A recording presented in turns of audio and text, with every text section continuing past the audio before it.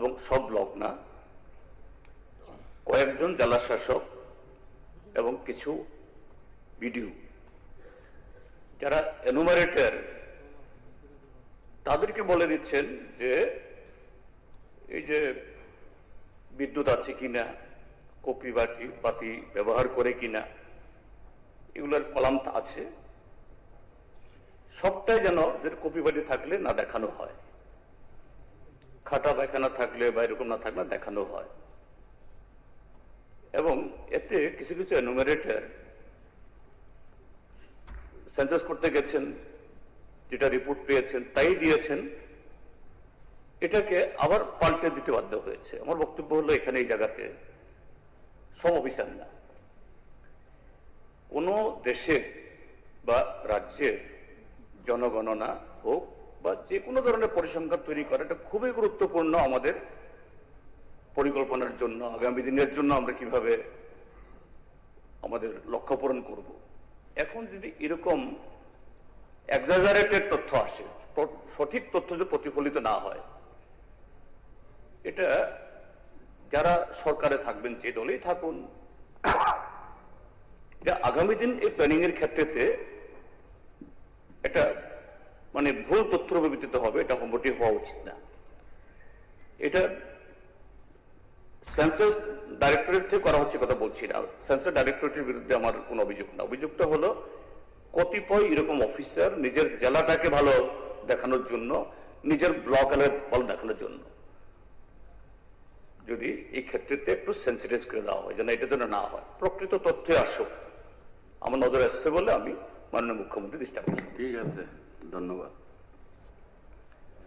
এখন reference period. এখন reference period আমি মাননীয় সদস্যদের নিকট থেকে 3টি রেফারেন্স পিরিয়ডের নোটিশ পেয়েছি। সেই নোটিশগুলি পরীক্ষা নিরীক্ষার পর গুরুত্ব অনুসারে সবাই উত্থাপনের অনুমতি দিয়েছি। প্রথমে আমি মাননীয় সদস্য শ্রী সুদীপ রায় বর্মন কর্তৃক আনিত রেফারেন্স নোটিশটির বিষয়বস্তু সবাই উত্থাপনের জন্য অনুরোধ করছি। নোটিশের বিষয়বস্তু ত্রিপুরা সরকারের কর্মচারীদের বিভিন্ন ক্ষেত্রে বেতন বৈষম্য দূরীকরণ সহ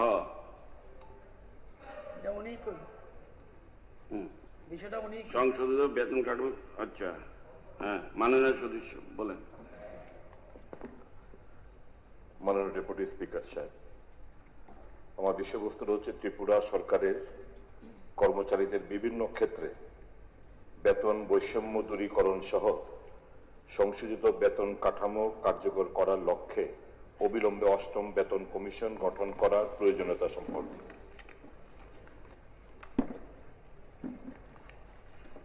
আমি অর্থ দপ্তরের দায়িত্বপ্রাপ্ত মাননীয় মন্ত্রীকে এই রেফারেন্স নোটিশটির বিষয়ে বিবৃতি প্রদানের জন্য অনুরোধ করছি। যদি তিনি আজ বিবৃতি দিতে প্রস্তুত না থাকেন তবে সময় চাইতে পারেন এবং পরে কবে তিনি বিবৃতি দিতে পারবেন সেটা অনুগ্রহ করে জানাবেন।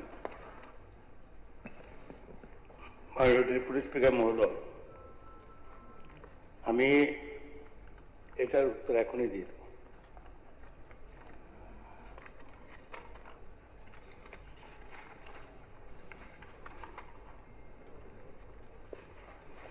মহোদয়, মাননীয় সদস্য সুদীপ রায় বর্মন মহোদয়ের আনিত রেফারেন্স পিরিয়ডে ত্রিপুরা সরকারের কর্মচারীদের বিভিন্ন ক্ষেত্রে বেতন বৈষম্য দূরীকরণ সহ সংশোধিত বেতন কাঠামো কার্যকর করার লক্ষ্যে অবিলম্বে 8ম বেতন কমিশন গঠন করার প্রয়োজনীয়তা সম্পর্কে। ডেপুটি স্পিকার মহোদয়, আমাদের রাজ্যে ত্রিপুরা সরকারি কর্মচারীদের জন্য সর্বপ্রথমে 1963 সালে Tripura employees revision of pay and allowances rules 1963 প্রণীত হয়, যা ছিল কেন্দ্রীয় সরকারের প্রণীত নীতির অনুরূপ। ত্রিপুরা পূর্ণ রাজ্যে মর্যাদা পাওয়ার পর সর্বপ্রথম বেতন কাঠামোর জন্য Tripura government service revised pay rules 1975 প্রণয়ন করে। উক্ত নীতির সেকেন্ড রিভিশন হয় 1982-তে। রাজ্য সরকার 1985 সালে থার্ড পে কমিশন গঠন করে এবং উক্ত বেতন কমিশনের সুপারিশ অনুসারে Tripura state civil services revised pay rules 1988 প্রণয়ন করে, যা 1 জানুয়ারি 1986 থেকে সেটা কার্যকরী হয়। রাজ্য সরকার 1996 সালে রাজ্যে চতুর্থ বেতন কমিশন গঠন করে এবং উক্ত বেতন কমিশনের সুপারিশ অনুসারে Tripura state civil services revised pay rules 1999 প্রণয়ন করে এবং যা 1996 সাল থেকে কার্যকরী হয়। 2008 সালে রাজ্য সরকার একটি পে রিভিশন কমিটি গঠন করে এবং উক্ত কমিটির সুপারিশ অনুসারে Tripura state civil services revised pay rules 2009 প্রণয়ন করে, যা 1 জানুয়ারি 2006 থেকে কার্যকরী হয়। রাজ্য সরকার 2017 সালে pay and pension revision committee গঠন করে এবং উক্ত কমিটির সুপারিশ অনুসারে Tripura state civil services revised pay rules 2017 প্রণয়ন করে, যা 1 এপ্রিল 2017 থেকে কার্যকরী হয়। 2018 সালে আমাদের সরকার আসার পরে আমরা বেতন ও পেনশন ডিভিশনের জন্য একটি এক্সপার্ট কমিটি গঠন করি। উক্ত কমিটির সুপারিশ অনুসারে Tripura state civil services first amendment rules 2018 প্রণীত হয়, যা 1 অক্টোবর 2018 থেকে কার্যকর হয়। এই প্রসঙ্গে আমি বলতে চাই, এক্সপার্ট কমিটি যে রিপোর্টটি দিয়েছিল তাতে ফিটমেন্ট ফ্যাক্টর 2.25 থেকে 2.57 বর্ধিত হয় এবং সমস্ত কর্মচারী ও পেনশনারদের মূল বেতন ও মূল পেনশন বহুলাংশে বৃদ্ধি পায়। এতে আগে ডিএ দিতে যে পরিমাণ অর্থরাশির প্রয়োজন হতো, এখন সমপরিমাণে দিতে গেলে অনেক বেশি অর্থরাশির প্রয়োজন হচ্ছে। কেন্দ্রীয় সরকার গত 3/11/2025 তারিখে শ্রীমতী জাস্টিস রঞ্জনা প্রকাশ দেশাইজির নেতৃত্বে কেন্দ্রীয় সরকারি কর্মচারীদের জন্য 8ম পে কমিশন গঠন করেছে এবং 2-1টি রাজ্য ব্যতীত অধিকাংশ রাজ্য এখনো নতুন করে বেতন কমিশন গঠন করার কোনো সিদ্ধান্ত নেয়নি। কিন্তু আমাদের মাননীয় মুখ্যমন্ত্রী, আমাদের সরকার ইতিমধ্যে 8ম পে কমিশন করার জন্য প্রস্তুতি নিচ্ছে। সম্ভাব্য চেয়ারম্যান এবং মেম্বার নিযুক্তির জন্য পর্যালোচনা চলছে। কিছু মেম্বার্স অলরেডি আমরা নির্দিষ্ট করতে পেরেছি এবং আমরা আশা করছি পে অ্যানোমালি সংক্রান্ত বিষয়গুলিও উক্ত কমিশনের পর্যালোচনা আসবে এবং সেসব বিষয়ে দূরীকরণ করতে কমিশন সঠিক সুপারিশ করবে।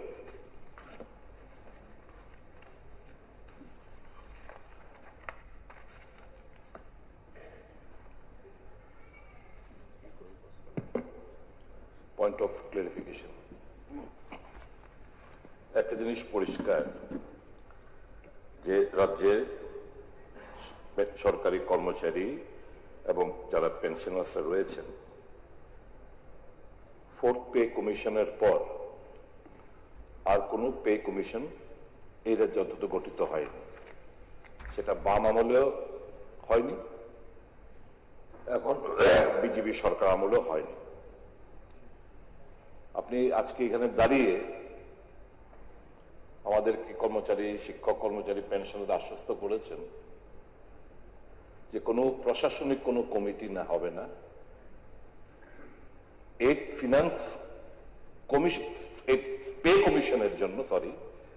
পে কমিশনের জন্য ব্যবস্থাপনা উদ্যোগ আপনারা গ্রহণ করেছেন। কারণ এই রাজ্যের সরকারি কর্মচারীরা বারংবার ধোঁকা খেয়ে আসছে। 7th পে কমিশন গঠন করার প্রতিশ্রুতি দিয়েও সেটা রক্ষা আপনারা করেননি এবং আপনারাই এক্সপার্ট কমিটি নামে একটা প্রশাসনিক একটা কমিটি আপনারা গঠন করেছিলেন এই সরকার। আপনি ফিটমেন্ট ফ্যাক্টরের কথা বলেছেন, আমাদের হাইয়েস্টটা হচ্ছে ফিটমেন্ট ফ্যাক্টরের যে এক্সপার্ট কমিটির সুপারিশ মোতাবেক সেন্ট্রাল গভর্নমেন্টের লোয়েস্ট, আমাদের এটা হাইয়েস্ট।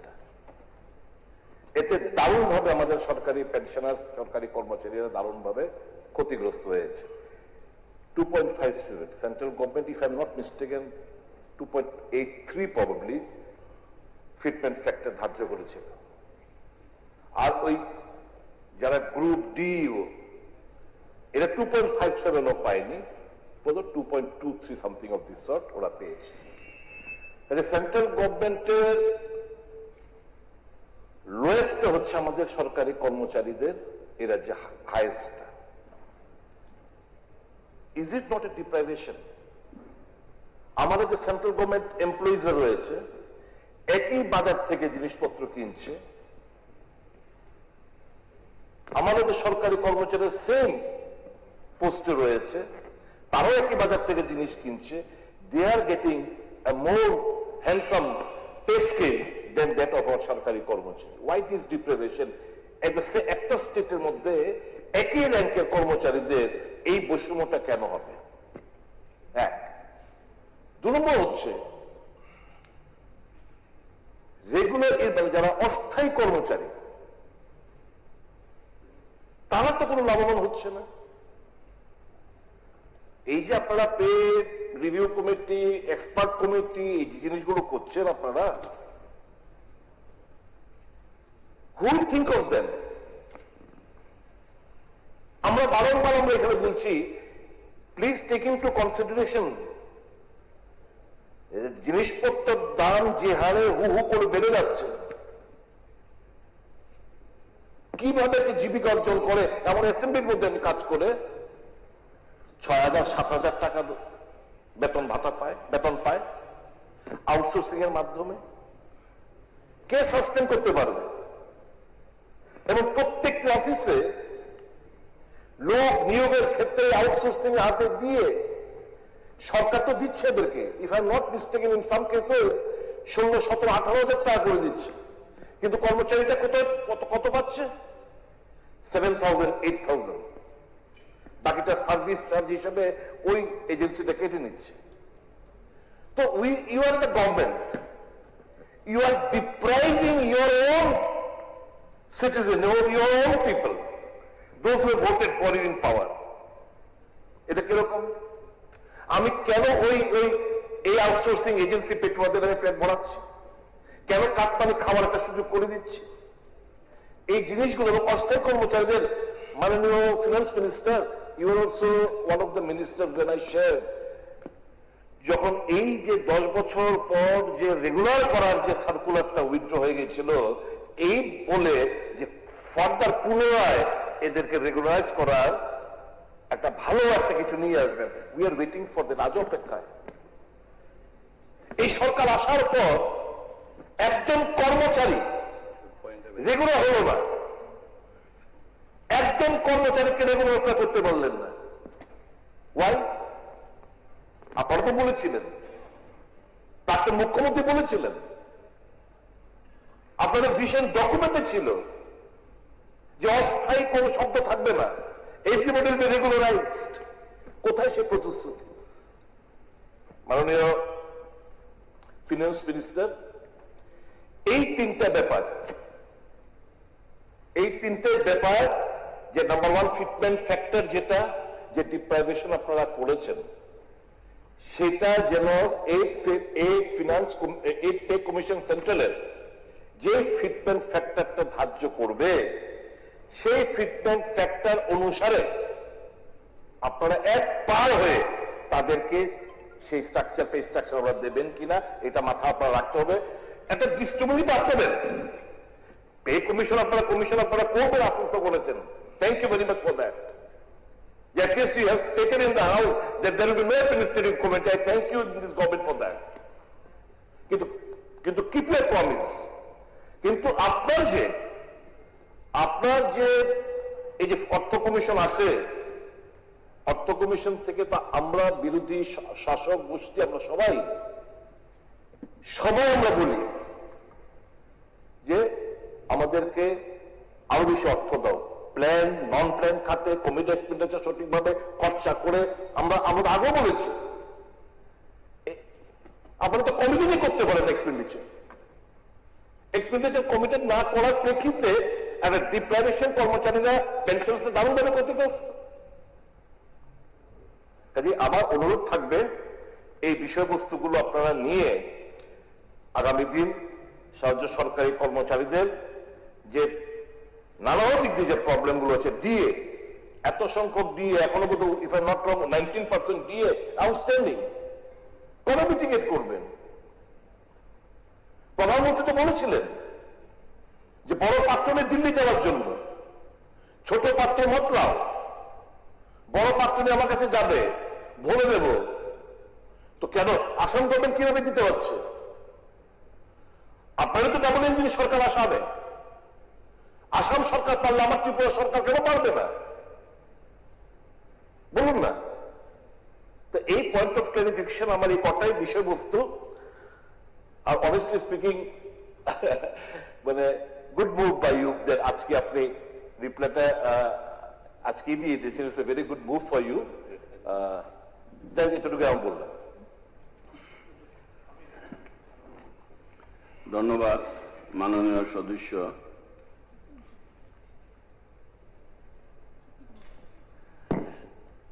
মাননীয় সুদীপ রায় বর্মন মহোদয় বলেছেন, আমি একটু সাপ্লিমেন্ট করছি। আমিও ধন্যবাদ জানাচ্ছি যে ইনস্ট্যান্টলি মাননীয় অর্থমন্ত্রী রিয়াক্ট করেছেন এবং বলেছেন যে না একটা কমিশন বা একটা হবে, এবং তার জন্য ইতিমধ্যেই তার মেম্বার টেম্বার কে হবেন এটা কিছু ঠিক হয়েছে, এবং চেয়ারম্যান কে হবেন এটা নিয়ে ভাবনা চিন্তা হচ্ছে। ঠিক আছে, করতেই হবে এটা, যাতে সেরকম সাব্যস্ত এবং সব দিক থেকে যিনি এই ত্রিপুরার অবস্থা বুঝে এখানকার কর্মচারীদের এবং সবকিছুই করতে পারেন। তো সেই জায়গায় অনুরোধ করব, এটা ক্যাবিনেটকে ঠিক করতে হবে তার কমিশন, তার টার্মস অফ রেফারেন্স, যেটা মাননীয় সুদীপবাবু বলেছেন। এই যে প্রায় 40,000 অনিয়মিত কর্মচারী রয়েছে, তাদের রেগুলারাইজেশন এবং টিল রেগুলারাইজেশন কিভাবে দে উইল বি রেমুনারেটেড। তার সাথে দেখেছি বিগত কয়েক বছরে এই সেকেন্ড টার্মে আপনাদের গভর্নমেন্টের সময়তে যখন ডিএ হাইক হয়েছে, পুরোটা দিতে পারেননি, সেখানে এই যে এই স্কিম ওয়ার্কার, ফিক্সড পে কর্মচারী, ডিআরডব্লিউ, অতীতে যখন ফাইন্যান্সিয়াল অবস্থা ভালো হোক বা যাই হোক, অতীতের গভর্নমেন্টগুলো তারা যখনই এরকম পেনশনার্স এবং রেগুলার কর্মচারীদের কিছু দিয়েছেন, এবং simultaneously DRW, contingency, part time worker, তার সাথে স্কিম ওয়ার্কার, তাদেরকেও দিয়ে গেছেন। এর সাথে যারা সেন্ট্রাল গভর্নমেন্টের বিভিন্ন স্কিমে, যেমন national health mission, REGA, Sarva Shiksha Abhiyan, তাদেরও হাইক হয়েছে। In addition to the central government ওই সমস্ত ক্ষেত্রে যত টাকা দেয় স্টেট, সেখানে কিছু কম্পেনসেট করেছে, অঙ্গনওয়াড়ি থেকে শুরু করে সর্বশিক্ষা অভিযান থেকে শুরু করে সব। কিন্তু বিগত দিনগুলোতে যে এই সমস্ত ক্ষেত্রেতে এগুলো তারা পায়নি, সুযোগ পায়নি। তো সেই জায়গায় যেহেতু গভর্নমেন্ট বিবেচনা করছে খুব তাড়াতাড়ি কমিশন করবেন, টার্মস অফ রেফারেন্সে এই fixed pay, contingency, DRW, scheme worker এবং এই যে ন্যাশনাল বিভিন্ন স্কিমে যারা আছেন, তারাও আমাদের টোটাল যে ওয়ার্কফোর্সের একটা অঙ্গ, এদের বেলায় এই কনসিডারেশনটা আসবে কিনা। এবং অবশ্যই যেটা বলা হয়েছে, এখন ডাবল ইঞ্জিনের সরকার, মানে হাত পাতলি দিল্লি থেকে দেওয়ার জন্য দরাসে বসে আছে, তো স্বাভাবিক এখানে তো টাকার কমতি থাকার কথা নয়। তো সেই ক্ষেত্রেতে সেন্ট্রাল গভর্নমেন্টের কর্মচারীদের সাথে ত্রিপুরা স্টেটের কর্মচারীরা এটা এক পার হওয়া দরকার। অন্তত কমিশন বা যেটা হবে তাদের কাছে সেই রেফারেন্স, টার্মস অফ রেফারেন্স কিভাবে দেওয়া হবে কিনা নিশ্চিত। এটা হলে পরে কমিশনও স্বাধীনভাবে একদম সাহসিকতার সাথে তাদের রেকমেন্ডেশন দেওয়ার ক্ষেত্রে কোনো ধরনের কার্পণ্য করবে না। এটাই হলো, এটা মাননীয় অর্থমন্ত্রী এটা বিবেচনা করবেন কিনা। একটু আমি একসঙ্গে দিয়ে দিই, ভালো হবে। স্যার, ধন্যবাদ অর্থমন্ত্রী মহোদয়কে। উনি আজকেই ওনার উত্তর দিয়ে দিয়েছেন। আমি ধন্যবাদ জানাই সুদীপ বাবুকে। উনি একটা অত্যন্ত গুরুত্বপূর্ণ বিষয় নিয়েছেন। আমি একটা কথা বলতে চাই স্যার, যা দেখলাম পত্রপত্রিকায়, যে খবর পেলাম, সেন্ট্রাল গভর্নমেন্ট পে কমিশন নিযুক্ত করেছেন, বলেছেন 2027 সালে রিপোর্ট দেওয়া হবে এবং এফেক্ট পরে দেওয়া হবে। আমাদের ত্রিপুরা রাজ্যে এখনো অষ্টম পে কমিশন গঠন হয়নি। আমাদের একটা বিটার এক্সপিরিয়েন্স আছে স্যার। 7 পে কমিশন দেবে বলে ওনারা দেবেন বলেছেন, অনলি ফিটমেন্ট ফ্যাক্টরে 0.32 দিয়েছেন, বাকিটা দেয়। বাকি অনেক কিছু পেরিফেরি সুযোগ সুবিধা আছে। আমার স্পেসিফিক পয়েন্ট অফ ক্লারিফিকেশন, যে ত্রিপুরা রাজ্যে অনেকবার আমরা প্রশ্ন করেছি কতজন অনিয়মিত আছে, আমরা সদুত্তর পাইনি। প্লিজ, আমার পয়েন্ট অফ ক্লারিফিকেশন হলো, আপনারা কবে এই পে কমিশন গঠন করবেন জানি না। একমাত্র নিদর্শন আছে জোট সরকারের আমলে একমাত্র 3rd পে কমিশন দিয়েছিল, এটা ইতিহাস। We have to accept it. আমি যেটা বলছি, পে কমিশন গঠন করবেন, আপনি বলেছেন করবেন, আমরা বিশ্বাস করে যাচ্ছি, কিন্তু এটা কবে ম্যাটেরিয়ালাইজ হবে এটা কোনো 2 বছর হতে পারে, 1.5 বছর হতে পারে। আমি বলছি, ইন দ্য মিন টাইম যারা অনিয়মিত আছে এবং তাদের নিয়মিতকরণ এবং যারা কর্মচারী আছেন তাদের যে বকেয়া ডিএটা আছে, এই পে কমিশনের রিপোর্ট বেরোনোর সাপেক্ষে 19% দিয়ে ওদেরকে রেগুলাইজ করার ব্যবস্থা করবেন কিনা? ধন্যবাদ। নিউটন আর কি করলেন, তার দুজনে যেটা বুঝি মাননীয় মন্ত্রী সাহেব। মাননীয় স্পিকার মহোদয়, সুদীপবাবু যে এখানে রেফারেন্স পিরিয়ড এনেছেন, মূলত যে বেতন বৈষম্যের কথা বলেছেন, যে অষ্টম পে কমিশন আমরা গঠন করি। এর আগেও আমাকে যখন এই সভাতে আমাদের প্রশ্ন এসেছিল আমরা করবো কিনা, আমরা বারবার বলেছি যে আমরা সেন্ট্রাল গভর্নমেন্টের যে অষ্টম পে কমিশন, সেন্ট্রাল গভর্নমেন্টকে আমরা ফলো আপ করতে হবে। স্বাভাবিকভাবেই সেটা কমিশন গঠন করেছে। আজকের এই জায়গাতে আমিও স্পষ্টভাবে বলেছি যে আমাদেরও সরকার পে কমিশন গঠন করার জন্য অনেক দূর আমরা এগিয়েছি। এটা ঠিকই বলেছেন, আমি মাননীয় বিরোধী দল নেতা, যে ঠিকই আছে, কমিটি করতে গেলে একটা সেই ধরনের অভিজ্ঞ ব্যক্তিদেরকে দিয়ে করতে হবে। মাননীয় মুখ্যমন্ত্রী সে ব্যাপারে সেটা উনি দেখছেন এবং এর মানে যে আমরা অলরেডি ফাইনাল করেছি। কারণ আমাদের এভাবে কমিটি করতে হবে যে কমিটির মাধ্যমে টোটাল রাজ্যের আমাদের সমস্যাগুলো, যেগুলো বারবার আপনারা বলেছেন বা সুদীপ বাবু বলেছেন, যে এই জিনিসগুলো আমরা কমিশনের কাছে অবশ্যই আমরা তুলব, আমরা রাখবো। এবং এই পে কমিশন গঠন করার মধ্যে এই যতগুলো ফ্যাক্টর আছে এগুলো কিন্তু অটোমেটিক্যালি পে কমিশনের সুপারিশে ওদের মতামত আসবে। তো এখানে ডিফারেন্স আছে, এটা স্বাভাবিক কথা। এটা আমাদের উত্তম যে 19% আপনার দিয়ে আমাদের ডিফারেন্স আছে। আর বারবারই আমরা চেষ্টা করেছি সরকার, আবার যখনই আমরা হয়তো করেছি তখনই আবার সেন্ট্রাল গভর্নমেন্ট করাতে সেখানে ডিফারেন্সটা যেভাবে আমরা কমানোর চেষ্টা করেছি সেটা আবার হয়তো সেই কমেছে অনেক, কিন্তু তারপর ডিফারেন্সটা রয়ে গেছে। এটা আমরা স্বীকার উপলব্ধি করি। এর মানে যে কর্মচারীদের জন্য সরকারের কোনো ভাবনা নেই। কারণ কর্মচারীদের নিয়মিতকরণের এগুলো যদি আমরা পিছনে, আমি এটা যাচ্ছি না ডিটেলসে, সেটা বললে অনেক ইতিহাস সামনে আছে। যেমন এই জায়গাতে বলবো না যে ফিক্সড পে বলেছেন সুদীপ বাবু, তো ফিক্সড পে শুরুয়াত হয়েছে এবং কোর্টে ঠিকই আছে। আমি এই জায়গাতে এটাকে বিশদ বা ব্যাখ্যার দরকার নেই যে এই ফিক্সড পে আমরা যখনই হচ্ছে আমরা করে দিচ্ছি, যেটা শুরু হয়েছে আপনারা করেছেন বামপন সরকারের সময়, আমরা করছি। প্রশ্ন হচ্ছে যেভাবে মাননীয় আদালতের রায় হয়েছে, ভাবুন তো একবার যে 2001 সাল থেকে শুরু করে টোটাল আপনাকে সেটাকে ওই তাদের স্কেলে দিতে হবে, নাম্বার 1। এবং এটা নয় শুধু 9% ইন্টারেস্ট সঙ্গে সঙ্গে দিতে হবে। এখানে রাজ্যের সমস্ত আমরা এখানে আছি, আমরা সকলে মিলে, আপনারও রাজ্যেরই। তো এই রাজ্য সরকারের পক্ষে এই পিছনের বিগত দিনের এই যে কর্ম আমরা করে এসেছি আমরা সরকার, সেটা এই মুহূর্তে সবটা করা সম্ভব না। আমি যেহেতু বক্তরা যদি এটা রিলেটেড নয় বলবো না, কিন্তু আমি বললাম এসছেন, এটা বলেই তো ক্ষমতা এসছেন। শুনেন মাননীয় বিরোধী নেতা, সমস্ত সমস্যা তো আপনারা শুরু করেছেন। আপনি আজকে বলছেন সব ঠিক, সমস্ত নিয়মিতকরণের কথা যদি হিসাব করি এরকম বলেছি এই সভাতে, এবং আগামী সে সব দায়িত্ব অবশ্যই সেগুলো তুলবো।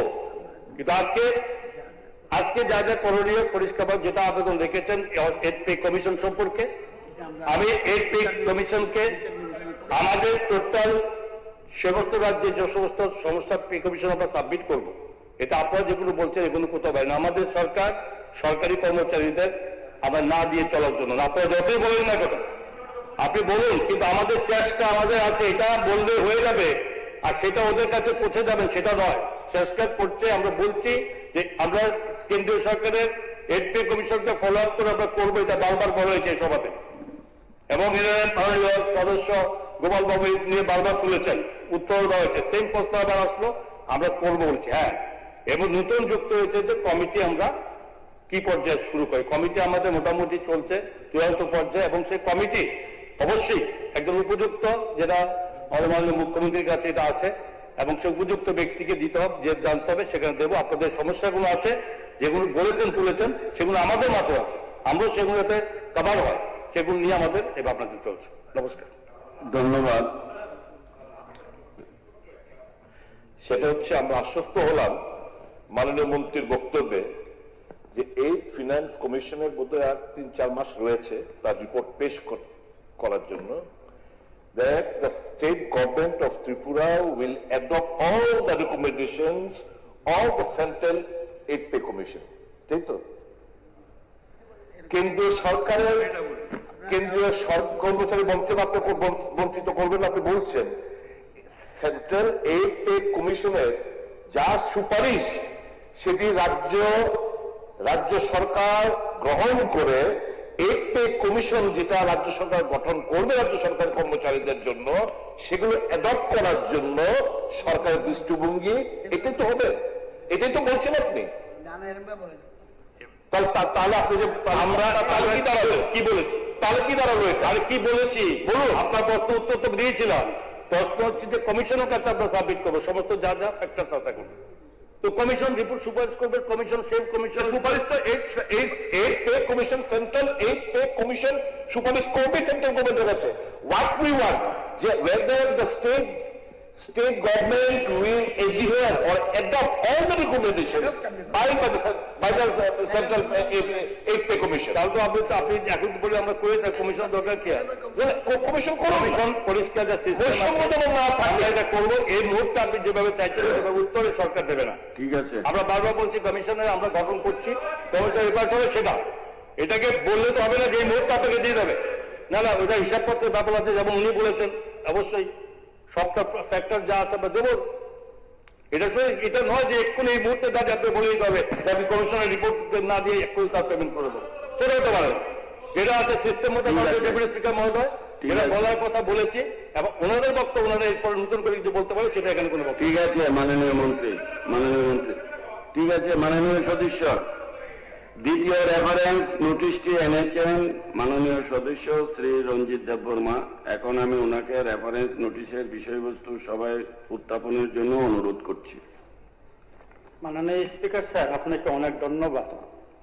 গত 22 আগস্ট 2026 দৈনিক ফরিয়াদ পত্রিকায় প্রকাশিত প্রতিশ্রুতি পূরণের দাবি 4 সেপ্টেম্বর থেকে ত্রিপুরায় 72 ঘন্টার চাকা বন্ধের হুঁশিয়ারি প্রাক্তন জঙ্গিদের শীর্ষক সংবাদ প্রসঙ্গে আমি স্বরাষ্ট্র দপ্তরের দায়িত্বপ্রাপ্ত মাননীয় মন্ত্রীকে এই রেফারেন্স নোটিশটি বিষয়ে বিবৃতি প্রদানের জন্য অনুরোধ করছি। যদি তিনি আজ বিবৃতি দিতে প্রস্তুত না থাকেন তবে সময় চাইতে পারেন, এবং পরে কবে তিনি বিবৃতি দিতে পারবেন সেটা অনুগ্রহ করে জানাবেন। মাননীয় অধ্যক্ষ মহোদয়, আমি 31 অগস্ট আমি তার উত্তর দেব। মাননীয় স্বরাষ্ট্রমন্ত্রী,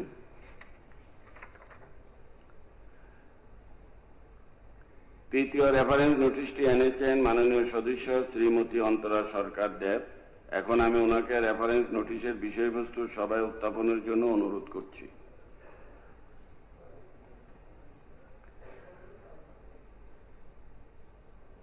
নাই? মাননীয় সদস্যের নোটিশের বিষয়বস্তু হলো আগরতলা, খোয়াই, কমলপুর, কৈলাসহর জাতীয় সড়কের নির্মাণ কাজ দ্রুত সম্পূর্ণ করার প্রয়োজনীয়তা সম্পর্কে। If the member is absent, উত্থাপিত করার যদি না থাকে, এটা ফলস থ্রো হয়ে যায়। এক, however, এটা একটা অত্যন্ত গুরুত্বপূর্ণ, এই জাতীয় সড়কের এই খোয়াই ইয়েটা ওনার রেফারেন্স ঠিক আছে, আছে। তাহলে ওনারটা আপনি অ্যাডপ্ট করতে পারেন। না না না, আমি বলছি এক মিনিট। এটা আমি মাননীয় মন্ত্রী সাহেব কি বলে তারপরে ডিসিশন হবে। নেচার কলচে যেতেই পারে, মাননীয় সদস্য তো আছেন, সদস্য আছেন। আমি পিডব্লিউডি দপ্তরের দায়িত্বপ্রাপ্ত মাননীয় মন্ত্রীকে এই রেফারেন্স নোটিশটির বিষয়ে বিবৃতি প্রদানের জন্য অনুরোধ করছি। হ্যাঁ,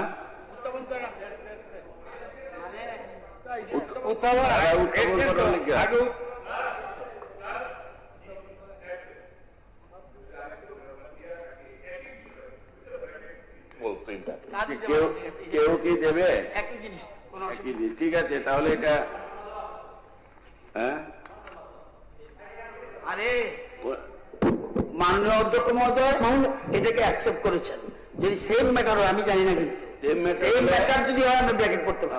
সেম ম্যাটার হলে সেম ম্যাটার না হলে হবে না। এটা দেখে নিন, আপনি পড়েন। ওই তো আইসা গেছে। ঠিক আছে, একটু এক মিনিট। মাননীয় মেম্বার, মাননীয় সদস্য উনি এসে, আমি আবার বলছি একটু বসেন। মাননীয় সদস্য, আমি আবার বলছি তৃতীয় রেফারেন্স নোটিশটি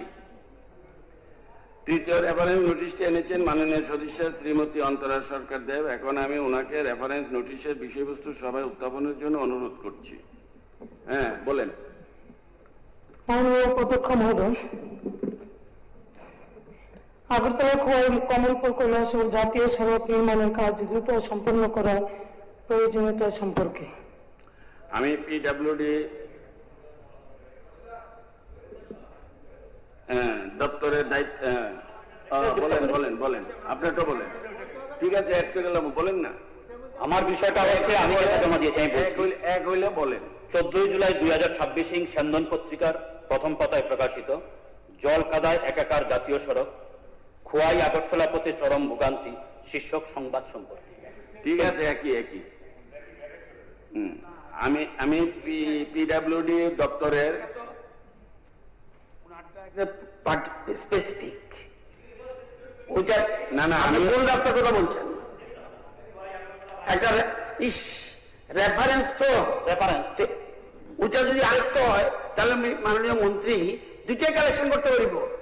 এই জন্য বলছে সেম একই রাস্তাই তো এটা, সেই জন্য বললাম ওই রাস্তায় শুধু আমি তো এটা শুনেছি। আমি মাননীয় অন্তরা দেবের তো বক্তব্যটা আমি ওনার প্রশ্নের উত্তরই তো আমি বলবো। অন্তরাদেব সরকার ব্র্যাকেটে ওনার নাম রাখতে পারেন, সেম ইস্যু। সেটাই তো এইটারই তো ওনাকে বললাম। আমি পিডব্লিউডি দপ্তরের দায়িত্বপ্রাপ্ত মাননীয় মন্ত্রীকে এই রেফারেন্স নোটিশটির বিষয়ে বিবৃতি প্রদানের জন্য অনুরোধ করছি। যদি তিনি আজ বিবৃতি দিতে প্রস্তুত না থাকেন, তবে সময় চাইতে পারেন এবং পরে কবে তিনি বিবৃতি দিতে পারবেন সেটাই অনুগ্রহ করে জানাবেন।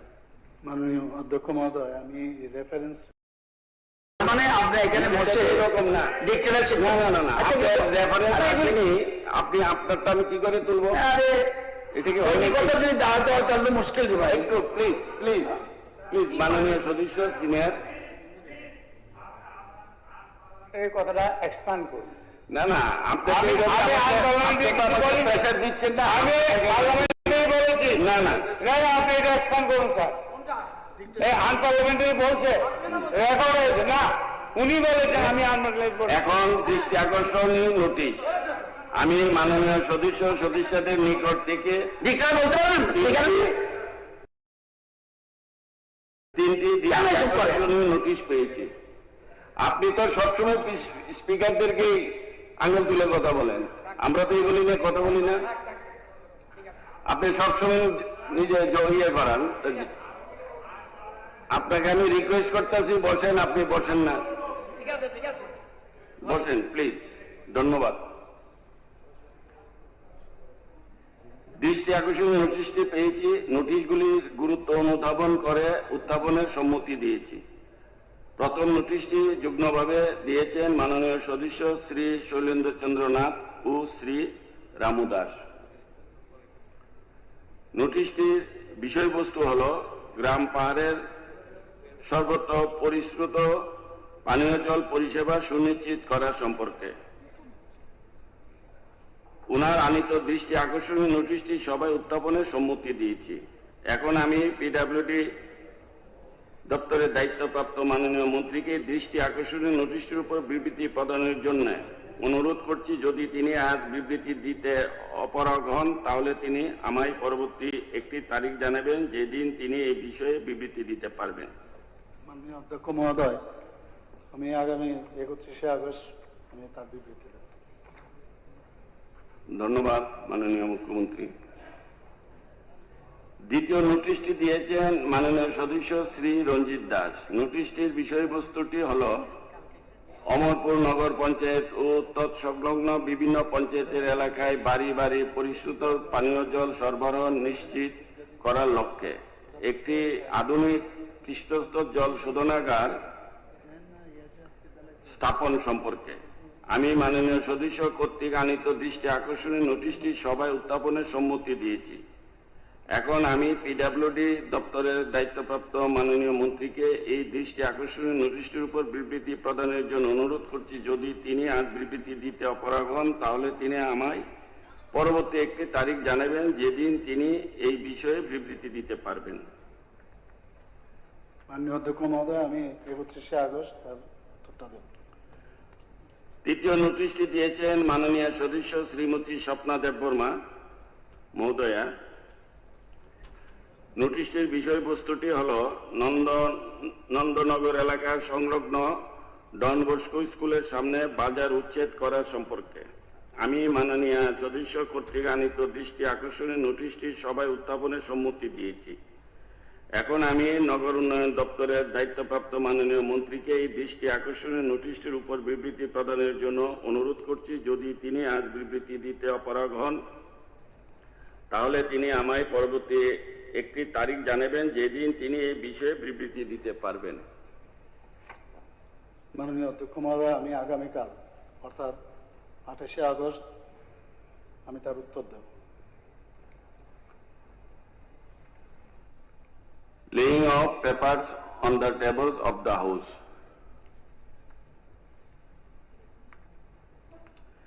Now the business before the house is laying a copy is D02 notification issued under the Tripura State Goods and Service Tax Act 2017, Tripura Act number 9 of 2017. During reference calling এর পর একটু সুযোগ দিবেন। আমি যখন দাঁড়াইছিলাম তখন আপনি আমাকে বলছিলেন যে রেফারেন্স আর কলিং অ্যাটেনশন পরে এটা হয়ে যাক, আপনি সুযোগ দেবেন। কি কিছু বলবেন? 1 মিনিটের মধ্যে আমি শেষ করব। বলেন, আগে বলতেন। মাননীয় ডেপুটি স্পিকার স্যার, আপনার মাধ্যমে leader of the house, leader of the opposition এবং অল মেম্বার্সের দৃষ্টি আকর্ষণ করছি। আমরা সবাই জানি and sympathetic towards a little baby child named Monusri Chaudhary. উনি ও বাচ্চা মেয়েটি একটা কঠিন রোগে আক্রান্ত, সবাই জানেন, ব্যয়বহুল চিকিৎসা, কোটি কোটি টাকার খরচা। আমি আজকের এই জায়গা থেকে ধন্যবাদ জানাবো রাজ্যবাসীকে যারা এগিয়ে এসছেন, তাকে বাঁচানোর লড়াইয়ে সামিল হয়েছেন এবং সাহায্যের হাত বাড়িয়ে দিয়েছেন to the best of their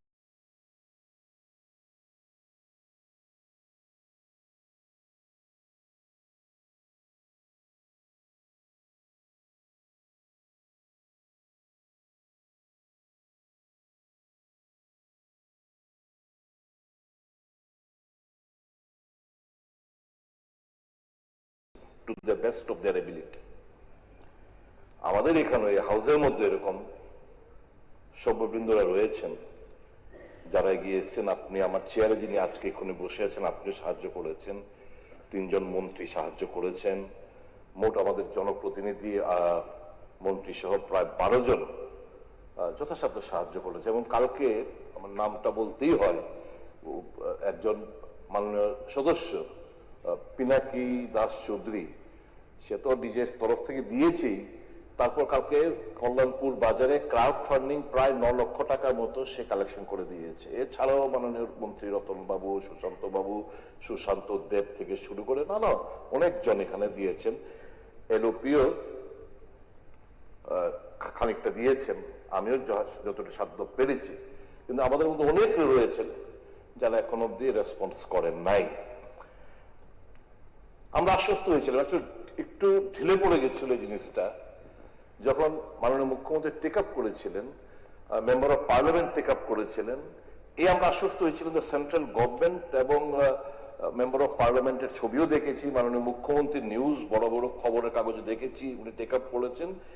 স্বাভাবিকভাবেই মানুষ দেওয়া মানে সাহায্যের হাত, ঠিক আছে, সেন্ট্রাল গভর্নমেন্ট দায়িত্ব নিচ্ছে, হবে কিছু একটা। কিন্তু আজকের তারিখ অব্দি achievement is a big zero so far what we expected out of central government. কোনো রেসপন্স পাইনি। বাচ্চাটা এখনো এইমসে, কালকেও আমরা দেখেছি ফেসবুক লাইভে আমরা দেখেছি এইমসের বাইরে রাস্তার মধ্যে দাঁড়িয়ে ফেসবুক লাইভ করতে আমরা দেখেছি। তো আমার অনুরোধ থাকবে মাননীয় মুখ্যমন্ত্রীর কাছে, so near yet so far, আমরা ও বোধহয় এখনো প্রায় 4 কোটি 30 লক্ষ টাকার শর্টেজ রয়েছে। আজকে সকালবেলা খবর 4 কোটি 30 লক্ষ টাকার শর্টেজ এখনো রয়েছে। Days left 7 to 8 days left, মানে এর মধ্যে জিনিস আমরা দিতে হবে। তো আমরা হেরে যাব সবাই, এটা একটা আমাদের স্টেটের লড়াই, স্টেটের মানুষের লড়াই। এটা একটা দৃষ্টান্ত, একটা উদাহরণ, এরকম বহু আছে। আমার অনুরোধ থাকবে, কে কোন জাতের, কে কোন ধর্মের, কে কোন রিলিজনের, এটা বিবেচনা না করে সবাইকে এগিয়ে আসার জন্য। I would like to appeal to all the members of Tripura Motha also to stand beside her,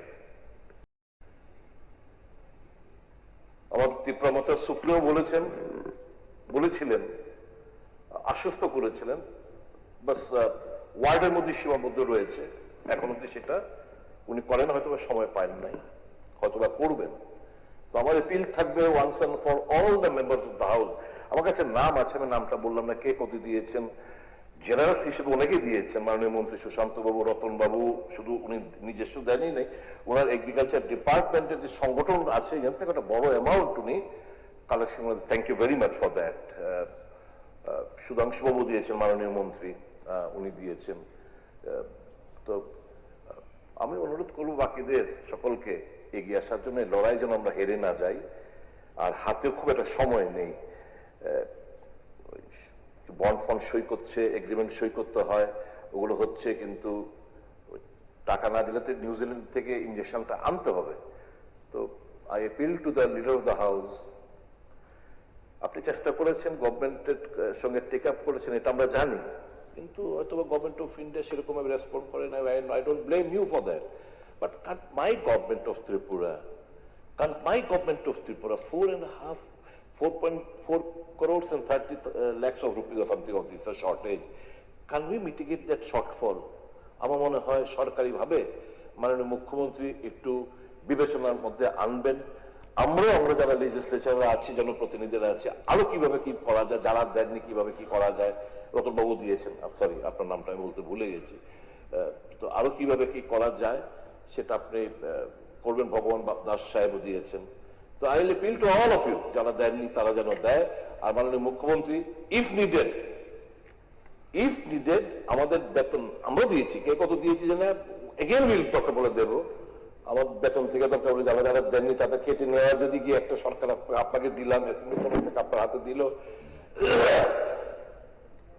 প্রধানমন্ত্রী কেয়ার ফান্ড থেকে যদি রেসপন্সটা আসতো আর আমার খুব হতো। আমরা যা অডিটের রিপোর্ট আমরা দেখলাম, প্রচুর টাকা তো আনস্পেন্ট রয়ে গেছে। তো why can't we, why the government of Tripura will not take up with the central government? भाई तुम्हारा प्रधानमंत्री जे केयर फंड वहां से पैसा दो, कुछ একটা করুন, বাচ্চাটাকে বাঁচান। এই একটা অনুরোধ। বিভিন্ন যেমন মাননীয় এমপি বিপ্লব কুমার দেব উনি ইনিশিয়েটিভ নিয়েছেন, টাটা রিসার্চ ইনস্টিটিউট থেকে বোধহয় 20 লাখের একটা কিছু একটা ব্যবস্থাপনা উনি করবেন আশ্বস্ত করেছেন। মাননীয় আরেক এমপি উনি নিজের তরফ থেকে 15,000 টাকা দিয়েছেন, প্লাস একবার গুয়াহাটি গেছিল তার ভাড়া দিয়েছেন। এরকম করেছেন, অনেকেই করছেন। তো লেট আস কালেক্টিভ একটু এফোর্ট দিলে 100%, it's a challenge for all of us. আমরা এত কাছে তবু কত দূরে এটা যেন না হয়। এই জায়গাটা আমরা এসে বাচ্চাটাকে আবার যেন হাসি মুখে আমরা ফিরিয়ে আনতে পারি চিকিৎসার মাধ্যমে, সঠিক চিকিৎসা ইনজেকশন মাধ্যমে দিয়ে তার ব্যবস্থাপনা রাজ্য সরকার করবে, মাননীয় মুখ্যমন্ত্রী করবেন। সে বিশ্বাস মাননীয় মুখ্যমন্ত্রী হতে আমাদের আস্থা আমরা আছে। একটা ইনিশিয়েটিভ উনি নেবেন এই অনুরোধটুকু রাখছি মাননীয় ডেপুটি স্পিকার স্যার আপনার মাধ্যমে।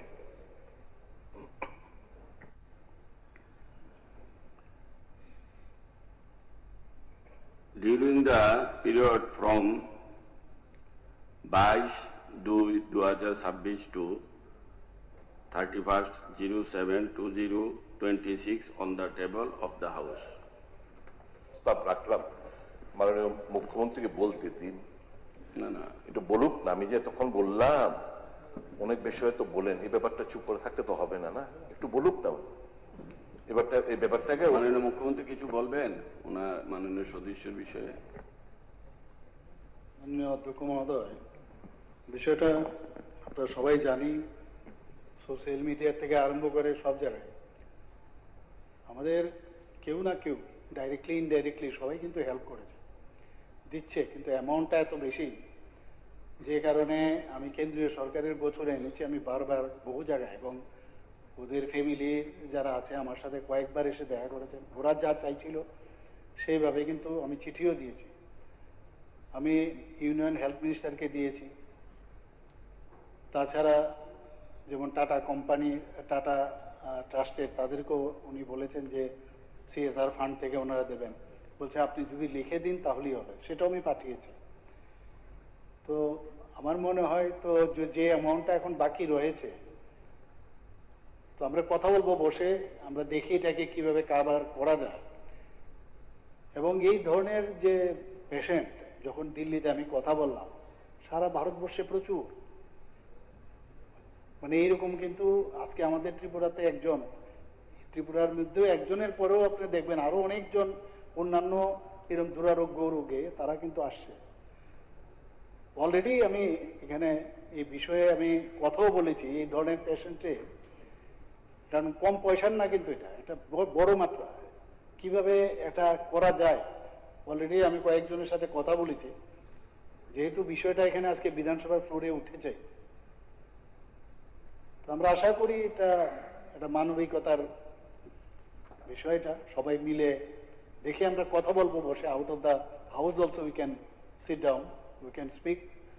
আর কে চাইবে কাউকে আমরা চোখের সামনে কেউ চলে যান, তো বিষয়টা নিয়ে আমরা বসবো, কথা বলবো। তো আশা করি কিছু না কিছু একটা তো রেজাল্ট বেরোবে। অনেক জিনিস আছে যে উত্তর, যে সব জায়গায় আমি যে বলেছি হেল্প করার জন্য, তারা যে উত্তরগুলো দিয়েছে সেই উত্তরে হয়তোবা গিয়ে তাদেরও বাধ্যবাধকতা আছে, তাদেরও চিন্তা করতে হয়। তো আমরা চেষ্টা করবো সবাই মিলে কিভাবে কি করা যায়, আমরা বসবো এটাকে নিয়ে। ধন্যবাদ। Now I request the Honorable Minister in charge of the Finance Department to lay a copy each of the above mentioned notification on the এটা কি পুরাটা পড়তে হইব? না finance department Respected Deputy Speaker, sir, I beg to lay a copy of each of the 2 numbers notifications issued under the Tripura State Goods and Services Tax Act 2017, Tripura Act number 9 of 2017, during the period from 22/9/2026 to 31/7/2026 on the table of the August House.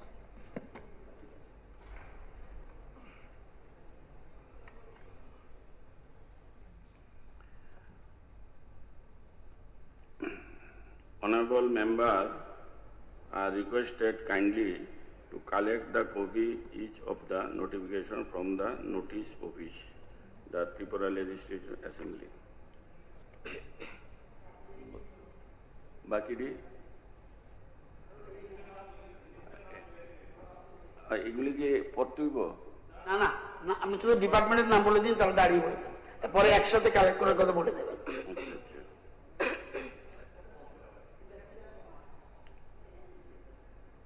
Now the business before the House laying copy of the statement explaining the circumstances which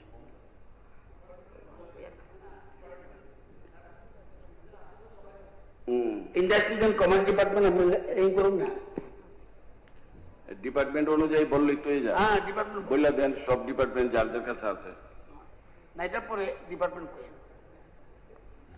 Honorable Deputy Speaker, sir, I hereby give notice of my intention to lay on the table of the Tripura Legislative Assembly the Tripura Ease of Doing Business Ordinance 2026. Tripura Ordinance No. 3 of 2026 as recorded under Rule 115 of the Rules of Procedure and Conduct of Business in the Tripura Legislative Assembly. Thank you.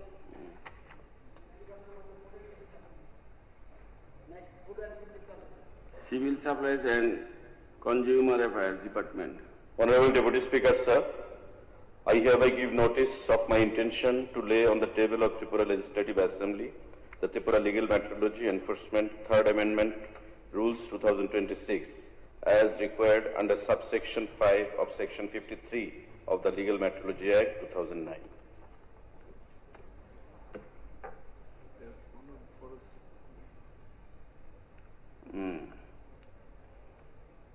Honorable Minister in charge Forest Department. Honorable Deputy Speaker, sir, I hereby give notice of my intention to lay the 45th, 46th, 47th annual reports of the Tripura Forest Development and Plantation Corporation Limited for the year 2020-21, 21-22, 22-23 as per provision of section 619A of the Companies Act 1956 on the table of the Tripura Legislative Assembly. Thank you.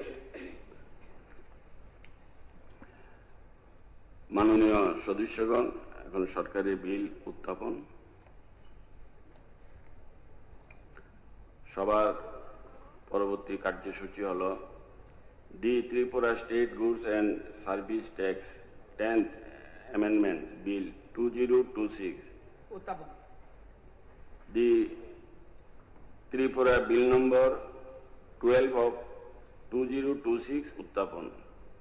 আমি এখন অর্থ দপ্তরের দায়িত্বপ্রাপ্ত মাননীয় মন্ত্রীকে বিলটি উত্থাপন করার জন্য সবাই অনুমতি চেয়ে প্রস্তাব করতে অনুরোধ করছি।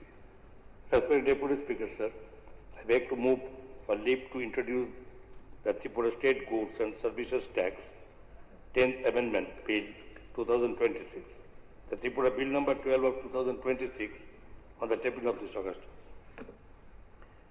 এখন অর্থ দপ্তরের দায়িত্বপ্রাপ্ত মাননীয় মন্ত্রী কর্তৃক উত্থাপিত প্রস্তাবটি বুটে দিচ্ছি। প্রস্তাবটি হলো the Tripura state goods and service tax 10th Amendment Bill 2026, the Tripura bill number 12 of 2026 এই সভায় উত্থাপন করার অনুমতি দেওয়া হোক। যারা এই প্রস্তাবের পক্ষে আছেন তারা হা বলবেন, যারা এই প্রস্তাবের বিপক্ষে আছেন তারা না বলবেন। আমি মনে করি যারা হা বলেছেন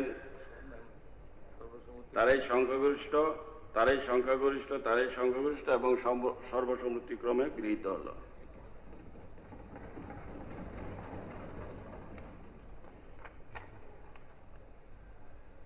The Tripura Land Revenue and Land Reforms 14 Amendment Bill 2026, the Tripura Bill number 13 of 2026 উত্থাপন। আমি এখন মাননীয় মন্ত্রীকে বিলটি সভায় উত্থাপন করার জন্য সবার অনুমতি চেয়ে প্রস্তাব করতে অনুরোধ করছি। মাননীয় ডেপুটি স্পিকার মহোদয়, I hereby give notice of my intention to introduce the Tripura Land Revenue and Land Reform 14th Amendment Bill 2026, Tripura Bill number 13 of 2026, during the ensuing session of the Tripura Legislative Assembly.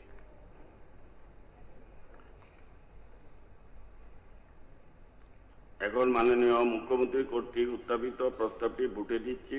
প্রস্তাবটি হলো The Tripura Land Revenue and Land Reforms 14th Amendment Bill 2026, the Tripura Bill No. 13 of 2026 এই সভায় উত্থাপন করার অনুমতি দেওয়া হোক। যারা এই প্রস্তাবের পক্ষে আছেন তারা হা বলবেন, যারা এই প্রস্তাবের বিপক্ষে আছেন তারা না বলবেন। আমি মনে করি যেহেতু না বলার কেউ নেই, এই বিল সর্বসম্মতিক্রমে গৃহীত হলো।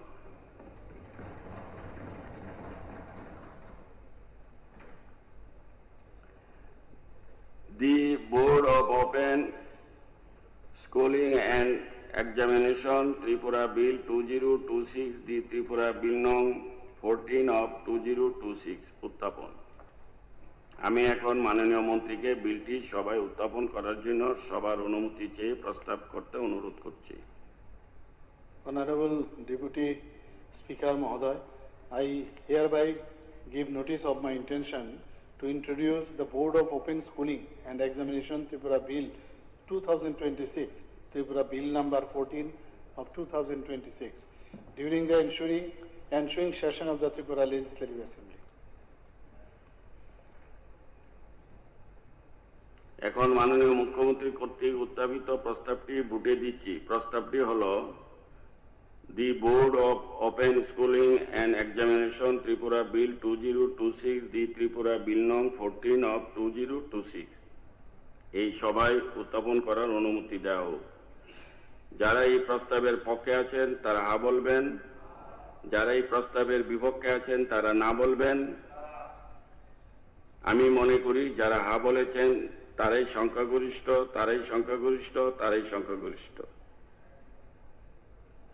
এই সভা অনুমতি দিয়েছে, কাজে বিলটি উত্থাপিত হলো।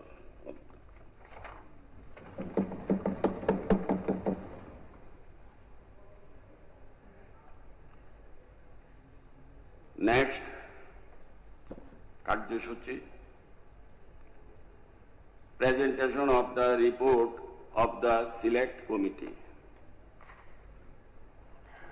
Now the business before the House, presentation of the report of the Select Committee on the Tripura is of doing business Bill 2026, the Tripura Bill No. 10 of 2026 before the House.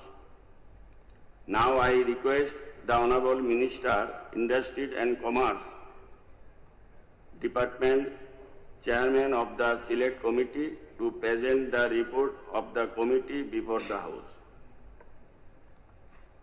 Honorable Deputy Speaker, sir, I beg to present the report of the Select Committee on the Tripura Ease of Doing Business Bill 2026. The Tripura Bill number 10 of 2026 before the House. Thank you.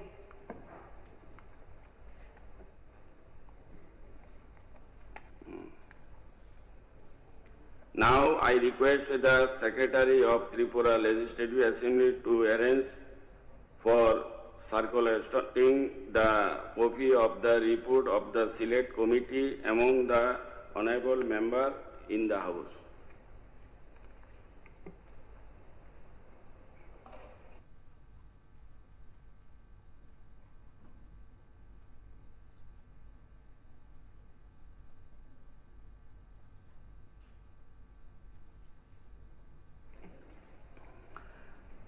পরবর্তী কার্যসূচি সভার পরবর্তী কার্যসূচি হলো discussion on a matter of urgent public importance for short duration.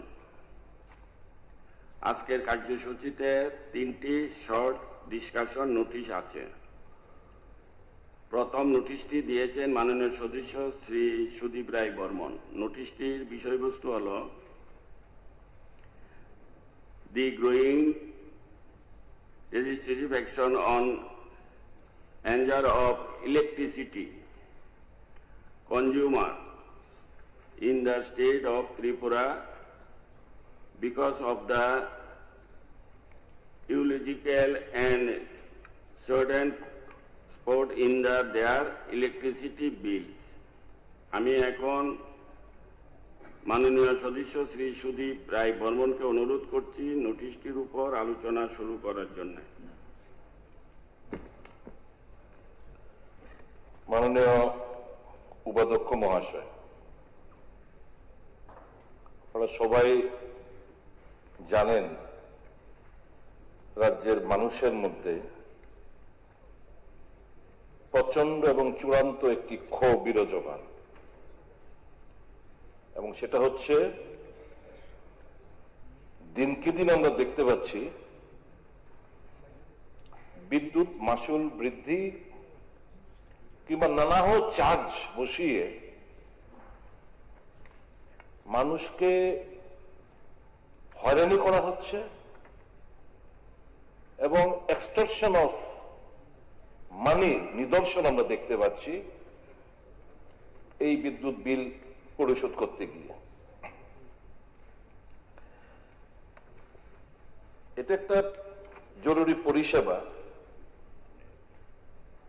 তো স্বাভাবিকভাবেই মানুষের উপর যাতে অতিরিক্ত কোনো কিছু চাপ না পড়ে তার দায়িত্ব কর্তব্য হচ্ছে রাজ্য সরকারের। উত্তর আসবে আমি জানি, এটা আমরা করি না, রেগুলেটরি কমিশন করে, তারপর স্টেট ইলেকট্রিসিটি কর্পোরেশনে কে দেয়, আমাদের ডাইরেক্টলি কোনো ইনভলভমেন্ট নেই, এই সমস্ত কথাবার্তা আগেও বলেছেন, বাম জামানায় শুনেছি, এখন আমরা শুনতে পাচ্ছি একই কথা।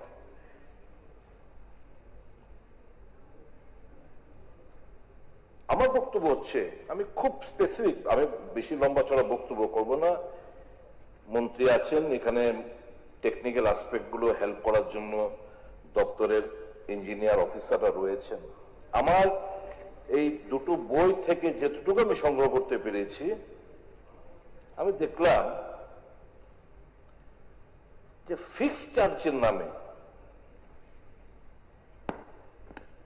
একটা মারাত্মক একটা অভিসন্ধি মানুষ থেকে কিভাবে টাকা আদায় করা যায়। যেটা আগে ছিল 16 টাকা পার কিলোওয়াট পার মান্থ, সেটা এখন দাঁড়িয়েছে 70 টাকা পার কিলোওয়াট পার মান্থ। যেটা ছিল 70 কিলোওয়াট পার মান্থ, সেটা দাঁড়িয়েছে 125 কিলোওয়াট পার মান্থ। এরকম ভাবে প্রত্যেকটি ক্ষেত্রে আপনারা এই ফিক্সড চার্জের নামে আপনারা চার্জ ধার্য করেছেন।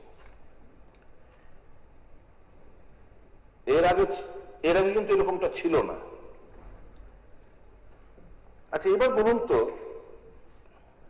আমার কানেক্টেড লোড, আমার ধরুন এই বাড়িটা আমার, এতগুলো লাইট, আমার বাড়ির মধ্যে আমি কানেকশন করেছি, ফ্যানের কানেকশন, এসি আমি 5টা ঘরে 5টা, আমার 5টা ঘর 5টা এসি লাগিয়েছি। এটা হচ্ছে কানেক্টেড লোড। ক্যালকুলেশন আপনারা কিভাবে করেন এই কানেক্টেড লোডের উপর?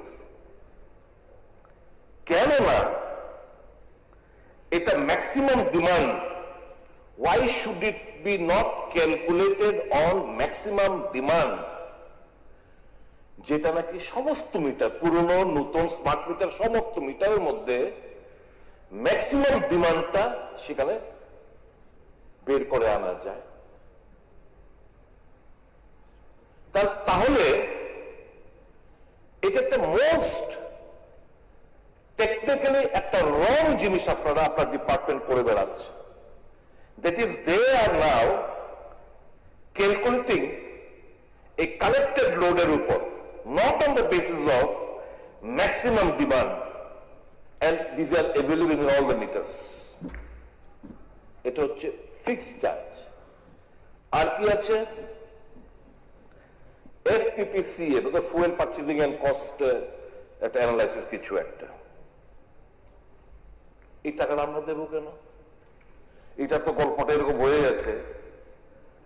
মাঝে মধ্যে আমরা কোল্ড ড্রিঙ্কস কিংবা মিনারেল ওয়াটার, যখন আমরা মিনারেল ওয়াটার এমনি কত 15 টাকা, ফ্রিজের থেকে ঠান্ডা করে আনলে 20 টাকা।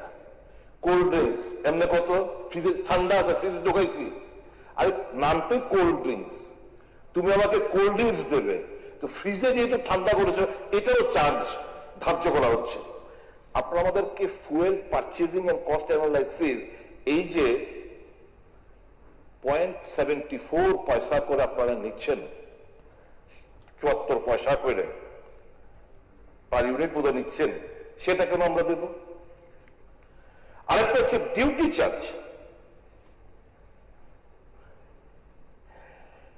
এটা গভর্নমেন্ট কত পায় মাননীয় মন্ত্রী আপনি আমাকে জানাবেন। যা আর্নিংস করেন আমাদের থেকে নিয়েই তো, এটা 2 না 3% বুদ্ধ ডিউটি চার্জ হিসাবে আপনারা পেয়ে থাকেন। এই ডিউটি চার্জ তো আগে ছিল না। Why this duty charge is imposed upon the consumers? এই টাকাটা কিন্তু আপনাদেরকে গভর্নমেন্টকে দিচ্ছে।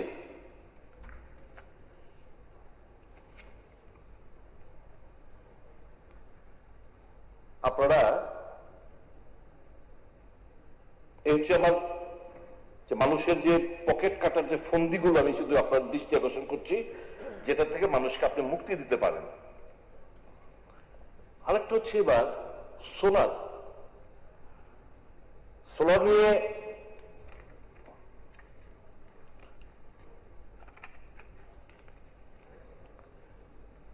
এখন তো সোলার অন গ্রিড, গ্রিডে চলে যাচ্ছে। আরেকটা হচ্ছে একটা ফেজ মানে কাজ হচ্ছে, আরেকটা হবে সোলার থেকে ব্যাটারি স্টোরেজ করার জন্য।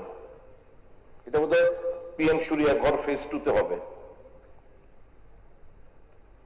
আচ্ছা, এবার আপনি আমাকে বলুন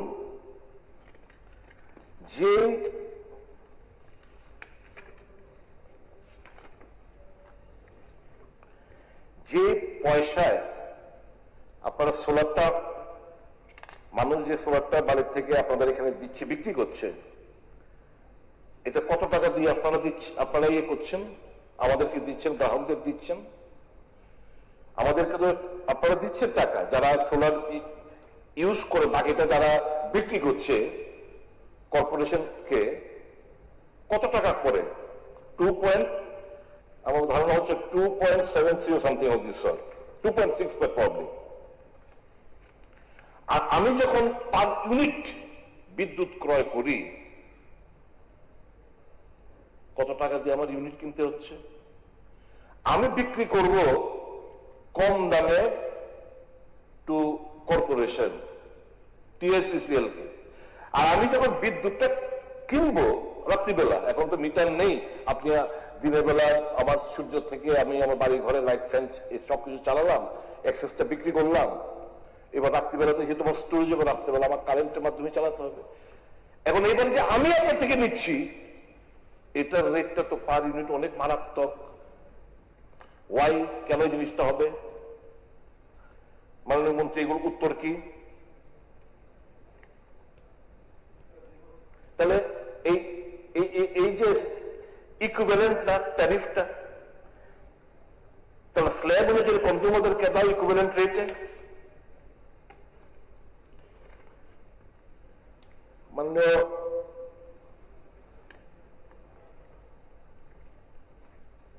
তারপর হচ্ছে এই যে সোলারের মধ্যে থ্রেটন বুথ থার্ড পার্টি করছে, পার ডে আপনারা সিলিং করে দিয়েছেন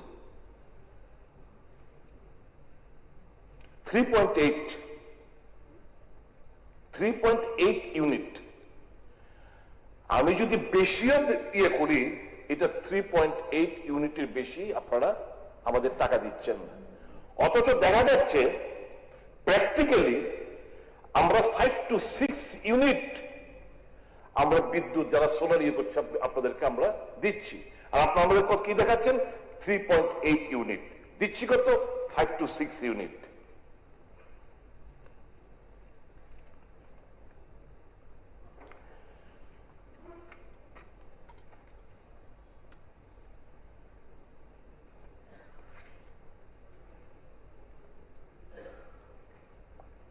এই ফিক্স চার্জ ছিল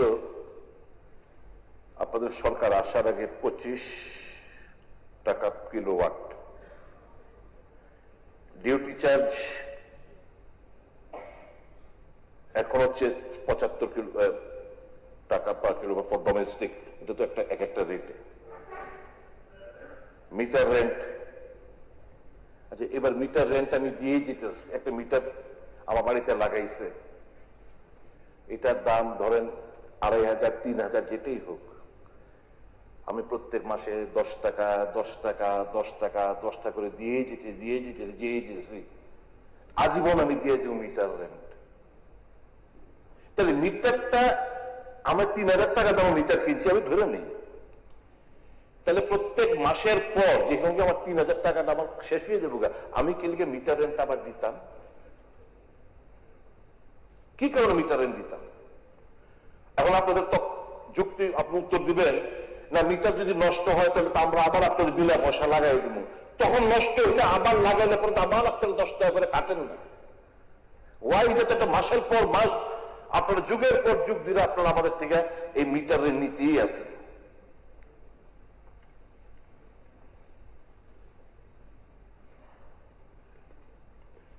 ওই ফুয়েল চার্জটা মাস্ট উইথড্র করতে হইব আপনার। আমি তো কইলাম, এই যে গল্পটা কইলাম কোল্ড ড্রিঙ্কস, আর কারেন্ট আপনার ইলেকট্রিসিটি আপনি আমাদের দিবেন, কর্পোরেশন আমরা ইলেকট্রিসিটি দিব,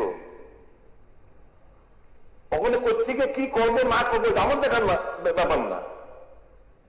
এখন ওই যে গল্পটা কইলাম যে ঠান্ডা ফ্রিজের থেকে দিছি, এর লিগা 5 টাকা বেশি দিতে হবে, এমনি হইলো এটা। মাননীয়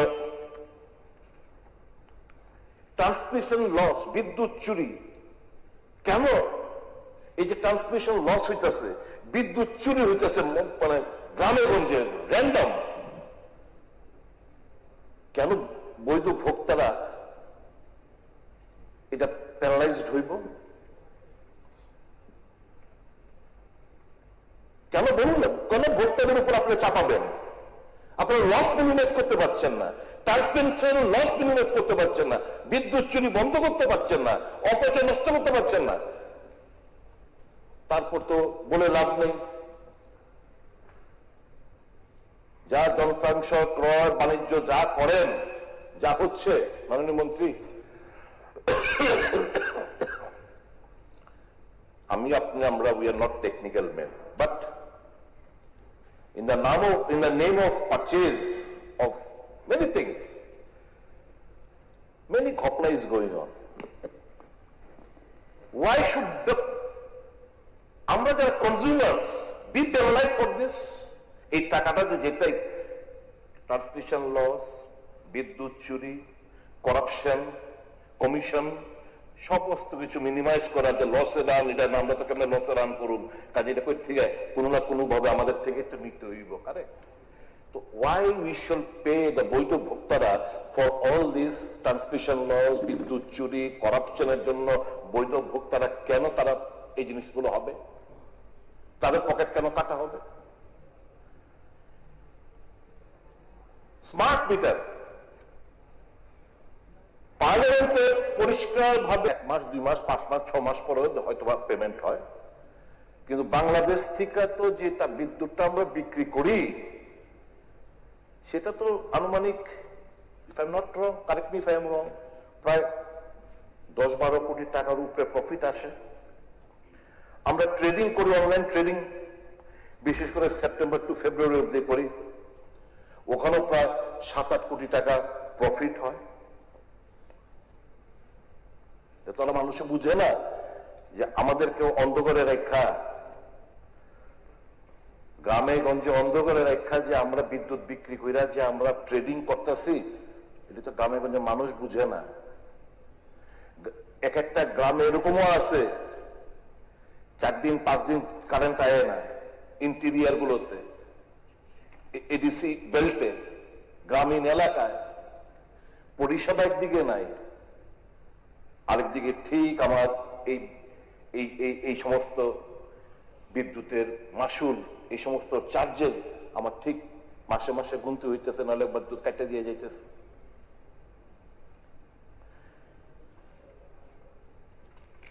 smart city project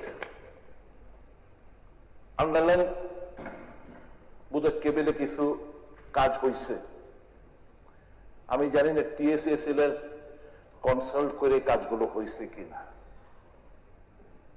I mean doubt, clear doubt. Cable laying হওয়ার কথা 1.1 মিটার ডেপথ, আর তার উইথ হইল গিয়া 12 mm। কোন মনিটরিং সিস্টেম TSL এর তরফ থেকে পাওয়া হয় নাই। আর যে স্মার্ট সিটি থেকে আন্ডারগ্রাউন্ড কেবল করছে এটা 300 to 400 mm।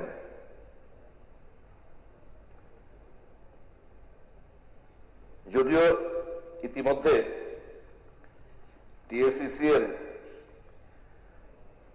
কত টাকা আপনার জানা থাকলে একটু কোয়েন আর কি, যে স্মার্ট সিটি প্রকল্পে কত টাকার কাজ হয়েছে আন্ডারগ্রাউন্ড কেবল লেইং এর, এই তথ্যটা থাকলে আপনার সুবিধা হইব আমাদের উত্তর দিতে, মানে আমারও কিছু কোয়েশ্চেন করতে। এই ইতিমধ্যে TSSL আগরতলা শহর আন্ডারগ্রাউন্ড কেবলের STN-LT প্রায় 1500 কোটি টাকার একটা টেন্ডার করা হয়েছে। প্রক্রিয়া শেষ হইলেও এখনো কাজ শুরু হয় নাই। স্মার্ট সিটি লিগে তখনই কেন টেন্ডারটা করা হইল না? তখন কেন টেন্ডারটা করা? রাস্তাঘাট টাট সব হয়েছে, এখন আবার আপনারা আন্ডারগ্রাউন্ড কেবল করবেন, আবার রাস্তা করবেন। মুখ্যমন্ত্রী দুর্গাপূজা আইতেছে, কিছু প্যাচওয়ার্ক পথহোল গুলো ফিল আপ করার জন্য টুকটুক টুকটুক করে কাজ হইতেছে বিভিন্ন জায়গায়, আমরা লক্ষ্য করতেছি প্যাচওয়ার্ক। এখন এই আন্ডারগ্রাউন্ড কেবল বসাইতে গেলে তো স্বাভাবিকভাবে আবার মাটি খুঁড়তে হইব, মানে শুধু ভাঙ্গা গড়া খেলা চলছে। অ্যাসেম্বলি আমি জাস্ট প্রসঙ্গ, এটা প্রসঙ্গ হলো কি, অ্যাসেম্বলি আইতে গেলে দেখে ডিভাইডেড উপরে খুললে এত বড় ইয়ে করতেছে, ডিভাইডের মধ্যে কি দোষ ছিল? এখন তো রাস্তাটা এত বড় স্পেস করছেন, রাস্তা তো আরো সরু, দুদিকে আরো সরু হয়ে গেছে। মানে আমি কথাটা বলতেছি এই কারণে, there is no concrete plan at all। যখন যেটা মনে হইতেছে তখন সেটাই আপনারা করতেছে। কাজে এই জিনিস করতে গিয়ে এই বিদ্যুতের ব্যালেন্সে কিভাবে মানুষের থেকে extortion করা যায়, it is one sort of extortion, whatever this government has done। ঠিক আছে, চাপে চাপে পড়ে সরকারকে পিছু হটতে হয়েছে। এখন এই যে অতিরিক্ত যে বাড়াইছিলেন 25-26 থেকে 26-27-এর মধ্যে সময়ের প্রতি একটু লক্ষ্য রাখবেন, শেষ করে দিয়েছি স্যার। কারণ উনি আরো আলোচনার জন্য দিয়ে রেখেছে। 1 ঘন্টার মধ্যে একটা বিষয়টা ঠিক আছে হ্যাঁ স্যার। তো এই জিনিসগুলো আমার মনে হয় একটু আপনাদের মাননীয় মন্ত্রী বিবেচনার মধ্যে আনবেন, এবং এই যে অন্যান্য সরকার বিজেপি রুল স্টেটের মধ্যে হতো, আপনারা কেন পারেন অন্যান্য স্টেট তো গভর্নমেন্ট ইজ বেয়ারিং, মাননীয় মুখ্যমন্ত্রী আছেন, অর্থমন্ত্রী তো নাই, কেন এই জিনিসটা আপনারা আগে করলেন না?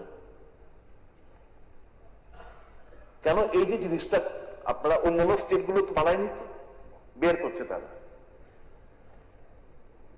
অন্যান্য স্টেট গুলো তো বের করছে, কেন আপনারা বানাতে গেলেন? এখন গণরোষের মধ্যে অফিসার উপর আক্রমণ, ভাঙচুর, এই জিনিসগুলো আমরা দেখেছি, কর্মচারীদের মারধর করা হয়েছে। আরেকটা হচ্ছে এই আউটসোর্স যারা, এদের প্রসঙ্গে না বললে নাই হয়, আউটসোর্স যারা কাজ করেন তাদের গ্যারান্টিটা কি? কত অ্যাক্সিডেন্ট হচ্ছে, কজনকে আপনারা কম্পেনসেশন দিতে পেরেছেন? ওখান থেকে চকমই থেকে পড়ে গেছে, শখে মারা গেছে, ঝুলে রয়েছে, you people have taken no steps, কারণ they are outsource, they are not regular employees.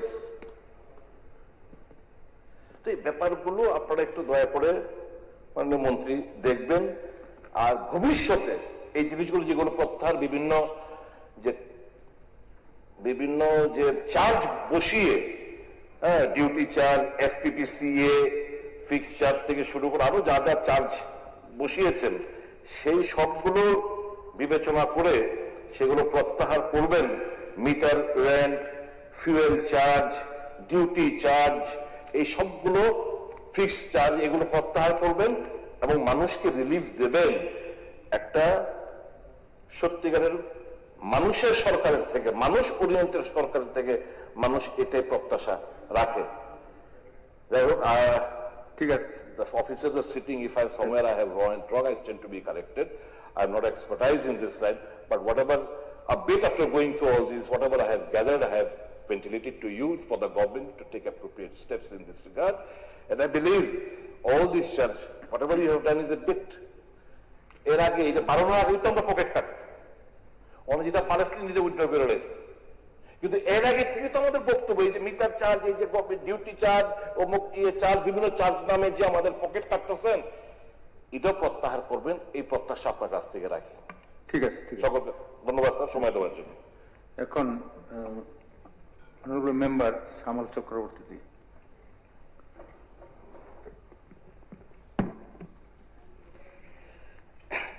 মাননীয় অধ্যক্ষ মহোদয়, শর্ট ডিউরেশন ডিসকাশনে মাননীয় সুদীপ বর্মন মহোদয় অত্যন্ত গুরুত্বপূর্ণ একটা বিষয় আমাদের রাজ্যের উপস্থিত করেছেন। আমি ওনাকে ধন্যবাদ জানাবো। তো এই বিষয়ের উপরে আমি কিছু কথা বলতে চাই। হঠাৎ করে এখন বলা হচ্ছে যে অতিরিক্ত যে বোঝা চাপানো হয়েছে অতিরিক্ত মানুষের উপরে, সেইটার জন্য সরকার এত কোটি টাকা বরাদ্দ করেছে, এইটা অতিরিক্ততা যাতে মানুষকে না দিতে হয়, অর্থাৎ এটা সাবসিডি দেবে। তার মানে হলো অতিরিক্তটা বাতিল হচ্ছে না, এটা চলবে।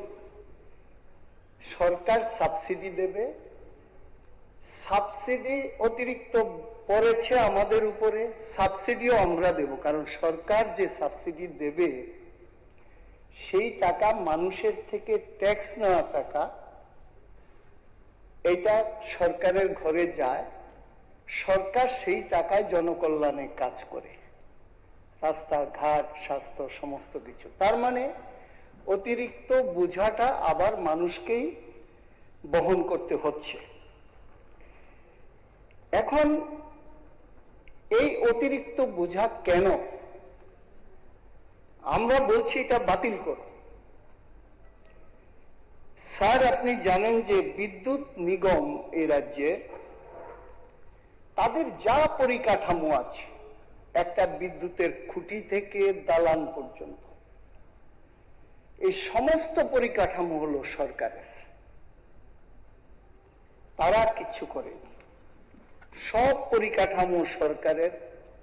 শুধু তাই না, কোনো ডিজাস্টার হলে পরে, ব্যাপক ক্ষতি হলে পরে টাইম টু টাইম সরকার টাকা বরাদ্দ করে এগুলিকে ঠিকঠাক করার জন্য।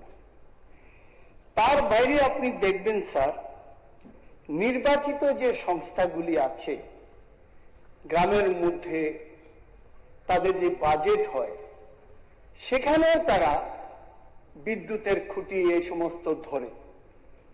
সেই টাকাও জেলা পরিষদ হয়ে, রাজ্য হয়ে নিগমের কাছে যায় কাজ করার জন্য।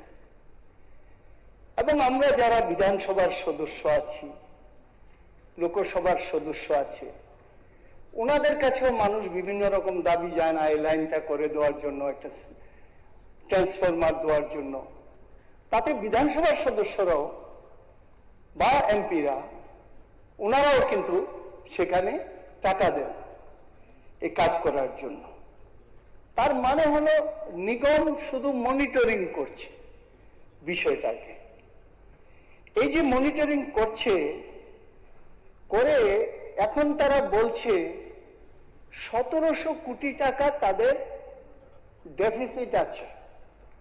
1700 কোটি।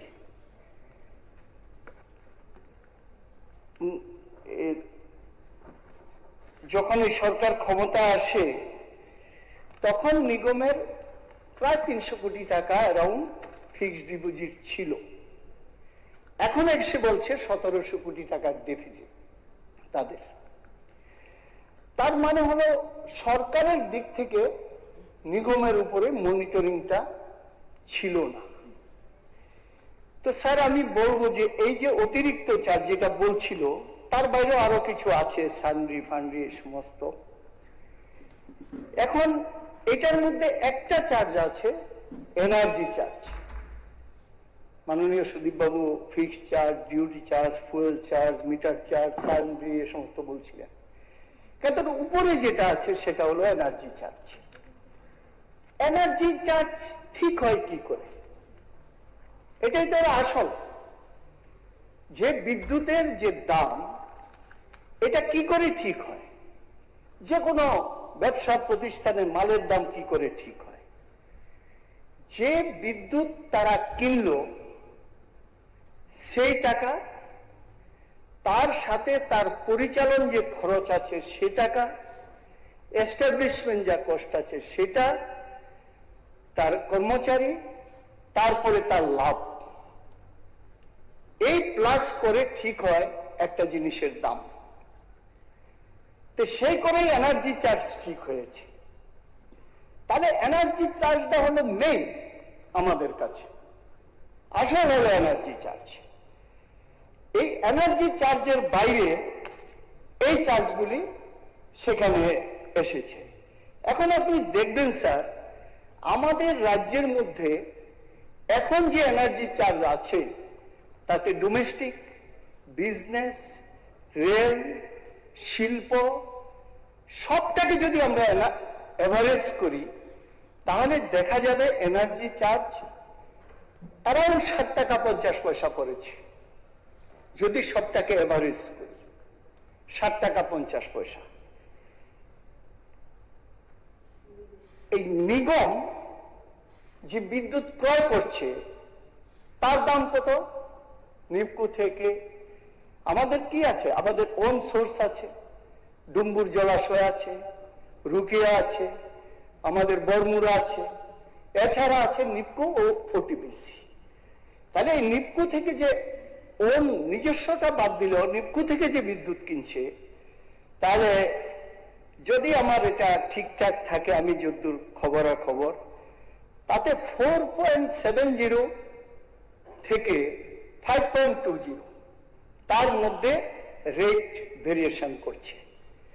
তাহলে 5 টাকা 20 পয়সা যদি নেপকো নিগমকে বিদ্যুৎ দেয়, নিগম যদি 60 টাকা 50 পয়সা বিক্রি করে, তাহলে 45% ইনক্রিজ। এই 45% হলো তার খরচ টরচ লাভ টাভ সবকিছু মিলে।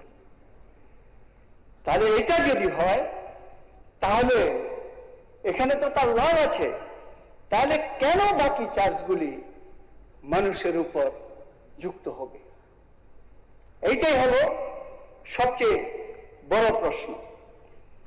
তাহলে কেন এই চার্জগুলি দিয়ে মানুষের থেকে টাকা লুট করে নিয়ে যাওয়া হচ্ছে? নিগম থেকে এই কাজটা করা হচ্ছে। তাহলে সরকার নিগমের থেকে অতিরিক্ত টাকা আদায় করবে। নিগম যাতে অতিরিক্ত টাকা না দেয়, সেই ব্যবস্থা দিতে না হয় নিগমকে, সেই ব্যবস্থা করবে, এটাকে তুলে দেওয়ার জন্য ব্যবস্থা করবে। এবং যেটা বলছে যে 3 মাসের আগের 3 মাসের টাকা আমরা ফেরত দিয়ে দেব, সরকার কেন দেবে? নিগম ফেরত দেবে। নিগম এটা বেশি নিয়েছে, কিন্তু দেখা যাচ্ছে সরকার বলছে আমি ফেরত দিয়ে দেব। এই জায়গাটা হলো আমাদের তাহলে নিগম থেকে টাকাটা আদায় করতে হবে, না হলে মানুষের ট্যাক্সের টাকা সরকারের অন্য কাজ করার কথা সেখানে দিয়ে দেওয়া হচ্ছে। তাহলে এই যে বিষয়টা, এটার মধ্যে নানান রকম জটিলতা সেখানে আমরা দেখতে পাচ্ছি। এখন স্যার আপনি দেখবেন যে আমাদের বিদ্যুৎ যে উৎপাদন কেন্দ্রগুলি আছে, আমরা যে বিদ্যুৎ আমরা বিক্রয় করতাম এই স্টেটের থেকে, এখন তা কমে গেছে, 50% কমে গেছে। যতটুকু আমার জানা আছে, নিশ্চয়ই মাননীয় মন্ত্রী বলবেন কেন কমলো 50%। তাতে দেখা যাচ্ছে বিদ্যুৎ উৎপাদনের নিজস্ব যে সেক্টরগুলি আছে, এই নিজস্ব সেক্টরগুলিতে 60% কমেছে বিদ্যুৎ উৎপাদন আমাদের। আর নিপকো এবং ওটিপিসি তাদের অ্যারাউন্ড 20% কমে গেছে বিদ্যুৎ উৎপাদন। ফলে যেহেতু আমাদের কমেছে, এখানে তো বিদ্যুৎ দিতে হবে রাজ্যের মধ্যে, সুতরাং বাইরে যেটা বিক্রি করতো, যে টাকা আসতো, সেইটা দেখা যাচ্ছে যে 50% সেখানে বাইরে দেওয়া বন্ধ হয়ে গেছে। এখন স্যার প্রশ্ন হলো যে আমাদের যে এই যে টাকা নিচ্ছে, বেশি টাকা বা রেট বেড়েছে, এই যে 18 সালে 3.50 অ্যারাউন্ড ছিল রেট, এখন এটা এভারেজ 7.50-তে গেছে, বাড়িয়েছে, এইগুলি বাড়িয়েছে। পরিষেবা আছে? পরিষেবা নেই, এটার মধ্যে কর্মী নেই, লোক নেই, তার ঠিক করার লোক নেই, পরিষেবা নেই, 20 বার থেকে 25 বার বিদ্যুৎ চলে যায় একদিনে, এই ধরনের অবস্থা।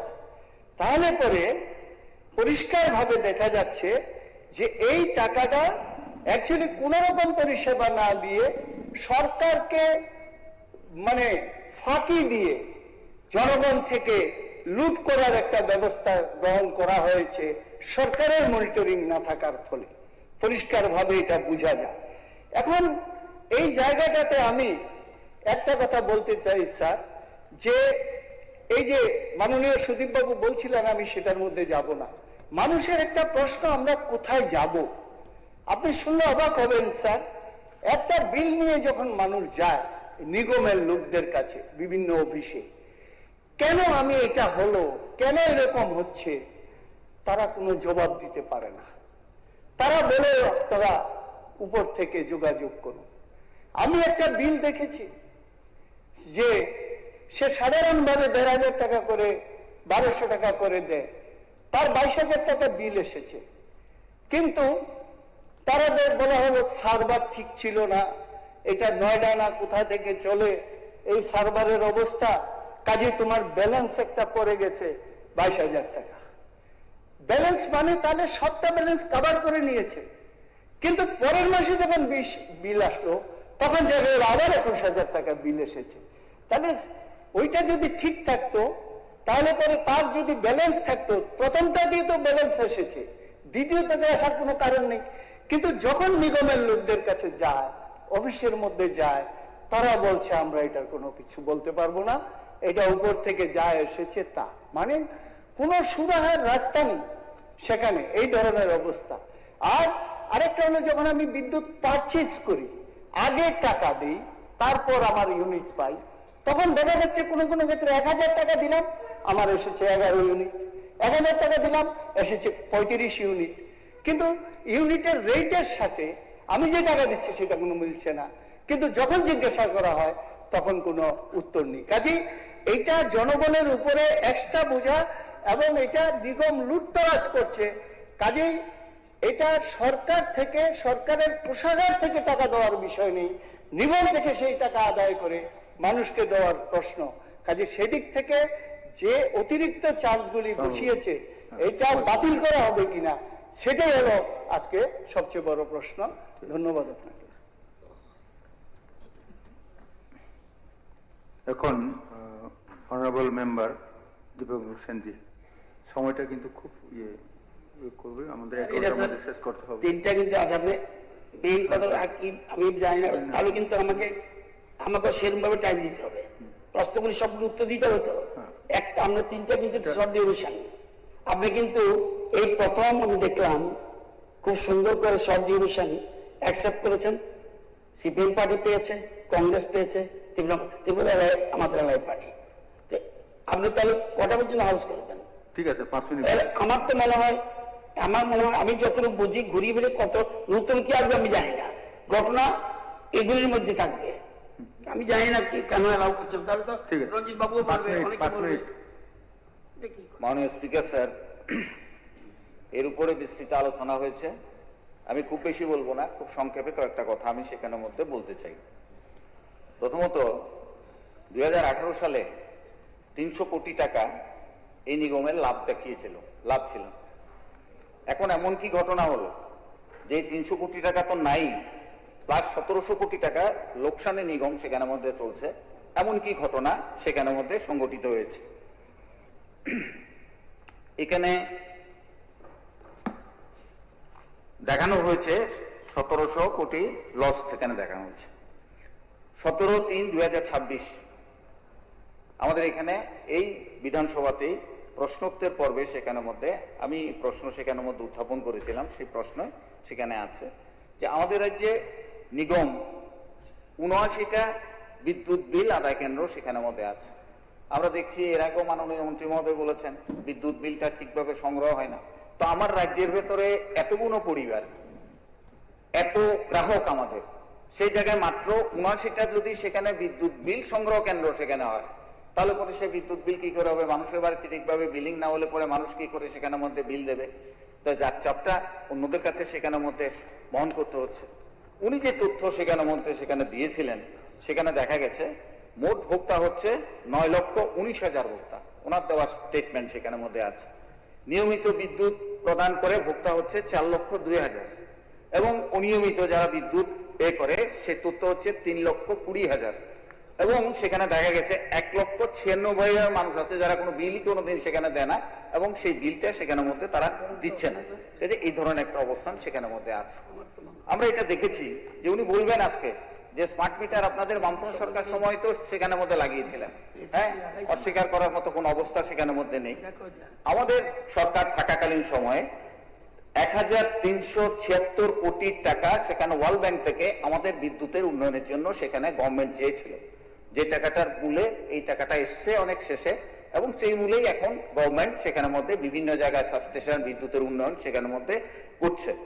এবং সেক্ষেত্রে দেখা গেছে যে তখন জনগণ এই শর্ত ছিল সেখানের মধ্যে স্মার্ট মিটার লাগাতে হবে। আমাদের রাজ্যে স্মার্ট মিটার এসছে, এবং তখন আমাদের গ্রাহক ছিল সেখানে 8,60,000 গ্রাহক সেখানের মধ্যে ছিল, এবং ওই সময়ের ভেতরে দেখা গেছে 40,000 মতো মিটার সাবমিটার, 40 থেকে 50 হবে এই মিটার, স্মার্ট মিটার কিন্তু আমাদের রাজ্যে সেখানের মধ্যে লাগানো হয়েছিল তাদের বুঝ দেওয়ার জন্য শর্ত অনুসারে।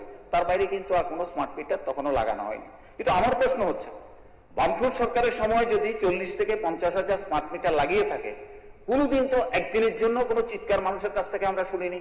এই বিল নিয়ে আজকে যেমন বিক্ষোভ হচ্ছে, অফিস ভেঙে ফেলছে, মুখ্যমন্ত্রীকে দিল্লি থেকে ছুটে আসতে হচ্ছে তাকে ক্রাইসিস মিট আপ করার জন্য, কিন্তু সেদিন কিন্তু একটাও হয়নি। এবং এটাও ঠিক যে সেদিন বিদ্যুৎ নিগম তার অধীনে থেকে টেন্ডার করে স্মার্ট মিটার লাগানো হয়েছে। আজকে যেমন প্রাইভেট সেক্টরের হাতে সে স্মার্ট মিটার গুলো ছেড়ে দেওয়া হয়েছে, সেদিন কিন্তু এই কাজটা সরকার সেখানের মধ্যে করেনি, তার নিয়ন্ত্রণে রেখেই সেখানের মধ্যে এই জিনিসটা সেখানের মধ্যে করা হয়েছে। স্মার্ট মিটার লাগাতে হবে এমন কিছু নেই। গোয়া বিজেপি শাসিত রাজ্য, একটা স্মার্ট মিটার লাগায়নি, আমার কাছে সে তথ্য সেখানে আছে। আসাম 50% লাগিয়েছে, তারপর আর কোনো স্মার্ট মিটার সেখানের মধ্যে লাগায়নি। ছত্তিশগড় 56% সেখানে লাগিয়েছে। অন্যান্য স্টেটগুলো 20% স্মার্ট মিটার লাগিয়েছে। এমন কোনো অসুবিধা না যে স্মার্ট মিটার লাগাতেই হবে, যে মিটারটা নিয়ে এত বিতর্ক সেখানের মধ্যে তৈরি হয়েছে, সেখানে এই ধরনের একটা অবস্থান সেখানের মধ্যে আছে। সেখানে আমি যে কথাটা বলতে চাই সেখানে যে এই বিদ্যুৎ বিল নিয়ে এত চিৎকার হচ্ছে, এবং সেখানে শ্যামলবাবু সেখানের মধ্যে বলেছেন বিদ্যুৎ দপ্তরে গেলে একটা সাধারণ মানুষ স্বাভাবিক যার বিল আসতো সেখানের মধ্যে 300 টাকা, এখন সেই বিলটা সেখানে যদি 700 টাকা 800 টাকা আসে, অটোমেটিক সেই লোকটা জানতে চাইবে। কিন্তু দপ্তরে গেলে সেখানে বলে যে এটা আমাদের কোনো হাত নেই, এটা উপর থেকে বিল হচ্ছে, আমরা শুধু বিল পেপার আপনাদের সেখানের মধ্যে দিচ্ছি। এটা নিগম এই দায়িত্ব এড়াতে পারে না। শেষ করে দিচ্ছি স্যার, এটা সেখানের মধ্যে শেষ নিগম সেটা করতে পারে না। এখন উনি বলবেন আমরা কোনো বিদ্যুতের বিল বাড়াইনি, কোনো ইউনিট সেখানের মধ্যে বাড়াইনি, এবং ত্রিপুরা রাজ্য হচ্ছে লোয়েস্ট না, ত্রিপুরা রাজ্য লোয়েস্ট না, ভারতবর্ষের অনেক জায়গায় আমাদের থেকে অনেক লোয়েস্ট, আমরা অনেক বেশি সেখানে। এটা এর আগে বিধানসভাতে আমি সত্য ওনার কাছে দিয়েছিলাম কোন স্টেটে বিদ্যুতের বিল কত, এবং আমাদের স্টেটেও সেই জিনিসটা সেখানের মধ্যে আছে। তো ওনার বক্তব্য হচ্ছে বিদ্যুতের বিল আমরা সেখানের মধ্যে বাড়াইনি। তো বিদ্যুতের বিল যদি না বাড়ে, তাহলে বামফ্রন্ট সরকারের সময় যদি একটা লোক 300 টাকা দিত, এখন তার বিলটা কি করে 900 টাকা সেখানের মধ্যে হয়? আমার বাড়িতেও সেখানের মধ্যে বিল এর আগের মাসে দিলাম 3600 টাকা, তারপরে মাসে হয়ে গেল 6000 টাকা, কি করে বিল সেখানের মধ্যে হয়? এই জিনিসগুলো মানুষ কিন্তু সেখানের মধ্যে জানতে চায়। আমার কথা হচ্ছে যে নিগম দোষী কে দোষী, আমার কথা হচ্ছে মানুষ তার প্রকৃত বিলিং ব্যবস্থা সেখানে হোক। হ্যাঁ, ইউনিট এত, এর সঙ্গে আপনি এই রাইস সেই রাইস সান্ডি মান্ডি কত কিছু সেখানের মধ্যে যুক্ত করে এর বাইরে 600-700 টাকার একটা বিল মানুষকে ধরিয়ে দেবেন, আর আমার বিদ্যুতের বিল, এগুলো তো বন্ধ করতে হবে। এগুলো মানুষের পকেট কাটা হচ্ছে। মানুষ এমনিতেই সেখানে অতিষ্ঠ, চাল কিনতে হচ্ছে 60 টাকা করে, পেঁয়াজ কিনতে হচ্ছে, চিনি কিনতে হচ্ছে বেশি দামে, এর মধ্যে মানুষ কিন্তু ত্রিপুরার মানুষগুলো দিতে পারবে না। আমি সবই নয়, মাননীয় মুখ্যমন্ত্রী এখানে আছেন, বিদ্যুৎ মন্ত্রী এখানে আছেন, এটা ঝগড়ার কোনো প্রশ্ন না। আমার প্রশ্ন হচ্ছে কোনটা বাস্তব ধর্মী, বসে এই সম্পর্কে আলোচনা করে মানুষকে অন্তত যন্ত্রণার হাত থেকে মুক্তি দেখ, এই জিনিসটাই হচ্ছে এই হাউসের কাছে আমার আবেদন। ঠিক আছে, অনারেবল মিনিস্টার।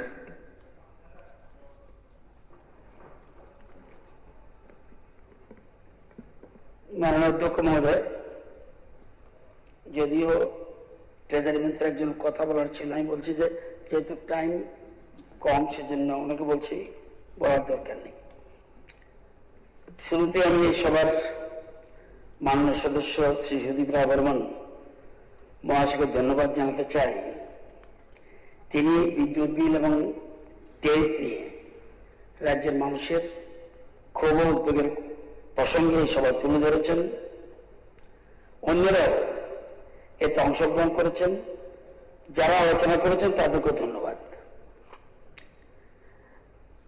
মাননীয় অধ্যক্ষ মহোদয়, আমি এটা 361 দেওয়ার প্ল্যান ছিল, কিন্তু আমি দেইনি।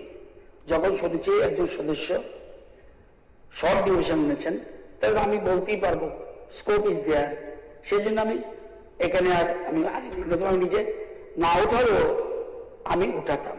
যেহেতু অলরেডি আপনি অ্যাকসেপ্ট করেছেন, আপনাকে ধন্যবাদ। এই সুযোগটাকে কাজে লাগিয়ে আমি রাজ্যের মানুষের প্রতিটি প্রশ্নের সৎ, সম্পূর্ণ এবং তথ্যভিত্তিক জবাব এই সবার মাধ্যমে সরাসরি তাদের কাছে পৌঁছে দিতে চাই। আমি তিনজনেরই নোট করেছি কে কি বলেছে। বিষয়টি নিছক একটা প্রশাসনিক বিষয় না, কারণ বিদ্যুৎ এমন একটা পরিষেবা যার সঙ্গে আজ রাজ্যের প্রত্যেকটি পরিবার, প্রত্যেকটি ব্যবসা প্রতিষ্ঠান, কৃষক, ছাত্র, হাসপাতাল এবং শিল্পের দৈনন্দিন জীবন সরাসরি যুক্ত। একটি শিশু পড়ার টেবিলে, সেখান থেকে একজন কৃষকের সেচের পাম্প, একটি ছোট দোকানের রেফ্রিজারেটর থেকে একটা বড় শিল্প প্রতিষ্ঠানের প্রোডাকশন লাইন, একটি হাসপাতালের আবশ্যকীয় যন্ত্র থেকে একজন সাধারণ মানুষের ঘরের ফ্যান, লাইট এবং রেফ্রিজারেটর সবকিছুর সঙ্গে বিদ্যুৎ জড়িয়ে আছে। তাই বিদ্যুতের সাপ্লাই, বিদ্যুতের দাম, বিদ্যুতের বিল নিয়ে মানুষের যে উদ্যোগ তৈরি হয়েছে, তাকে শুধুমাত্র আমি টেকনিক্যাল রেগুলেটরি বিষয় দেখলে চলবে না। It is agreed. একটা পরিবারের মাসিক আয়ের একটা অংশ যখন বিদ্যুৎ বিল মেটাতে যায়, তখন বিলের প্রতিটি টাকার হিসাব সেই পরিবারের কাছে গুরুত্বপূর্ণ। বিশেষ করে যখন কোনো কনজিউমার তার আগের তুলনায় অনেক বেশি বিল দেখতে পান, তখন তার মানে প্রশ্ন ওঠা স্বাভাবিক। এই প্রশ্নের উত্তর দেওয়া সরকারের দায়িত্ব। কারেক্ট সমরবাবু তারা বলেছেন, সুদীপবাবু তারা বলেছেন। আমি এই সময় শুধু সরকারের সাফল্যের কথা বলবো না, আমি মানুষের উদ্যোগের কথা বলবো।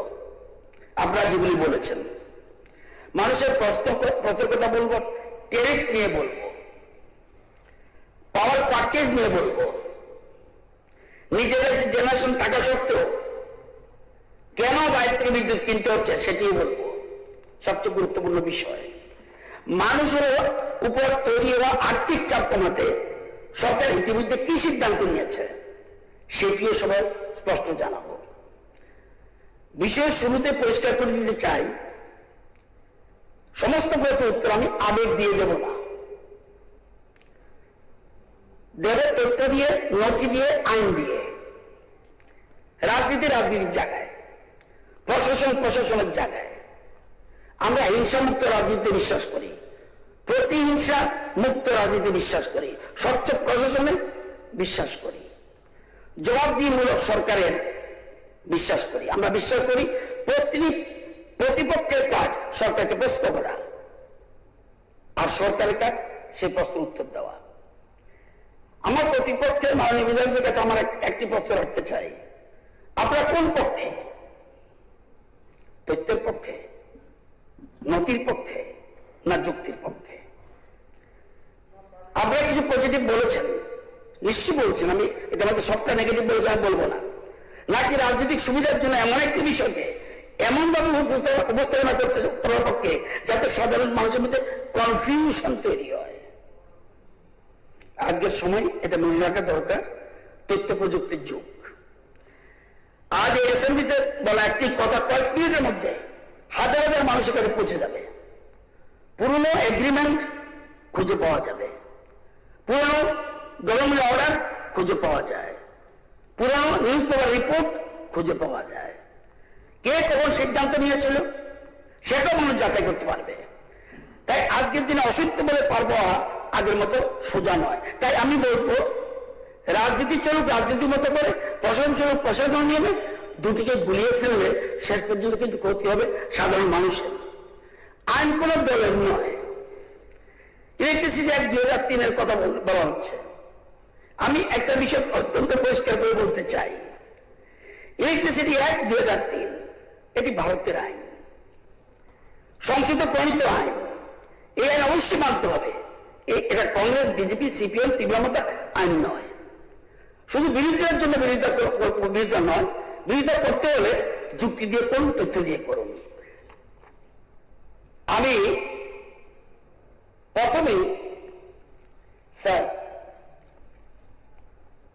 কিছু তো আমাদের ভুল আছেই, আমি অস্বীকার, আমি যদিও বিদ্যুৎ দপ্তরের মন্ত্রী, আমি সবটা ভুল অস্বীকার করব এটা আমি এই লাইনে যাই না। আমি রাজনীতি ছোট বয়স থেকে করি, আননেসারি অসত্য তথ্য করলে হাউসকে বিভ্রান্ত করবো না।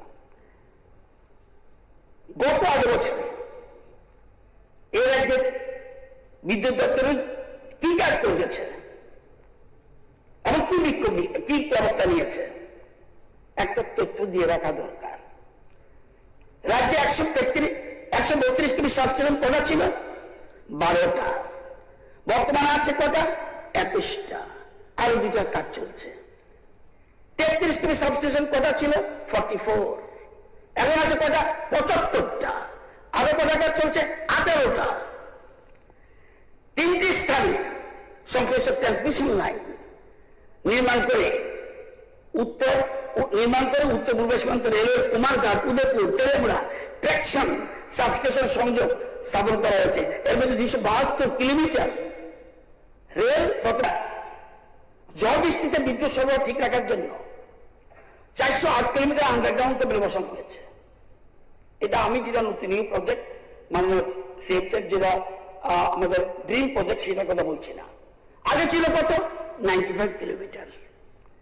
ঝড় তুফানের সময় বিদ্যুৎ সরবরাহ ঠিক থাকার জন্য 1464 কিলোমিটার, এটাকে বলে সার্কিট কিলোমিটার, কভার্ড কন্ডাক্টর লাগানো হয়েছে। এর আগে কত ছিল? 0। আরো 360 কিলোমিটার কাজ চলছে। গ্রামাঞ্চলে হুক লাইন দ্বারা বিদ্যুৎ চুরি বন্ধ করার জন্য 13,435 সার্কিট কিলোমিটার এরিয়াল বাঁশ কেবল, সংক্ষেপে এবি কেবল বলে লাগানো হয়েছে। আগে কত ছিল? 198 কিলোমিটার। আরো 350 কিলোমিটার চলছে।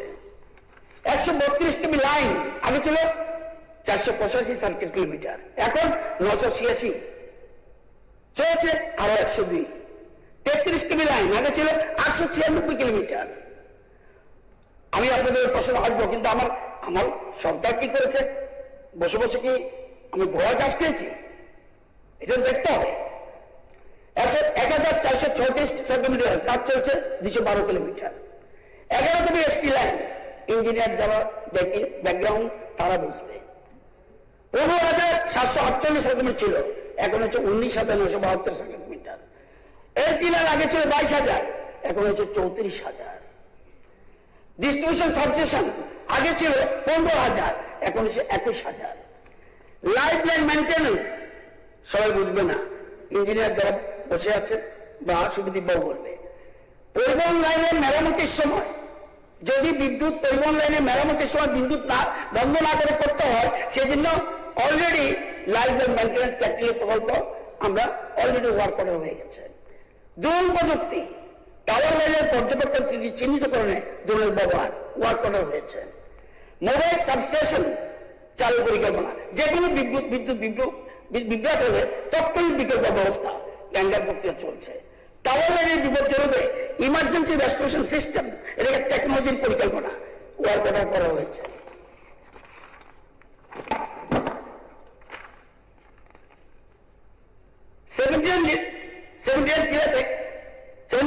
রুকিয়া পর্যন্ত পুরান লাইনে নতুন প্রযুক্তির তার সংযোজন 75% কাজ শেষ। উত্তর পূর্ব পরিষদের আর্থিক সহায়তায় আম্বাসী গন্ডাছড়া নতুন টাওয়ার লাইন নির্মাণ হয়েছে, আগে ছিল না। সূর্যমণিনগর মনারচক, সূর্যমণিনগর রুকিয়া 132 কেবি লাইনের কাজ নির্মাণাধীন, প্রায় 80% শেষ। বিশ্রামগঞ্জে 132 কেবি সাবস্টেশন নির্মাণ কাজ শেষ, সাবস্টেশন চালু হবে। পিএম জনমন, অনেকে বলছেন কারেন্ট ছিল না। পিএম জনমন 11,692 পিবিডিজি রিয়ান পরিবারের মধ্যে বিদ্যুতায়ন করা হয়েছে। কেন করা হলো না আগে? ধরতি আবাস জনজাতীয় গ্রামোৎসব কমিশনে DAJGUA প্রকল্পে 7,950টি জনজাতি পরিবার বিদ্যুৎ সংযোগ দেওয়া আছে, আরো 239টা বাকি আছে। প্রধানমন্ত্রী সূর্যঘর মুক্ত বিজলি যোজনায় গ্রাহকদের ঘরে ঘরে বিদ্যুৎ স্থাপন শুরু হয়েছে এবং 17,400টা রেজিস্ট্রেশন হয়েছে। এর মধ্যে 4,519 জন সৌর বিদ্যুৎ প্রকল্প স্থাপন করেছে। এর থেকে বিদ্যুৎ উৎপাদন হচ্ছে কত? 15.5 মেগাওয়াট। আগামী 2 বছরের মধ্যে অলরেডি টেন্ডার করা হয়েছে 50,000 গ্রাহকদের ঘরে মোট 150 মেগাওয়াট। এটা উলা প্রজেক্ট অলরেডি মিটিং করেছে, অলরেডি আমরা আলাপ করেছি পুরসভা তো সমস্ত জায়গায়। অর্থাৎ যারা 50 ইউনিট ব্যবহার করে, এরকম টোটাল ত্রিপুরাতে আছে 4 লক্ষ পরিবার। এখন যে আমরা পিএম সূর্যঘর করছি, এটা কি হয়, এটাকে 1 কিলোওয়াট বসাতে গেলে তার জন্য খরচ যায় 66,000 টাকা। সেন্ট্রাল গভর্নমেন্ট দেয় 33,000 সাবসিডি, 33,000 তাকে দিতে হবে। আমরা ঠিক করেছি যে উলা প্রজেক্টে আমরা মাত্র এই যে 4 লক্ষ পরিবারের মধ্যে আপাতত ফার্স্ট পেজে 1.5 লক্ষ পরিবারকে দিচ্ছি, কি মাত্র 1,000 টাকা দেবে, সমস্তরা করে দিচ্ছি আমরা। অলরেডি টেন্ডার করা, 8টা ডিস্ট্রিক্টে 8টা টেন্ডার। প্লিজ না না, আমি আপনার সাথে কিছু কথা বলিনি তখন। সৌভাগ্য প্রকল্পের উপর এত লক্ষ যদি কারণ দিয়ে থাকেন, সৌভাগ্য প্রকল্পের আওতায় গত 8 বছরে 1,36,000 পরিবারকে বিনামূল্যে বিদ্যুৎ সংযোগ প্রদান করা হয়েছে। কেন করা, কি কারণ? Stand alone prepaid metre, smart মিটারের কথা পরে আসছে, হাইড্রোলিক টারবাইন ব্যবহার করে। আপনারা জানেন যে এখন নতুন সিস্টেম কাইনেটিক, হাইড্রোকাইনেটিক বিদ্যুৎ, অর্থাৎ আমাদের রাজ্যে বড় বড় নদী নেই। সেই জন্য কি করবো, আমাদের নতুন হরিয়ানা করেছে ড্রেনের মধ্যে, তাদের নালাগুলি বড় বড়, সেটার মধ্যে স্রোতের মধ্যে যাতে বিদ্যুৎ উৎপাদন করা যায়।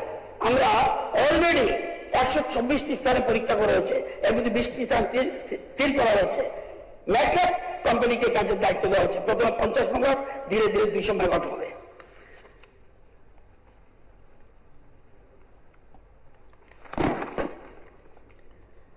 প্রধানমন্ত্রী কুসুম প্রকল্প, বিদ্যুৎ শুধুমাত্র ওই যে বলছি কৃষক থেকে আরম্ভ করে খাওয়ার টেবিল পর্যন্ত সব জায়গায় বিদ্যুৎ। 11,000 PM কুসুমে আমাদের দেবনাথ বাবু জানে, উনি দিশার মিটিং পর্যন্ত মুখ্যমন্ত্রী মনে করে দিয়েছে। 11,100 পাম্প, 55,000 কানিতে জলসেচ ব্যবস্থা, কি পাম্প বসানোর কাজ সম্পূর্ণ হয়েছে। 11,000 মধ্যে 9,378 জলসেচে আনা হয়েছে, 46,000 কানিকে জলসেচের আনা হয়েছে। কাজ এগিয়ে চলছে আরো 1,736টি। একটা পাম্প বসাতে কত খরচ যায়? 3 লক্ষ। 15,000 দিয়ে কৃষক, বাকি সবটা গভর্নমেন্ট। ভারতবর্ষে কোন রাজ্য যদি দেখাতে পারে, এই জন্য নর্থ ইস্ট থেকে গুয়াহাটিতে দেবনাথ বাবু জানে, নর্থ ইস্ট থেকে ত্রিপুরাকে ফার্স্ট প্রাইজ দেওয়া হয়েছে যে PM কুসুমের সাকসেসের জন্য। Solar micro grid, PM divine, PM Janman, রাজ্য সরকার, 3টা থেকে আমরা করেছি। কটা? 335টা পড়াতে। ইন্টেরিয়ার এখন যান কিনা ট্রাইবেল এলাকা আমি জানি না, জনজাতি এলাকায় যান কিনা জানি না। মাইক্রো গ্রিড স্থাপন করা হয়েছে, 335 কমপ্লিট, এবং সেখানে 11,000 পরিবার উপকৃত হয়েছে, এবং ম্যাক্সিমাম 99% ট্রাইবেল, জনসংখ্যা 47,000, সেখানে বিদ্যুৎ উৎপাদন হচ্ছে। আপনাকে সব লিস্ট আমার কাছে আছে। শুধু বিরোধী দলের কাছে যেহেতু এখানে আছে, সাবরুম বিধানসভার বস্তুপুর ভিলেজ কমিটি একটা আছে, সেখানে যান টিলা বাড়িতে 15টা পরিবার, সেখানে 15 কিলোওয়াট, 30টা পরিবারকে কারেন্ট দিচ্ছি। সাবরুমের আপনারই কেন্দ্রে জোরকুমা, সেখানে 15 পরিবারকে ফাংশনাল দেখে আসবেন। সাবরুমের আরেকটা জায়গা সুবরপাড়া, সেখানে দিচ্ছি। সাবরুমের আরেকটা, অনেক সব জায়গায় আছে না, যোগ্যচন্দ্র পাড়া। ঠিক আছে, ইলেকট্রিসিটি ইনফ্রাস্ট্রাকচার এক্সপানশনের কথা বলছেন, খুব ভালো হয়েছে বা কিছু হচ্ছে। আলোচনাটা কি? আলোচনাটা হলো দ্য গ্রোয়িং, এটার সাথে কিছু মুশকিল। চুপচাপ শুনেছি, আমিও ডিস্টার্ব করতে পারছি। কথা শুনবেন তো আপনি? আরে কথা শুনবেন তো, শুনতে হবে। দান দান থেকে খাইবেন, শুনুন। এখন আলোচনা কি জানি, ডিসকাশন তারা এনেছে, আলোচনা এসছে। You are not discussing, how was not discussed here. যারা বলেছে তারা জানে। আরে বুঝেছি আমি। ঠিক আছে, আরে সে বিষয়ে কথা বলুন, সত্যটা বললে ক্ষমতা থাকার কথা বলুন। মশাই নির্লজ্জের মতো কথা বলছেন কিভাবে? কি বলতে পারি নির্লজ্জ? আমি কিন্তু খারাপ জায়গায় যাইনি। ওনাকে কি করতে হয় আই নো ইট। একদম চুপ থাকুন, একদম চুপ থাকুন। দিচ্ছে তো উত্তর অবর্তন মতো অল্প বড় করে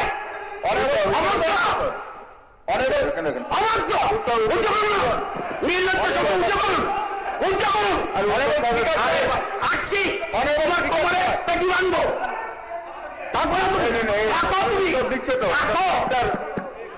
মিনিস্টার কথা বলছে। Speaker sir, honourable speaker sir, speaker sir, no honourable speaker sir, honourable speaker sir, মাননীয় বিরোধী দলের মাননীয় আপনার কথা বলছে কিচ্ছু বলিনি। নো শুনতে হবে, শুনতে হবে, গায়ে জ্বালা ধরে। অনারেবল স্পিকার জনজাতি এলাকা চলুন, আমি বলছি জনজাতি এলাকা যান কিনা। Honourable speaker sir, honourable speaker sir, honourable speaker sir, বিরোধী দলনেতা পয়েন্ট অফ অর্ডার তিনি বলতেই পারেন, অসুবিধা নেই। Sir sir sir sir point of order তিনি বলতেই পারেন, এটা ওনার রাইট, কিন্তু পয়েন্ট অফ অর্ডারে উনি কি করে বলতে পারেন যে নির্লজ্জের মতো কথা বলছেন? অসভ্য! এটা কি করে বলতে পারেন? এটা এক্সপান্স, অসভ্য! এটা এক্সপান্স, এটা এক্সপান্স করতে হবে এটা ইয়ে থেকে। উনি নির্লজ্জের মতো বলতেই পারেন না। বিল ছড়লে, ঠিক আছে, নির্লজ্জের মতো বলতে পারেন না। বিল ছড়লে এক্সপান্স, বিল ছড়লে পাল্টা খেতে হয়, বিল ছড়লে পাল্টা খেতে হয়। কাছের ঘরে থেকে বিল ছড়তে নেই। রুল 336 রুল, ঠিক আছে, ঠিক আছে, রুল 36 এলপি সাহেব যেটা বলেছেন নির্লজ্জ এরকম এটা এক্সপান্স। Thank you sir. আমি ঠিক আছে, পয়েন্টে আসবে। Sorry for the interruption, I not interrupt you. আপনি বলেছিলেন আলোচনাটা আরো দুটো আছে, টাইমের মধ্যে শেষ আমি কেন শেষ করবো? আপনি তো অনেক কথা বলেছেন। না, আমাদের টপিকটা ঠিক আছে, টপিকে আসছি স্যার। আরে ঠিক আছে, ঠিক আছে, মিনিস্টার সাহেব বলছেন, মিনিস্টার সাহেব বলছেন, মিনিস্টার বলছেন স্যার। ঠিক, আমি ওটাতে কেন আসছি? আমি জায়গাতে যাচ্ছি, জনজাতি এলাকায় কোন বিদ্যুতের জায়গাতে मौसम बिगड़ने वाला है, कुर्सी का पेटी बांध रखिए। স্যার,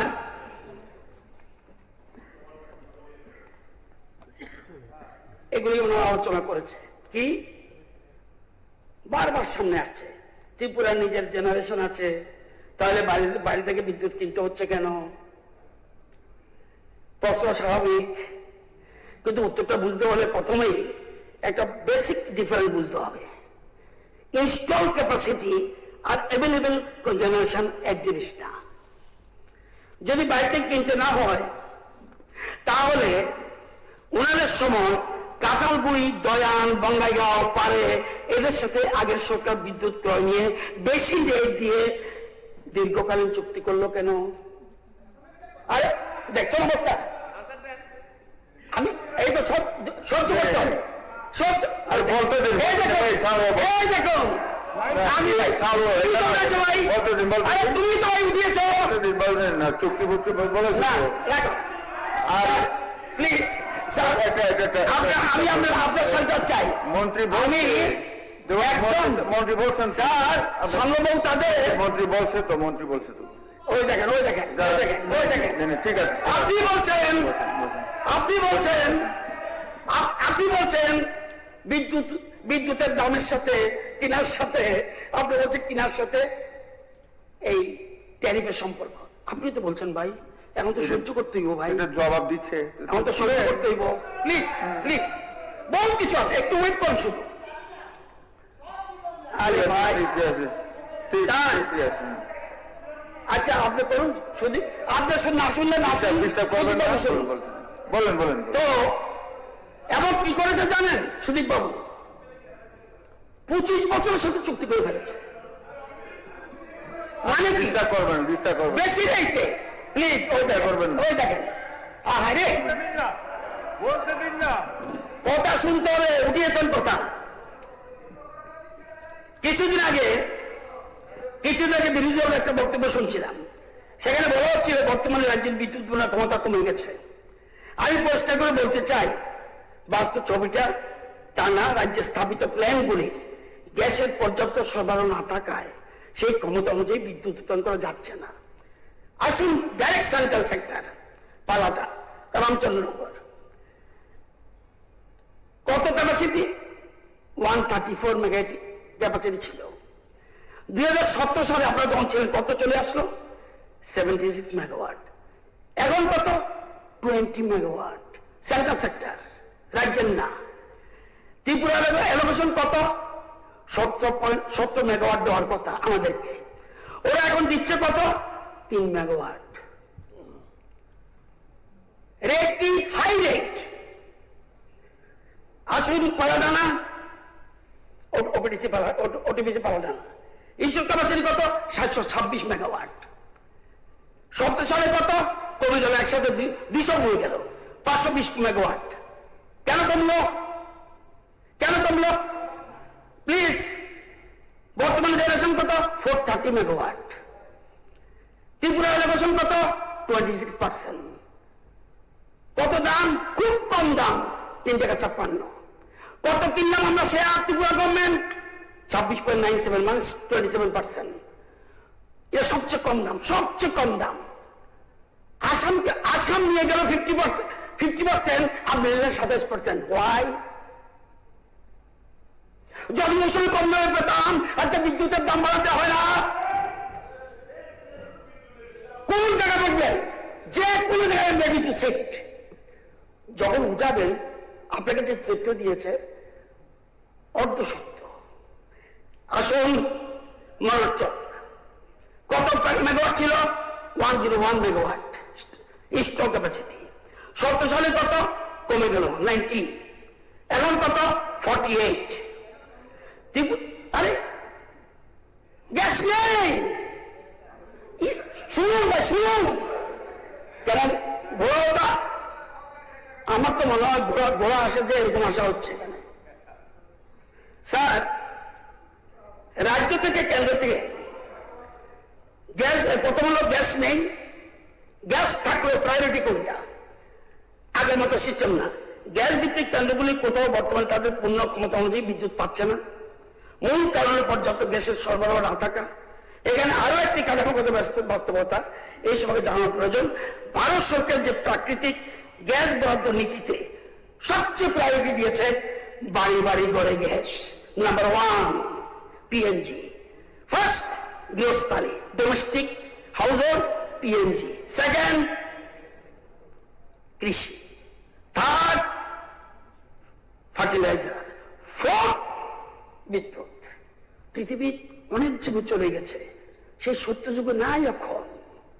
এই বাবদটা বুঝতে হবে। তো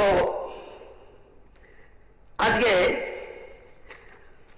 তারা তো ধৈর্য পুরায় না, সেজন্য দেখুন আমি অনেক জায়গা কমে যাইতেছি। পিপিএ আর রসলাকে মানুষ জানি না, এরকম কথাটা সিপিএম এর চরিত্রটা বলছে টাইমটা ক্লিক করেন না, বলছেন না, বলতে দিন। মিনিস্টার বলছে, রিপোর্ট দিচ্ছে, আমরা 3 জন জিজ্ঞাসা করেছেন, তাদের কিছু বলি নাই স্যার। হ্যাঁ স্যার, না, প্রশ্ন হলো 3 টাকা 56 পার ইউনিট যদি হয়ে থাকে পালাটানা, আসাম সরকার নিয়ে গেল 50%, ত্রিপুরা তৎকালীন ত্রিপুরা সরকার কেন 50% রাখতে পারলো না? তাহলে তো সমস্যা হতো না। তারা কি করবে এবার দেখেন। কাঁঠালগুড়ি থেকে কত বছর এগ্রিমেন্ট? 2012-তে শুরু করেছে, 25 বছর পর্যন্ত তাদেরকে কিনতে হবে। শুনতে হবে প্লিজ, এই কথা একটু বুঝলে বুঝতে পারবেন। Please please please please, general শুধু করে দেন। আরে দাম বাড়ছে কেন বলবেন না? না না না, এই দেখেন একটু স্যার, দেখুন অবস্থা। টাইম ঠিক আছে, এটা আলোচনা নাই। আপনার মতো তো আমি আর কি রে ভাই, এটা নাই আলোচনা। সুদীপ বাবু, এটা আলোচনা বিষয় না। আরে পাওয়ার পারচেজ, উনি বলছে পাওয়ার পারচেজ না, গায়ে লাগলো তো। জিতেন বাবু, আপনার মধ্যেই ছিলেন, আপনি পাবলিক জানবে, পাবলিক থেকে বেশি দরদ আমার। আপনার 3 জন যে আপনি আছেন কিউবার করেন, শুনেন, আপনি আছেন কিউবাতে, আপনি আছেন কমিউনিস্টে চীনে, আপনি আছেন অন্য জায়গাতে। আপনি পাবলিককে যদি ভালোবাসতেন বীর বিক্রমের জন্মদিন পালন করতেন, পাবলিক যদি ভালোবাসতেন বীর বিক্রমের জন্মদিন পালন করতেন। কথা কম বুঝেন প্লিজ। আসবে আসবে জায়গাটা আসবে তো। না, আপনারা বিভিন্ন ভাবে প্রশ্ন করেছেন ওই মন্ত্রী। না না, প্রশ্নগুলি করেছে, আমার নোট রেখেছি কে কি করেছে। স্যার 2012-তে এটা করে কে জানেন? যাতে মেসেজ না জানলেও প্রেস করে আপনাদের ক্যারেক্টারটা খুলে দেবো। ওই যে দুপুরে করেছেন সব খুলে দেবো। আমার মুখ বন্ধ করাতে পারবেন না, এখানে না হলে বাইরে বলবো পাবলিকের কাছে, যাতে আপনাকে ঠিক মতো দেয়, ঠিক মতো যেন দেয় আপনাকে। করে দিচ্ছে আপনার বসে। জানি জানি, ঠিক আছে ঠিক আছে আপনি খুব ঠিক আছে। You are so gentle. ঠিক আছে স্যার যাই হোক, কাঁঠাল গড়ি থেকে ওরা জনতা দেখছে। প্লিজ, এটা স্যার আপনার জানা দরকার স্যার। স্যার স্যার ঠিক ঠিক স্যার প্লিজ। হ্যাঁ 2012-তে 25 বছর মধ্যে এগ্রিমেন্ট, 25 বছর এগ্রিমেন্ট করে রেখেছে। 7 টাকা 87 পয়সা দাম পার ইউনিট কিনবে 25 বছরের জন্য। দয়ান থেকে 7 টাকা 19 পয়সা ধরে, বঙ্গাইগাঁও 6 টাকা 19 পয়সা, রামচন্দ্রনগর 7 টাকা 20 পয়সা। আমরা চুক্তি করেছি, আমরা আজকে 3 মাস আগে ফারাক্কা 4 টাকা 22 পয়সা, মৌদা 4 টাকা 23 পয়সা। রাখেন কেন বললেন এটা? কেন? শুধু ইন্টেলিজেন্স যারা ধরা বলবে। যদি না কিনি আপনি বলতে পারেন এটা ক্যান্সেল করেন। নো, ফিক্স চার্জ দিতে হবে। ও বসে আছে অফিসাররা, ফিক্স চার্জ দিতে হয়। 18 কোটি 20 কোটি 25 কোটি টাকা দিতে হবে যদি তার থেকে না কিনি। কেন কুলিং ট্যাক্সে কিনে চাইবে অন্য? ওই টাকার সাথে সবটা এখন ট্যারিফের সাথে যুক্ত হচ্ছে। দীর্ঘদিন বাঁচতে আস্তে আস্তে আস্তে। স্যার এখন ওরা তো অস্থির হয়ে যায় যাতে আমি বিপদে যাই। ঠিক আছে, তাদের সময় লাভ বেশি। 300 কোটি টাকা আমাদের সেভিংস। 2010-এ 62% বৃদ্ধি করলো কেন? 14 সেপ্টেম্বর 2010 62%।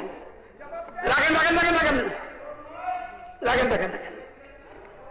করতে আনছেন। শুনেন ডিস্টার্ব করেন না, তাড়াতাড়ি সারান দেব। ঠিক বলছেন ডেইলি দেশের কথা। এই দেখুন ডেইলি দেশের কথা বলছে আপনার মন্ত্রী, কেন্দ্র প্রাকৃতিক গ্যাসের দাম কমিয়ে দিক, রাজ্য বিদ্যুতের বর্ধিত মূল্য কমিয়ে দেবো। আমরা 64% বাড়িয়েছি। আমি তো তবু কম বলেছি। ডেইলি দেশের কথা। যাদেরকে যে পত্রিকাকে আমরা গীতা মনে করেন, যেটা মনে করেন আমরা কোরআন বা এটা গীতা, রামায়ণ, মহাভারত, তারা বলছে। এবার 2000 লাস্ট 8 ইয়ার্সে তাদের সময় বিদ্যুৎ বাড়ানো হয়েছে 116.06%, 116%। আর এবার 18তে বাড়িয়েছে কিনা? 19 না, 20 না, 21 না, 22 না, 23। এবার হলো 23-এ অস্বাভাবিক মূল্য বৃদ্ধি ইন্টারন্যাশনাল মার্কেটে। আমাদের যেমন পেট্রোলের দাম যখন বাড়ে আন্তর্জাতিক বাজারে সবখানে বাড়ে, সেম জিনিস। আর কিছু কিছু ব্যক্তি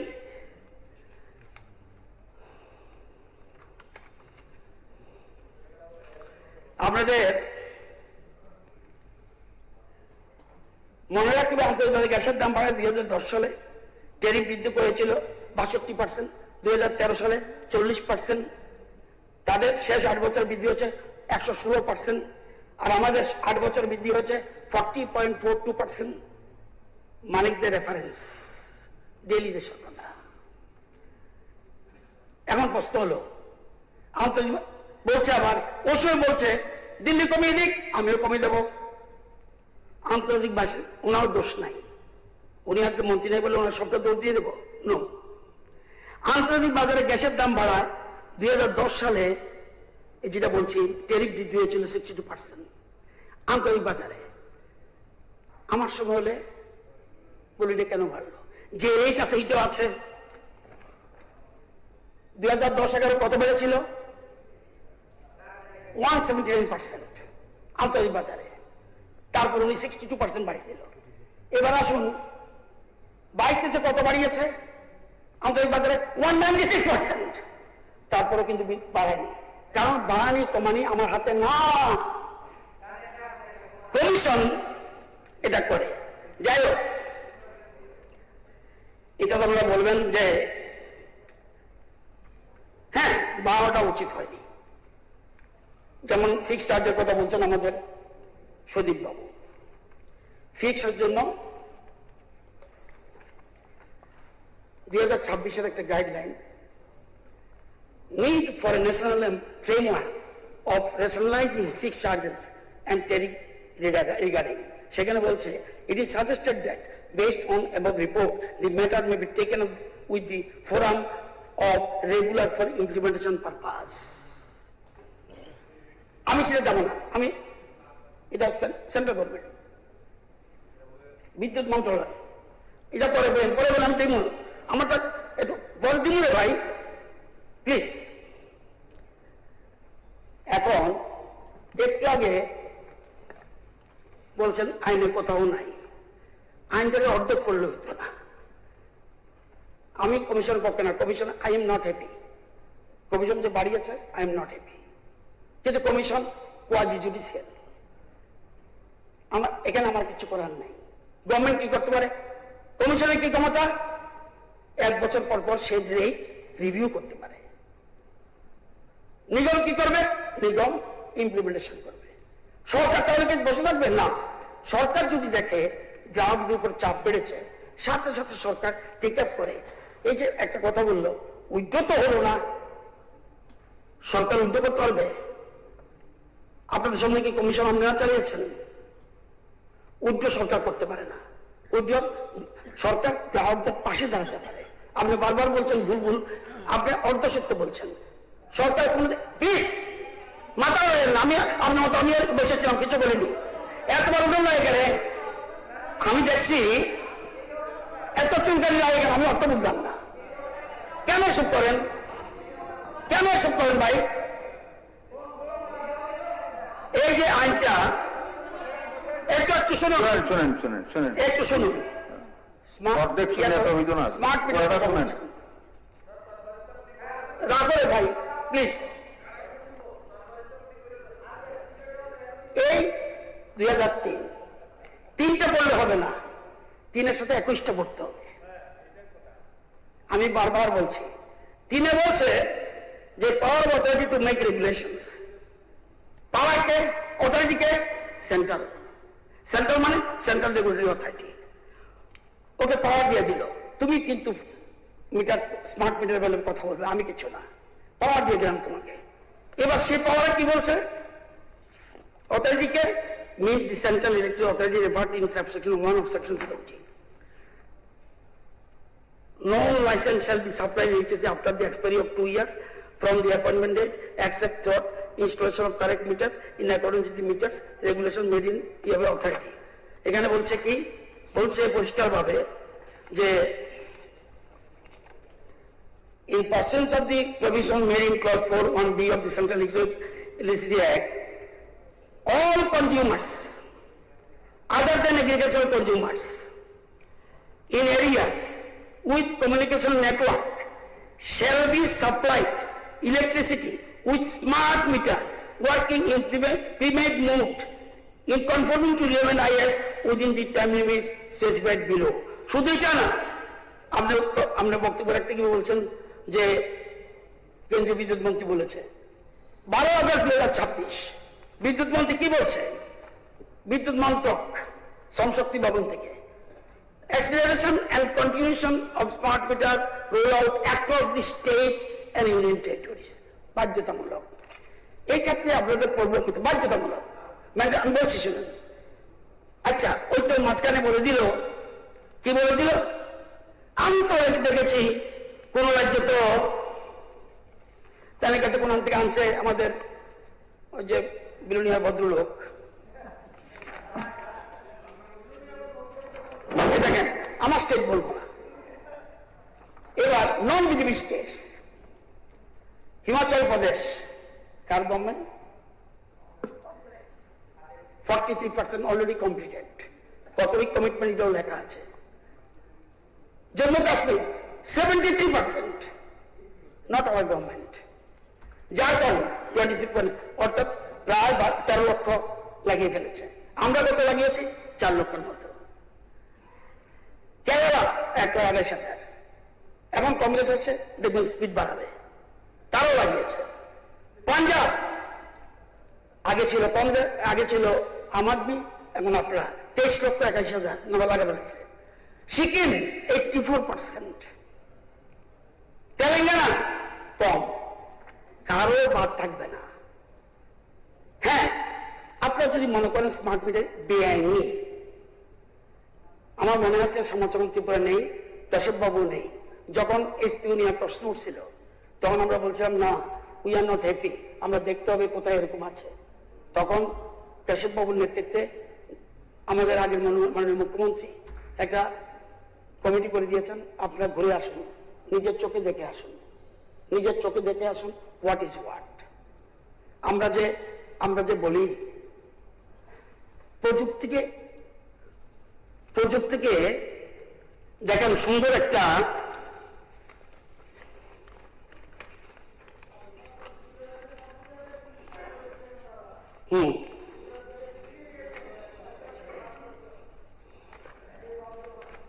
দাঁড়ান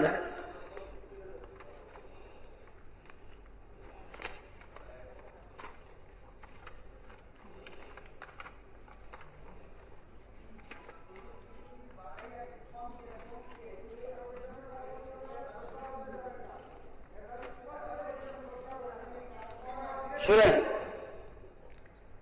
ডারউইনের একটা উক্তি আছে, সবচেয়ে শক্তিশালী কে? সবচেয়ে শক্তিশালী প্রজাতি টিকে থাকে না, সবচেয়ে বুদ্ধিমানও নয়, বরং যে পরিবর্তনের সঙ্গে নিজেকে সবচেয়ে ভালোভাবে মানিয়ে নিতে পারে শেষ পর্যন্ত টিকে থাকে। কম্পিউটারের বিরোধিতা করেছেন, ভালো কথা। কেউ কি কম্পিউটার বাদে আছেন? আজকে আমরা মন্ত্রিসভা কি মিটিং করি, পেপারলেস, একটা কাগজ দিই না।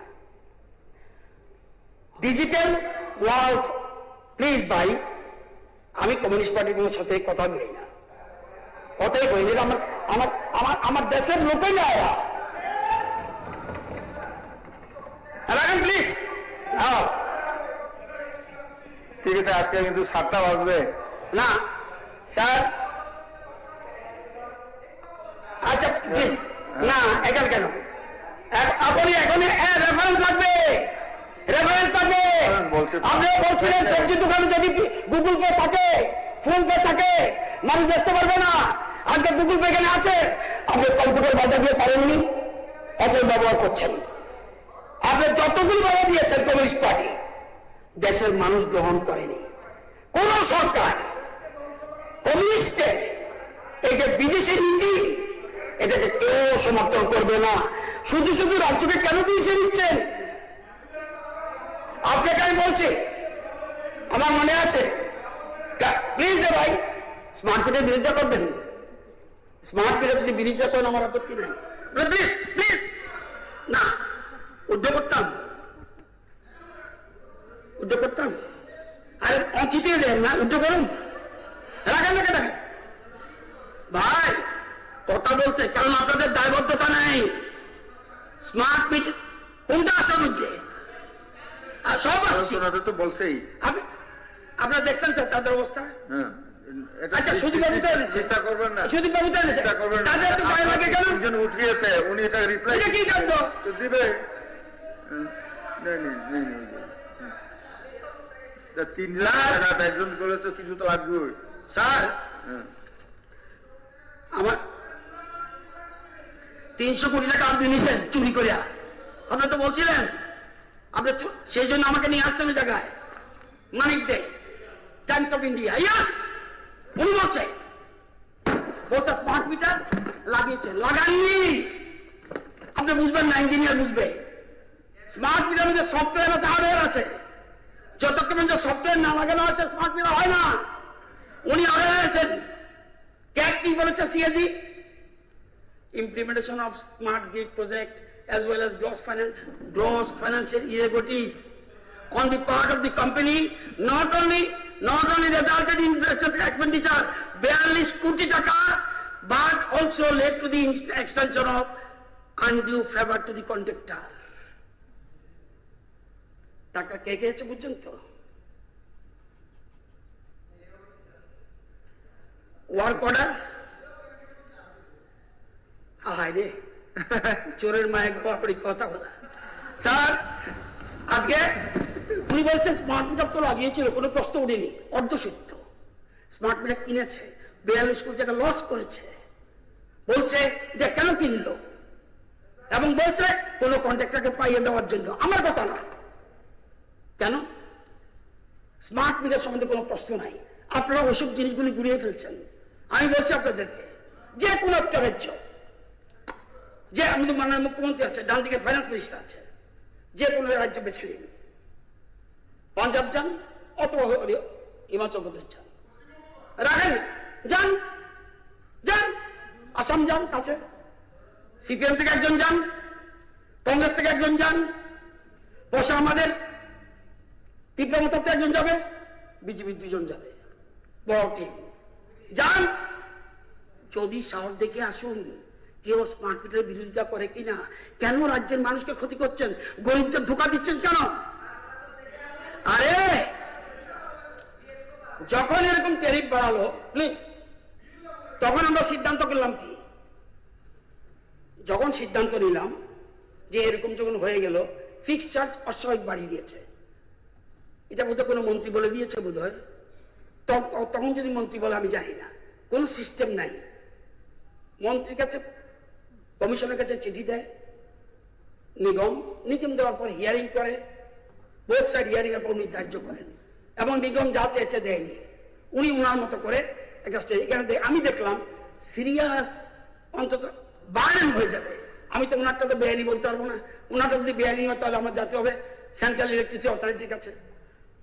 তখন দেখলাম মানুষের কষ্ট হয়েছে, মানুষ প্রচন্ড ভাবে, সাথে সাথে মুখ্যমন্ত্রী চলে আসলো। আপনি এটাকে মজা করছেন, এটাকে বলে সেন্সিটিভ, যার সেন্স আছে সেরকম মুখ্যমন্ত্রী চলে আসে, এসে সাথে সাথে মিটিং করলো, মিটিং করে সাথে সাথে ফাইন্যান্স মিনিস্টার ডেকে আনলো, মিটিং করলো।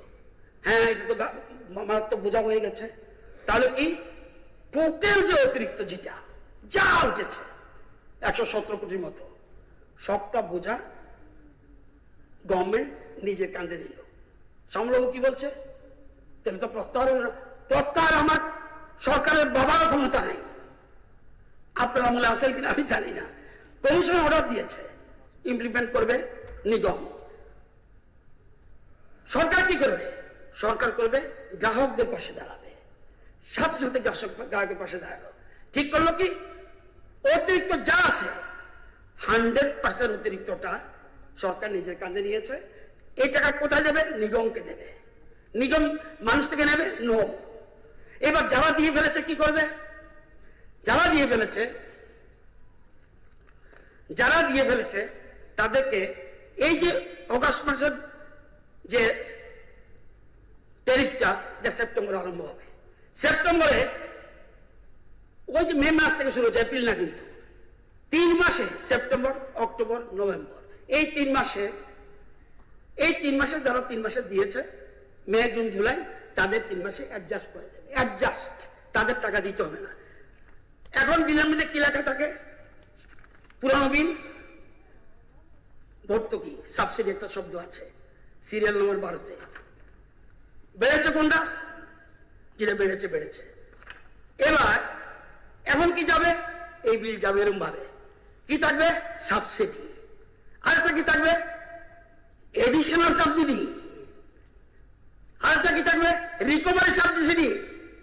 তাইলে এবার বিলের মধ্যে থাকবে 3টা কথা।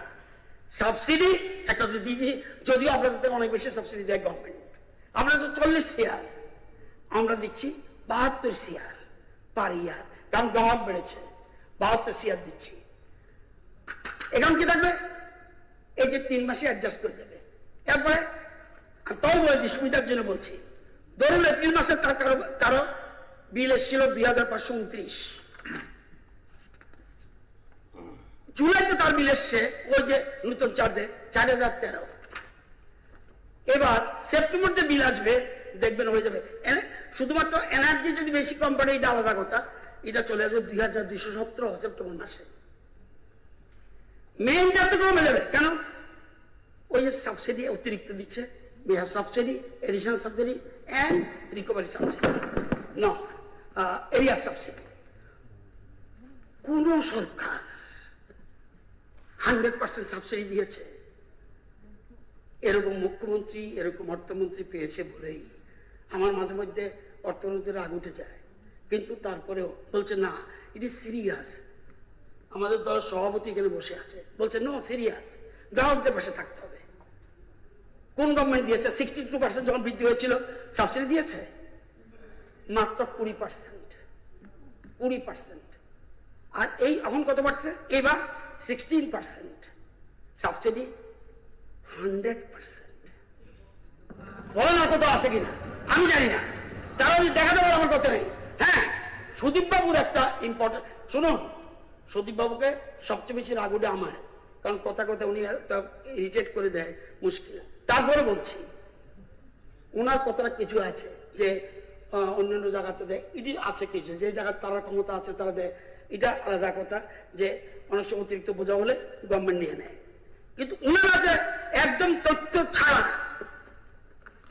সুদীপ বাবু বলবো এটা কেন আনলাম, কেমনে নিগমটা চলবে? Two the secretary CPM party, the secretary CPM party Manikpur, কত বাকি আছে বিল জানেন? 2,46,000। রাখেন। হ্যাঁ, আমি আমার দপ্তর নিগমটা চলতো কেমনে? এবার আসেন করবুক বাজার, করবুক সিপিএম পার্টি কত? 78,000। মানিকপুর 2,46,000। সিপিএম পার্টি মির্জা 9,000 দেয় না 2 বছর দেয়া। টু দি সেক্রেটারি সিপিএম নিজয়া 8,586। সিপিএম কল্যাণপুর পেনেকে বউর এখানে 34,000। এগুলি কি আমি আবার বলবো, আবার এই রাখেন ভাই, ঠিক আছে, না দেখেন অনারেবল মিনিস্টার একটু কনক্লুশনে যান। স্যার যাচ্ছি। স্যার তৎকালীন বিদ্যুৎ মন্ত্রী উনি আমার বন্ধু মানুষই জানেন, মিডিয়ার মধ্যে কয়া বইছে হুক লাইন বন্ধ করুন, জানি কোনো মেশিন আছে নাকি? কাকে উৎসাহ দিচ্ছে? এই যে বলছি বিল দেয় না, আমরা দেখবেন কমিউনিস্ট এলাকার দিকে বেশি বিল দেয় না। আমি দায়িত্ব নিয়ে বলছি, দায়িত্ব এজ এ পাওয়ার মিনিস্টার আমি দায়িত্ব নিয়ে বলছি। সব রুমে দেখুন তো নাকি আগের এমএলএ থাকতে হয়নি, এখন কত দেয়? 30% কালেকশন। কি চিন্তা করিস আমরা আছি, দেওয়া লাগতো না। এগুলি করবেন না, রাজ্যকে ধ্বংস করবেন না, দেশকে ধ্বংস করবেন না। আমি স্যার আমরা স্যার এখানে আমরা সিদ্ধান্ত নিয়েছি, সময় মিনিস্টার সময়টা একটু দেখুন না, এটার জন্য সময় হলে করতে হইতো না। স্যার একটা রাজনৈতিক ব্যক্তি কতটা অজ্ঞ অসচেতন হলে বলতে পারেন আমরা বিদ্যুতের দাম বাড়িয়েছিলাম পরে তা কমিয়েছি? উনি কমাইতে পারে? তার মানে কি? জুডিশিয়ারি টুডি সব কন্ট্রোল, মানে ডিক্টেটরশিপ। আজকে রাজনীতি অবশ্যই করুন, এই ধরনের চর্চা থেকে কার্যকলাপে ব্যবহার করুন, জনগণকে বিভ্রান্ত করা বন্ধ করুন, গঠনমূলক রাজনীতি চর্চা করুন। যারা আগে ক্ষমতা ছিলেন তারা সম্ভবতই জানেন যে বিদ্যুতের ট্যারিফ বা মাসুল যারা নির্ধারণ করে, তাদের কথা শুনলে মনে হতে পারে যে তাদের আমলে টিএসসি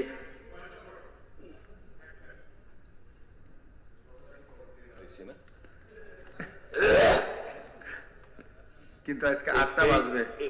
এই ইস্যুটা আনার উদ্দেশ্য একটাই ছিল, সরকার সরকার যেটা বর্ধিত করছিল সেটা উইথড্র করছে, উইথড্র না সরি, এটা আপনারা বহন করবেন। এটা শোনার পরে আপনারা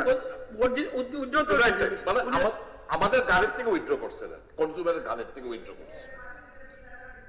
আমার উদ্দেশ্যটা হয়েছিল এর আগেও, এই বর্ধিতর আগেও আমরা প্রচন্ড প্রেসারে ছিল আমজনতা। আলোচনা করার উদ্দেশ্যটা ছিল যে কোন কোন জায়গায় কমাইতে পারি আমরা, তাহলে গ্রাহকরা একটু রিলিফ দিতে পারে। উইথ লজিক আমি যদি গ্রাহকরা রিলিফ দিতে পারি তাহলে আপত্তিটা কোন জায়গায়? তার জন্য আমি কইছিলাম হয়তোবা মন্ত্রী এই মুহূর্তে হয়তোবা উনি ওনার পক্ষে সম্ভবপর না। আমার বক্তব্য এসে গিয়া এই যে একটা উদাহরণ দিয়ে আমি শুধু দেখাই দিই স্যার, আমি আরেকবারও কইছি, আমি লাইট আমার এসি লাগাইছি 5টা, আমি এট এ টাইম একটা এসি চালাব, কিন্তু আমার লোডটা ক্যালকুলেট হচ্ছে 5টা এসি দিয়া। এই মিটার যে পুরান মিটার হোক নতুন মিটারের হোক, ম্যাক্সিমাম ডিমান্ড আর রিফ্লেকশন হয় মিটারের মধ্যে। যদি এটা আমরা করতাম পারি, গ্রাহকরা রিলিফ পাইব। আমি আমি একটা পয়েন্ট করে যে আমি কইছি sir, to give relief to the consumers. I am here not for a political. না ঠিক আছে, আমরা আপনার কথাটাই বলছি, ঠিক আছে, অলরেডি আমরা সিদ্ধান্ত নিয়েছি। আমি বারবার একটা কথা বলছি, আমরা কিন্তু গুলিয়ে ফেলছি, কমিশনারটা আমরা কিছু করতে পারবো না। হ্যাঁ, কমিশন যখন বিজ্ঞাপন দেয় তখন প্রত্যেকে যে করা উচিত। বাকিটা আমরা মাননীয় মুখ্যমন্ত্রীর সাথে কথা বলেছি কিভাবে এটা শর্ট আউট করা যায়। যেমন আমাদের ছিল ফিক্সড চার্জ পার মিটার পারে 25 রুপিস, হয়ে গেল 16, হয়ে গেল 70। এটা আমরা অখুশি, কিন্তু যেহেতু কোয়াজি জুডিশিয়াল সেই জন্য তাকে কিছু বলা যাবে না, কিন্তু আমাদের দায়িত্ব কাঁধে নিতে হবে।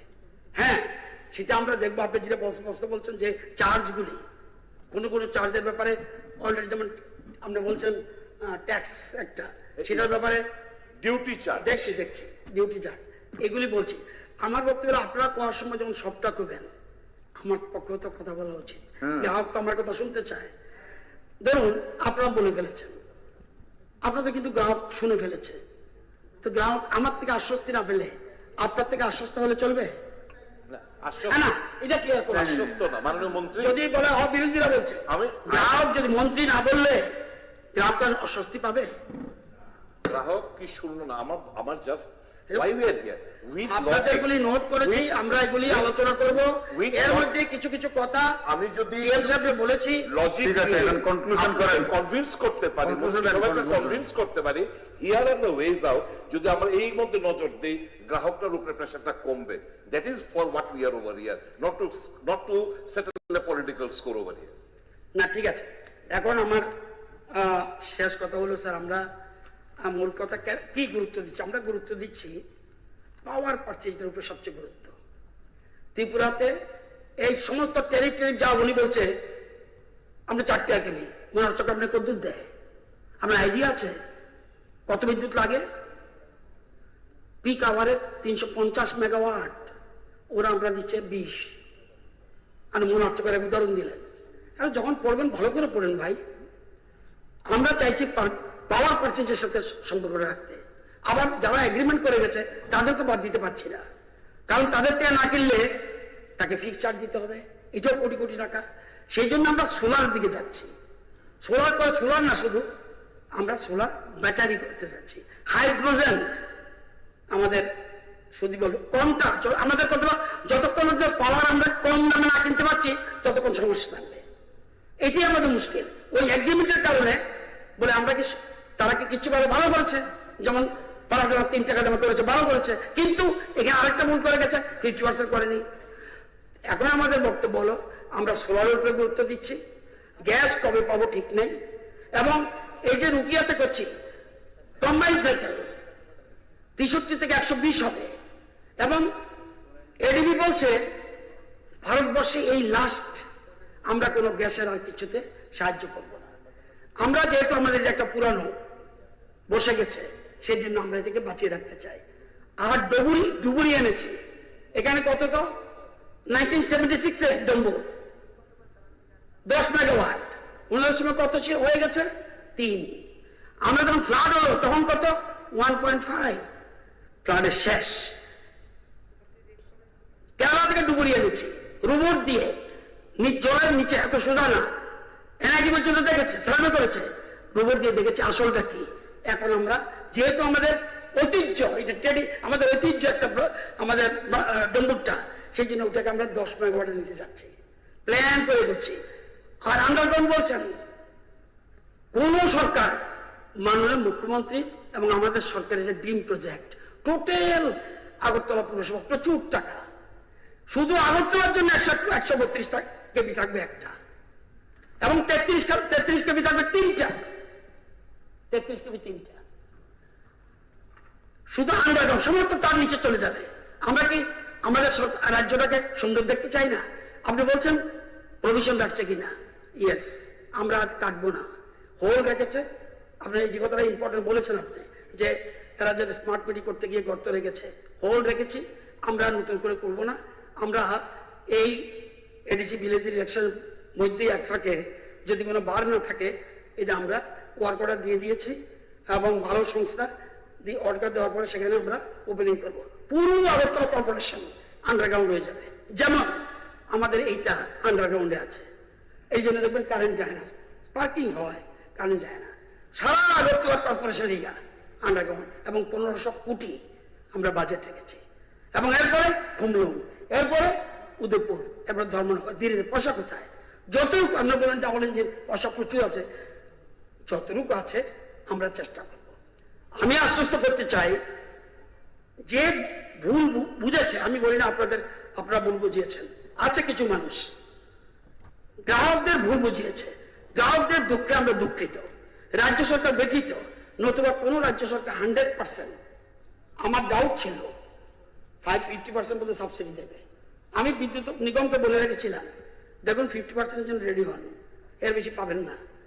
মুখ্যমন্ত্রী বলছে না, একটা গ্রাহকের, একটা রিক্সাওয়ালার চোখের জল আমি দেখতে চাই না। এটা কোনো ভারতবর্ষে কোনো সরকার দিতে পেরেছে কিনা আমি জানি না, এবং কোনো প্রবলেম নেই। সেপ্টেম্বর বিল আসলে তখন দেখবেন কি হয়েছে। রাখবেন 3টা বিল, একটা এপ্রিলের, আর একটা মিডে যে বেড়েছে, আর রাখবেন সেপ্টেম্বরে, তখন বুঝতে পারবেন আগের থেকেও কমে গেছে। কারণ ওই subsidy, additional subsidy, area subsidy, 3টা সাবসিডি একসাথে পাবেন। এবং গ্রাহকদের পক্ষে আমরা আছি। তবে একটা জিনিস, মানুষকে বিল দিতে বলবেন, গোপনে মিটিং করে বলবেন না বিল দেবেন না, আমরা আছি। হুক লাইন জ্বালাবেন না, আপনাদের এটা একটা নেশা আছে, সব না, কিছু মানুষের একটা ইয়ে আছে যে হুক লাইন লাগানোর জন্য ইন্ধন দিন, ঠিক আছে। এবং এটা হুক লাইন জ্বলে কি হবে? ওই যে মাস্টারবাবু, উনি যে বৈধ গ্রাহক, ওনার কোপে আসছে, ওইটাই কিন্তু ট্রান্সমিশন লস, ওইটাই ট্রান্সমিশন। এই জায়গাটাই আমরা বুঝাতে চাইছিলাম, আরো সুন্দর করে বললাম, কিন্তু আমরা তো আপনাদের কি গা জ্বালা আমি জানি না, আপনাদের সময়ের কারণে, ওই কাজটার কারণে আজকে বিদ্যুৎ নিগম প্রতিবর্ষ যদি সরকার না পাশে না দেওয়ার, তো আপনারা তো আরেকজন তো বলছে নিগম থেকে টাকা কাটুন, এরকম হয়? ঠিক আছে, ঠিক আছে শ্যামল বাবু, এত পুরনো বিধায়ক আপনি এসে বলতে পারলেন আপনাকে নিগম সার্ভিস দেবে? আর কি বলেন এগুলি? নিগম থেকে টাকা কাটুন, ঠিক আছে, ঠিক আছে। আরে কোনো বিপদে কোনো ইয়ে নেই। স্যার, আমি সবাইকে বলবো, কনক্লুশন করেন। আমরা যে 8 বছরে, লাস্ট 2 মিনিট, 8 বছরে আমরা যে কাজের সুফল পেতে পেরেছি, বর্তমান সরকারের ন্যাশনাল ফিডার মনিটরিং সিস্টেম, এটাকে NFMS বলে, রিপোর্ট অনুযায়ী ত্রিপুরাতে বর্তমানে, হ্যাঁ, ঝড় বৃষ্টির কারণে অনেক সময় ডিস্টার্ব হয়, বর্তমানে দিনে 23 ঘন্টা 36 মিনিট বিদ্যুৎ সরবরাহ করতে পারছি। আমার কথা নয়, NFMS, national feeder monitoring system, দরকার হলে আমার ঘরে গিয়ে পুরা ভিডিও দেখে আসেন, দিল্লিতে কন্ট্রোল হচ্ছে। এর মধ্যে গ্রামে 23 ঘন্টা 31 মিনিট, শহরে 23 ঘন্টা 54 মিনিট। আগে কত হতো? 21 ঘন্টা হতো গ্রামে, শহরে 21 ঘন্টা 20 মিনিট। আমি আপনাদের কাছে অনুরোধ করছি, বিদ্যুৎ নিগমে সাহায্য করুন। আপনাদের কথা নয়, আপনাদের কথা আমি বলি না, গ্রাহকরা তাদের কোনো কষ্ট হতে দেব না, কারণ আমরা লাভের জন্য সরকার করে না, সরকার of the people, for the people, by the people. আপনাদের মতো এই চিন্তাধারা করে আমরা আসিনি। সবাইকে মোদিজির সবকা সাথ সবকা বিকাশ এই মন্ত্রকে সামনে রেখে ধন্যবাদ। মাননীয় মুখ্যমন্ত্রী ডক্টর মানিক শাহের নেতৃত্বে আজ আমরা রাজ্যের প্রতিটি বিদ্যুৎ গ্রাহকের পাশে দাঁড়ালাম। এটি আমার অনুরোধ। কোনো গ্রাহক আমার বক্তব্য যারা শুনছেন ডাইরেক্ট টেলিকাস্টে, কোনো প্রবলেম হবে সাথে সাথে বিদ্যুৎ নিগমের লোক দাঁড়াবে। একজন ভদ্রলোক বলেছেন যে শোনার কেউ নেই, সেই জন্য বলে দিয়েছি। এর মূলে আপনারাও বলবেন, আপনি জনপ্রতিনিধি, আপনি জান ডাইরেক্ট, মানুষকে খেপিয়ে পারেন কেন? ঠিক আছে, সাহায্য করুন। আমি তো একটা পিআরটিসির জন্য পর্যন্ত ইয়েতে যাই, ঠিক আছে, এসডিএম অফিসে, কিসের লজ্জা?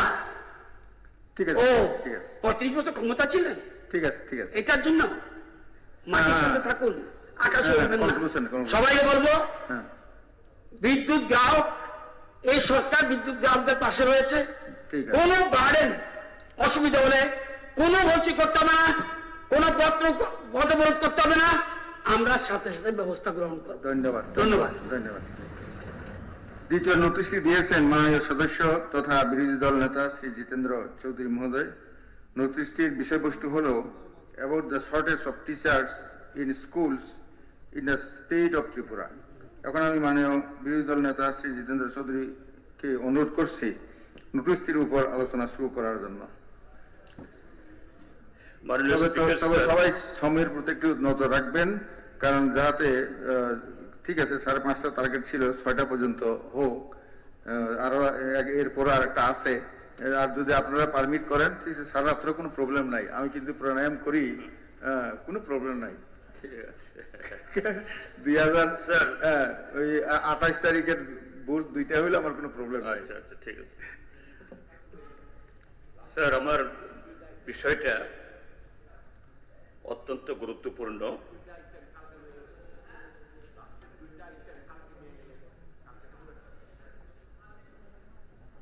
কোনটা?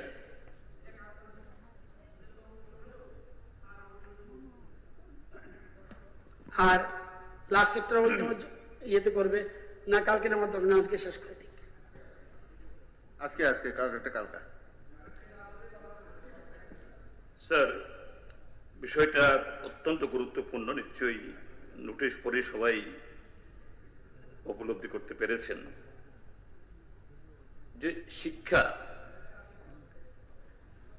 যে কোনো জাতির বা সভ্যতার বিকাশের অন্যতম হাতিয়ার। যদি সঠিক শিক্ষা, সার্বজনীন শিক্ষা যদি সুনিশ্চিত না করা যায়, যে কোনো জাতির, যে কোনো দেশের তাদের স্বপ্ন যাই থাক না কেন, সেই স্বপ্ন অধারা থাকবে। তো সেই ক্ষেত্রেতে এই শিক্ষা ব্যবস্থাটাই আমাদের রাজ্যে সে লক্ষ্য পূরণে তার গুরুত্ব হারিয়ে ফেলছে। এখানে নোটিশে দেওয়া হয়েছে শুধু শর্টেজ কথাটা, শুধু এখানে শর্টেজ না, তার সাথে আরো কিছু কিছু বিষয়, যে কিভাবে আমাদের রাজ্যের নতুন প্রজন্ম ক্রমশ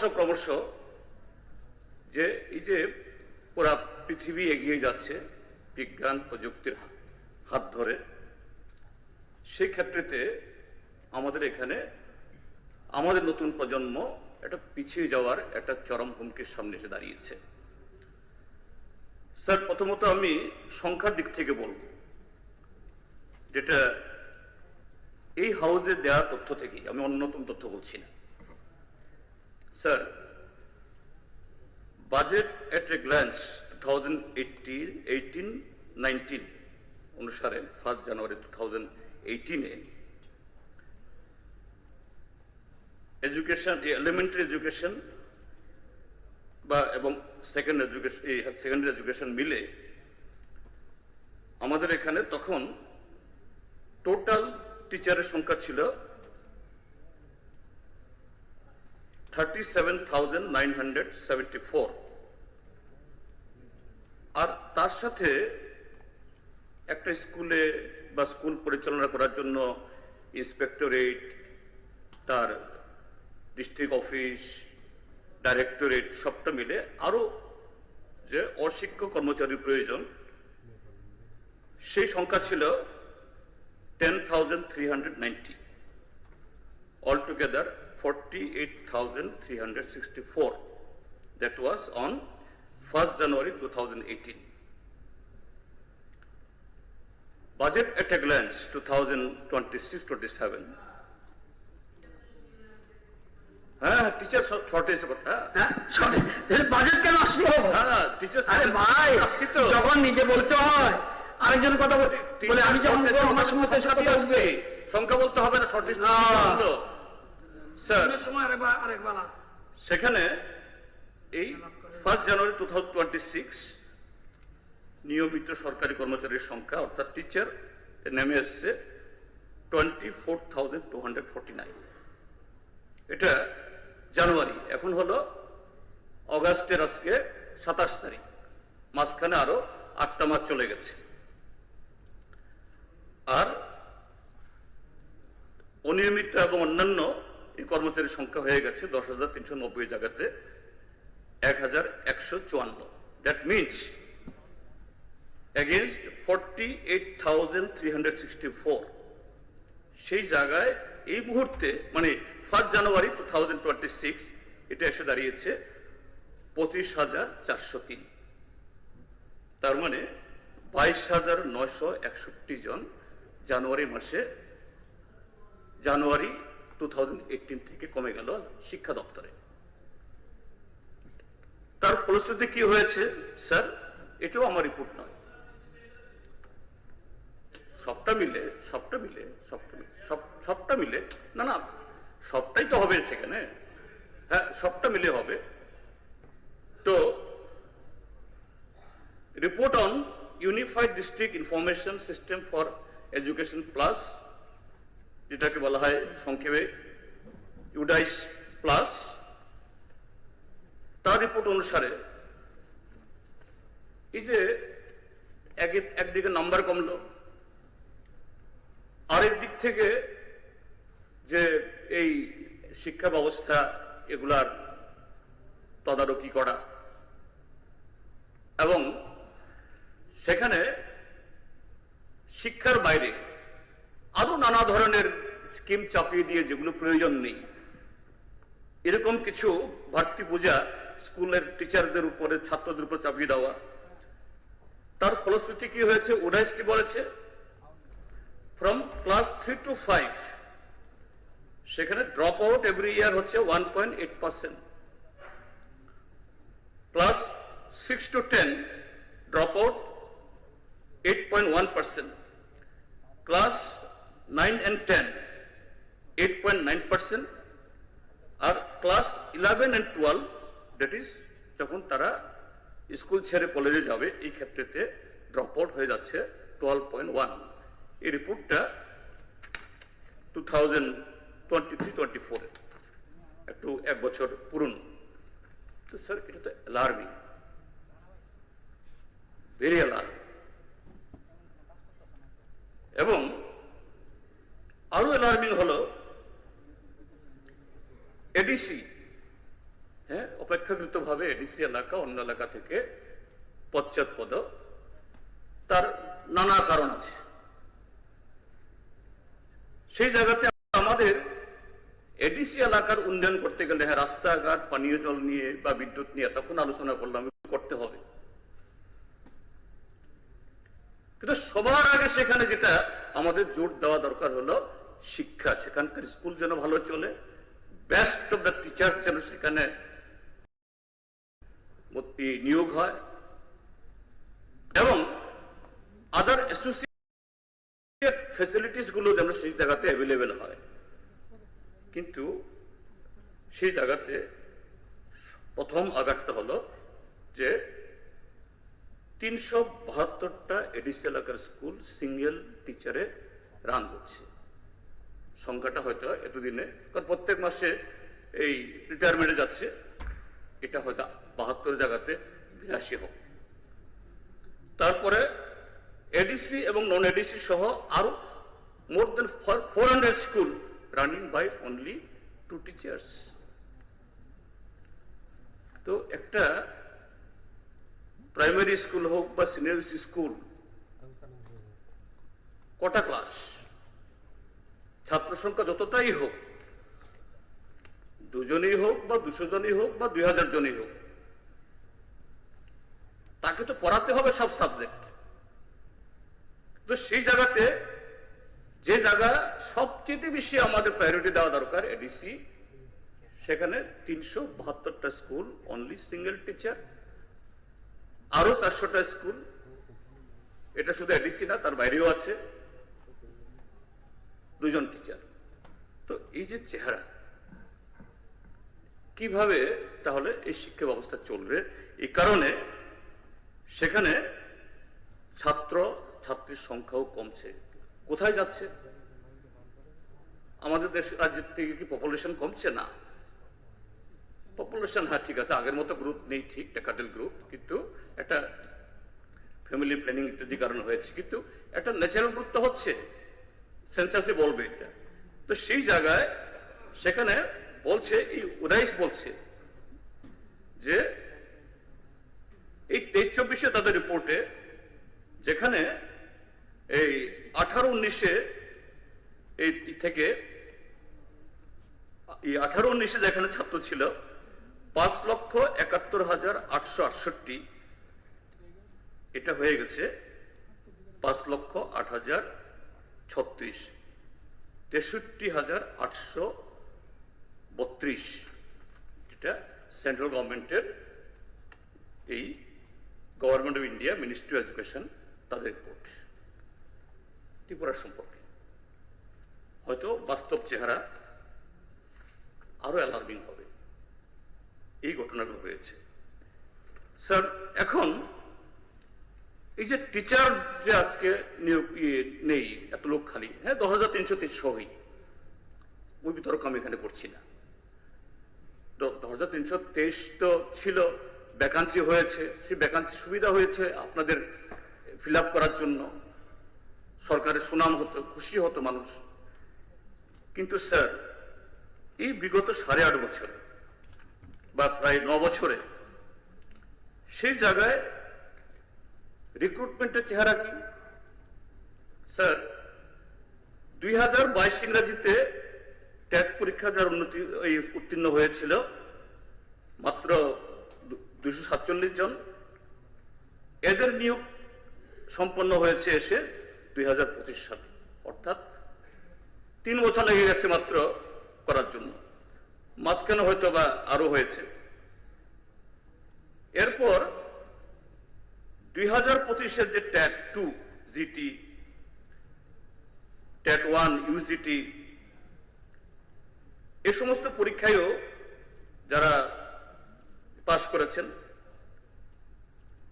তারা পাশ করার পরও সেখানে পোস্ট ক্রিয়েশন হচ্ছে না। একে তো হলো যে অ্যাভেলেবিলিটি থাকা সত্ত্বেও, কারণ পরিসংখ্যানে বলছে প্রায় 10 থেকে 12,000 পোস্ট অ্যাভেলেবেল,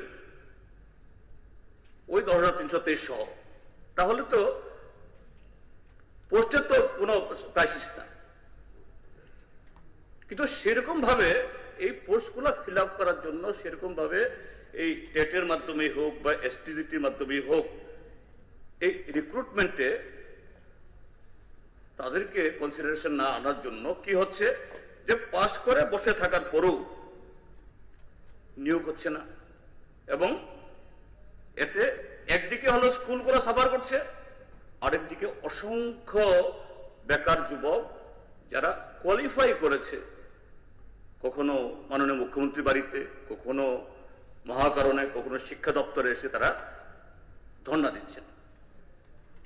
আমার বক্তব্য এই জায়গাতে যে সরকার বলছেন যে না, এই সমস্ত প্রায়োরিটি সেক্টরে আমাদের কোনো টাকার অভাব নেই। যেমন এখন বলছেন যে না, একেবারে 100% সাবসিডি ভূভারতে কেউ দেয়নি, আমরা দিচ্ছি, তাহলে ইউ আর সাউন্ড ফাইন্যান্সিয়ালি। তাহলে এই সেক্টরে সেখানে এত ভ্যাকান্সি থাকার পরও, এই ক্রাইসিস হওয়ার পরও এটা মিট করার জন্য গভর্নমেন্টের সেই চেষ্টা নাই কেন? এবং এর সাথে অ্যাসোসিয়েটেড আরো কতগুলো বিষয় আমি বলছি স্যার, যেটা এই উদাইশই বলেছে। গভর্নমেন্ট যে এখন 4231টা স্কুল চালাচ্ছে, সেখানে শুধু শিক্ষক স্বল্পতা না, বলছে 24% school having no electricity, 14% school having no drinking water facility, 27% school having no girls toilet, 38% school not having boys toilet, 48% school having no computer, 60% school having no internet, and 68% school having no library. তো শিক্ষা তো শুধু শিক্ষক অবশ্যই essential, তার সাথে associated একেবারে playground থেকে শুরু করে টেক্সট বুক এবং সেখানে toilet, computer, internet, library, everything. এবং ভারত সরকারের এই উদাইশ, তারা ত্রিপুরাজ্যের এই শিক্ষা ব্যবস্থা একদম বেআব্রু চেহারা। তো কি করে আমরা আশা করতে পারি এই রাজ্য, আমাদের নতুন প্রজন্ম তারা সঠিক শিক্ষা পেলেই তো আগামী দিন তারা ভালো ডাক্তার হবে, ভালো ইঞ্জিনিয়ার হবে, ভালো পলিটিশিয়ান হয়ে মন্ত্রীদের চেয়ারে বসবেন, ভালো ইকোনমিস্ট হবেন, ভালো শিল্পী হবেন। কিন্তু আমরা তো একেবারে স্লো পয়জনিং করে আমরা দিচ্ছি। আর কি করছি, এই যে 68,000 ছেলে মেয়ে নিশ্চয়ই তারা ওই এখন তো আর আগের মতো আর মানে সেরকম ক্যাটেল নেই, মাঠে ময়দানে গিয়ে আমরা সকাল আমাদের ছোটবেলা ডাং টাইম খেলতাম, এগুলি খেলে না, এখন ক্রিকেট খেলে, বা ইয়েরা গ্রামের লোকেরা ছেলেরাই করতো, এটা নেই। যাচ্ছে কোথায় যেতে বাধ্য হচ্ছে অভিভাবকরা? ডন বস্কো ওই প্রাইভেট স্কুলগুলোতে, এবং মাস্টমের মতো প্রাইভেট স্কুল হচ্ছে। I am not against the private schools, তারাও ভালো কাজ করছে, তারা না থাকলে হয়তো বা এই শিক্ষা ব্যবস্থার আরো 12টা বাঁচত। কিন্তু গরিব ঘরের ছেলে মেয়েরা, পাহাড়ের ছেলে মেয়েরা, তারা কোথায় যাবে? এদের অবস্থা কি হবে? কজন মা বাবা তাদের ছেলে মেয়েদেরকে আগরতলাতে ডন বস্কো বা ওই শ্রীকৃষ্ণ মিশন স্কুলে পড়াতে পারে? কাজে এই বিষয়গুলো ভেরি অ্যালার্মিং। আপনি বলছেন ভিশন ডকুমেন্ট, আত্মনির্ভর ভারত। আত্মনির্ভর তো তখনই হবে আমাদের হিউম্যান রিসোর্স এরা যদি সুশিক্ষিত হয়, সুস্বাস্থ্যবান হয়, সুচরিত্রের হয়। কোথায় করবে এগুলো? আজকে এগুলি চূড়ান্তভাবে অবহেলিত। আর তার সাথে স্যার আরো অ্যালার্মিং হচ্ছে একটা যে সর্বশিক্ষা অভিযানে যারা আছেন,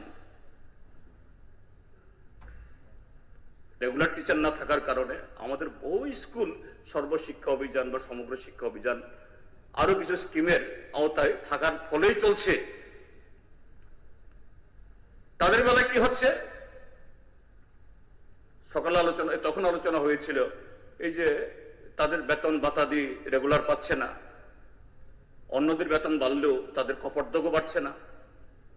তার উপর মরার উপর খাড়ার গা এখন সুপ্রিম কোর্ট একটা শুধু ত্রিপুরা রাজ্যের জন্য সারা দেশের জন্য একটা ভার্ডিক্ট দিয়েছে যে এই সর্বশিক্ষা অভিযানের কিছু শিক্ষক তারা যদি ইন্টারনাল টেটে যদি কোয়ালিফাই না করতে পারে, একটা বোধহয় টাইম ফ্রেম করে দিয়েছে, আমাদের রাজ্যে বোধহয় প্রায় 4000 মতো টিচার হবে, তাদের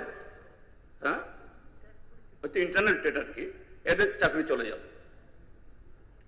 তো আমার বলার এখানে খুব বেশি লম্বা কথা বলার প্রয়োজন নেই স্যার, বিষয়টা খুবই গুরুত্বপূর্ণ, খুবই মানে কি বলে আগামী দিনের জন্য যে আমাদের স্পর্শকাতর, আমাদের নতুন প্রজন্মকে বাঁচানোর জন্য, ভবিষ্যৎকে বাঁচানোর জন্য এই ত্রিপুরাজ্যের আগামীর যে আমাদের পরিকল্পনাগুলোকে যদি আমরা শিবে তুলতে হয়, মানব সম্পদের উপরে এরকম অবহেলা যে চরম অবহেলা চলছে, এর থেকে সরকার একটু গভীরভাবে অনুধাবন করুক এবং কারেক্টিভ মেজার্স নিক। কিভাবে এই যে বিশাল সংখ্যক 22,000 জানুয়ারি 2026 ইংরেজি অবধি 22,000 টিচার এবং নন টিচার পোস্ট অর্থাৎ কমেছে ইয়েতে, আর অ্যাভেলেবেল ভ্যাকান্সি ধরলে হয়তো সংখ্যাটা আরো হবে। এটাকে বাদ দিয়ে আমরা অন্য তর্ক বিতর্ক, অন্য চিন্তা ভাবনা যাই করি না কেন, সবই ব্যর্থতায় পর্যবসিত হবে। এটাই স্যার, আমি দীর্ঘ বক্তব্য রাখবো না। মাননীয় মুখ্যমন্ত্রী, তিনি দপ্তরের দায়িত্বে আছেন এবং হায়ার এডুকেশনে আরেকজন মন্ত্রী আছেন, তরুণ মন্ত্রী। সবটা বিষয়ে, যদিও আমি এখানে হায়ার এডুকেশনের কথা বলিনি, এখানে এটাও সেখানেও অনেক গ্যাপ, কলেজগুলোতে ফ্যাকাল্টি নেই, সব পার্ট টাইম গেস্ট লেকচারার দিয়ে চলছে, এগুলো হয় না। ঠিক আছে। তার সাথে হলো এই যে কলেজ, মেডিকেল কলেজ ফি হাইক হচ্ছে অ্যাব্রাপ্টলি। যাই হোক, সাবজেক্টটা হলো মূলত আজকে স্কুল এডুকেশন, টিচার, এই ক্ষেত্রে গভীরভাবে সরকার ভাবুন, যাতে আমাদের ভবিষ্যৎ প্রজন্মকে, ভবিষ্যৎ ত্রিপুরাকে আমরা সুরক্ষিত রাখতে পারি। এটাই হলো আমার বক্তব্য। ধন্যবাদ। তো শুধু একটু শর্টে বলবেন। আমি সবসময় শর্টেই করি স্যার। মাননীয় স্পিকার স্যার, মাননীয় এলওপি একটা ক্রুশিয়াল একটা সাবজেক্টের উপর আলোচনা করেছেন, regarding the shortage of teachers in school in the state of Tripura. এটা ঘটনা, খবর সোশ্যাল মিডিয়া কিংবা সংবাদপত্রের মধ্যে যখনই চোখ রাখি, তখনই দেখি ছাত্র ছাত্রীদের দ্বারা বিভিন্ন স্কুলে তালা পড়ে আছে, রাস্তা রুখো করছে। এরকম ইদানিং কালের, আমি বেশি বলবো না, ইদানিং কালের দু একটা উদাহরণ আপনাদের সামনে দিয়ে সারা রাজ্যের শিক্ষা অবস্থাটা কোন জায়গায় ঠেকেছে সেটা এখানে উল্লেখ করতে চাই। Dhansingh Chowdhury English medium HS school, Kumarghat, 400 student, মাত্র 4 জন টিচার। 75 বিধানসভা কেন্দ্রের ধনীছড়া হাই স্কুল, 400 জন স্টুডেন্ট, শুধু হেডমাস্টার প্রেজেন্ট, কোন টিচার নেই। নবীন ছড়া, এটাও 75-এর, +2 স্কুল, 1 থেকে 5 পর্যন্ত 138 জন, 3 জন মাস্টার, এর মধ্যে 2 জন বিএলওর কাজ করছেন এবং সেন্সাসের কাজ করছেন। 1 থেকে 5 একজন পড়াচ্ছেন। +2 স্কুল মানে 1 থেকে 5 মানে 6 থেকে ক্লাস 12 অবধি 370 জন, 10 জন টিচার। আমি জাস্ট ইদানিং কালের যে খবরের কাগজে 1-2টা চোখ পড়েছে, জাস্ট আমি মনে পড়েছে, এটা নোট করে আনলাম। এটা ঘটনা। আমি যদি মাননীয় মুখ্যমন্ত্রীকে বলি, 1 থেকে 5ম শ্রেণী টেট 1 পড়ায়, কতটা স্কুল বর্তমানে আছে, কতটা স্কুল বন্ধ করে দিয়েছেন, তথ্য ওনাকে যদি বলি, আমি জানি না দেবেন কিনা। 6 থেকে 8 পর্যন্ত টেট 2 টিচাররা পড়ান। আমি যদি জিজ্ঞেস করি কটা স্কুল আছে আর কতজন শিক্ষক আছে, কত শিক্ষকের স্বল্পতা, উত্তর দিলে খুশি হব। তারপর হচ্ছে 9 এবং 10 ক্লাস এসটিজিটি এরা পড়াশোনা করা। আমি যদি জিজ্ঞেস করি 2019-এর পর এসটিজিটি রিক্রুটমেন্ট কেন হলো না, 2022-এ যার একটা পরীক্ষা হয়েছিল, এটার ওই রিজার্ভেশন নিয়ে একটা কেস হয়েছে, তারপরও পাশ করে ছেলেমেয়েরা প্রায় 3000-এর মতো ছেলেমেয়েরা পাশ করেছে, যে কাট অফ মার্কস উত্তীর্ণ হয়েছে। 2022-এ আরটিএ এই 9-10-এর জন্য বলা হয়েছিল there are 5,304 post sanction for graduate teachers, director secondary education। তারপর কি বলছেন, কতজনের পরীক্ষা নেবে, 700 জন, more than 3000 have passed, নেবেন কত? 700 জন।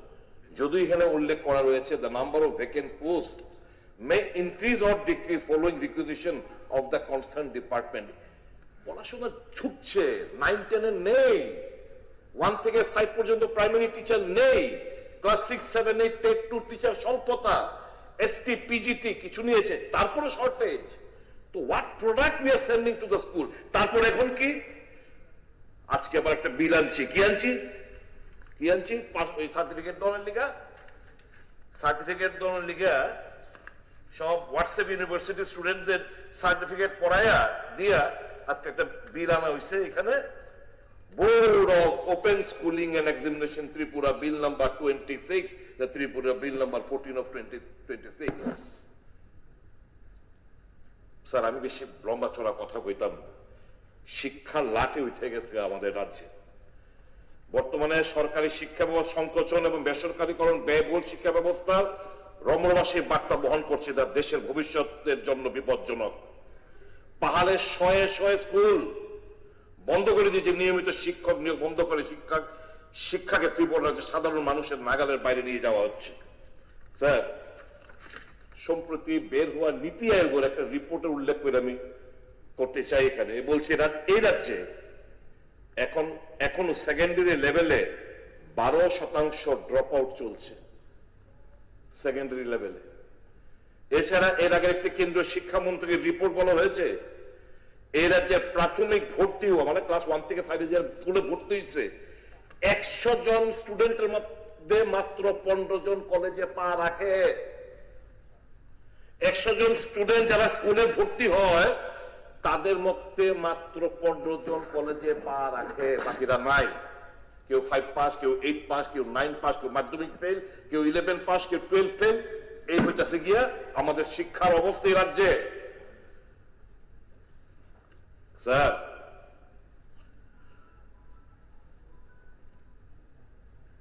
তথ্য অনুযায়ী বর্তমান অস্নাতক টেট1 শিক্ষক পদে আমার কাছে যদি আরো বাড়বো, এটা কমে পেতেছি 3287টি, স্নাতক টেট2 শিক্ষক পদে 7799টি, এসটিজিটি পদে 2887টি এবং এসটি পিজিটি পদে 1777 মানে 1777টি পদ খালি পড়ে রয়েছে।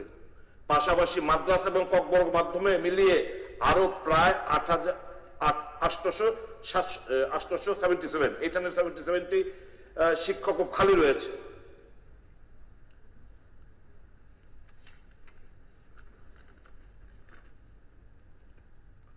এডিসি এলাকায় 345টি বিদ্যালয় চলছে শুধুমাত্র একজন শিক্ষক দিয়ে। উত্তর ত্রিপুরা এই ধরনের বিদ্যালয় রয়েছে 61টি, 59 জেলায় 10টি, ধলাই জেলায় 192টি, খোয়াই জেলায় 6টি, সিপাই জেলায় 2টি, পশ্চিম জেলায় 2টি, দক্ষিণ ত্রিপুরা 48টি এবং গোমতী জেলায় 24টি বিদ্যালয় চলছে একজন করে শিক্ষক দিয়া। কি শিক্ষা, কি স্টুডেন্ট, কি প্রোডাক্ট, কি ভবিষ্যৎ? একটা সরকার সুনিশ্চিত করতে হয় পরবর্তী প্রজন্মের ভবিষ্যৎ। ঠিক আছে, ঠিক আছে। Please, sir, with folded hands. I mean, I'll not talk any. I have no political intention, sir. I don't want to score anything. আমার শুধু আমরা ছোট্ট ছেলে মেয়েদের ভবিষ্যৎকে একটা সিকিউর করার জন্য আমরা সবাই মিলে ওয়ার্কআউট করতে পারি না। সরকারের কাছে আমি বামফ্রন্ট সরকারের কাছে আমি বারংবার আত্মনাদ করছি, চিৎকার করে জানাইছি ওই উইকেন্ড থেকে। কি কইছি? সব করেন, এই জায়গাটা কম্প্রোমাইজ করেন। With folded hands, 1 education, 2 health sector. আপনার অন্য কোন জায়গায় অ্যাবজর্পশন যদি একটু মিনিমাইজ করেন লাগে করেন, but not in education and health সেক্টরের মধ্যে। Don't compromise with the qualitative material. আর এখানে কোনো দলবাজি করবেন না। আমি বারংবার বামফ্রন্ট যখন ক্ষমতা তখনই কথা বলছি, আজও এখানে রাম সরকার ক্ষমতায়, আমি তাদের দৃষ্টি আকর্ষণ করছি। Please don't spoil the future of the generation next. উত্তর দিবেন স্যার। হয়েছে তো আর কথা। ফ্রি, আমার আইনটা কি? Free and compulsory education. আমি 125টি বিদ্যালয় খুলছি সিবিএসসি, কি নাম কয়টি রে? বিদ্যাজ্যোতি। আমি কেমনে টাকা দিই নেই এর থেকে? কেমনে স্টুডেন্টের থেকে টাকা নেই? ঠিক আছে। ওয়াই? তারপরে এই বিদ্যাজ্যোতি স্কুলে যা যা শিক্ষক, যা যা ফেসিলিটি টাকা নেওয়ার পরও পাইতেছেনি না। একাডেমিক কাউন্সিলর নিয়োগ হয় না, ডাক্তার নার্স নিয়োগ হয় না, খেলাধুলা শরীর চর্চার জন্য। এর মধ্যে অবশ্য আমি শুনছি 125টি মিউজিক টিচারের বোধহয় কোন এপ্রুভেল হইয়া ক্যাবিনেটে একটা গেছে, এটা বোধহয় এখন হইয়া পাশ হইয়া আইব। যতটুকু আমি ওই বিভিন্ন জায়গা থেকে খবর পোলাবেনের থেকে পাই আর কি। স্যার, খুব করুণ অবস্থা শিক্ষা। এই এরাই তো গ্রেসবার্গ দিয়া টিয়া একমাত্র এই জায়গাটা আবার প্রশংসা করানো লেফট ফ্রন্টের নিপেন চক্রবর্তী একমাত্র ব্যক্তি ছিলেন যিনি 1982-তে টিবিএসসির মধ্যে কমিটি করে দিয়েছে। ওয়াই কত শতাংশ দেখা গেছে কি জানেন তো স্যার? স্যার শুনেন, এই রিপোর্টে প্রকাশ করছে অধিকাংশ স্টুডেন্ট ফেল, গ্রেস মার্ক দিয়ে পাস করানো হয়েছে। এরপরে অনেক সরকার, সরকার, আমার সরকারও, আমাদের সরকারও, কংগ্রেস সরকার গেছে, এদের কেউ চর্চা করে নাই হাউ টু রিভেল। ঠিক আছে, ঠিক আছে। এখন তো সদিচ্ছার কোনো অভাব নাই, ইজ ওভার বার্ডেন। আমি চারটা ওই কিছুদিন লেগে আসলাম, চারটা দপ্তর লেগে আমি হিমশিম খাইতাম, কেমনে কি তা করুন, কেমনে কি তা করুন। তাইলে রুগী, তাইলে স্বাস্থ্য, তাইলে শিক্ষা, তাইলে পিডাব্লিউডি, তাইলে হোম, তাইলে ল, আরে করতে মাথা খেলতো সবাই স্বাভাবিক ভাবে। কি করে এরা? Now the officer Raj is going on. Officer আচ্ছা, ঠিক আছে, কনক্লুশন করেন। Please no no no no please you give এইভাবে ছিনিমিনি খেলবেন না ভবিষ্যৎ প্রজন্মে। Is there any dark of efficient ministers in your government? Why don't you share responsibility and ensure that the school education in Iran is in the hands of a state minister? The health department is being run by state, in the hands of a state minister. Please, আমার পয়েন্টই বলছি, point বলছি শিক্ষাটা নিয়ে যেরকম ভাবে compromise করা হচ্ছে, রাজ্যের ভবিষ্যৎ অন্ধকার দেখতে পাচ্ছি স্যার। এরাই তো ক্লাস এবং বেসরকারি সব বেসরকারিকরণের দিকে সারা দেশে না। ইভিল ডিজাইন 94,000 দেশের স্কুল বন্ধ। 94,000 schools in this country have been closed during the last 12 years. What are you talking, sir? What ঠিক আছে বলছেন? You can shut down my voice. But the time is coming when the students and youth ঠিক আছে, ধন্যবাদ। will be after you people. That the day will come very shortly. ধন্যবাদ। You can shut down my voice, but you cannot shut down the voice of the students and youth of this country. ধন্যবাদ, conclusion করেন। Honourable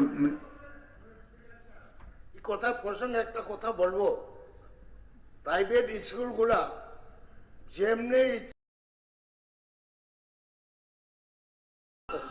যা করছে, এবং মাননীয় chief minister একদিন বলছিলেন এখানে, আমি একটা ওই প্রাইভেট স্কুল সম্পর্কে তুলছিলাম, উনি বলছেন একটা গাইডলাইন করবো, কিছু করে যেমনি ইচ্ছা নিচ্ছে। ঠিক আছে, ঠিক আছে। অনারেবল মিনিস্টার সিএম সাহেব।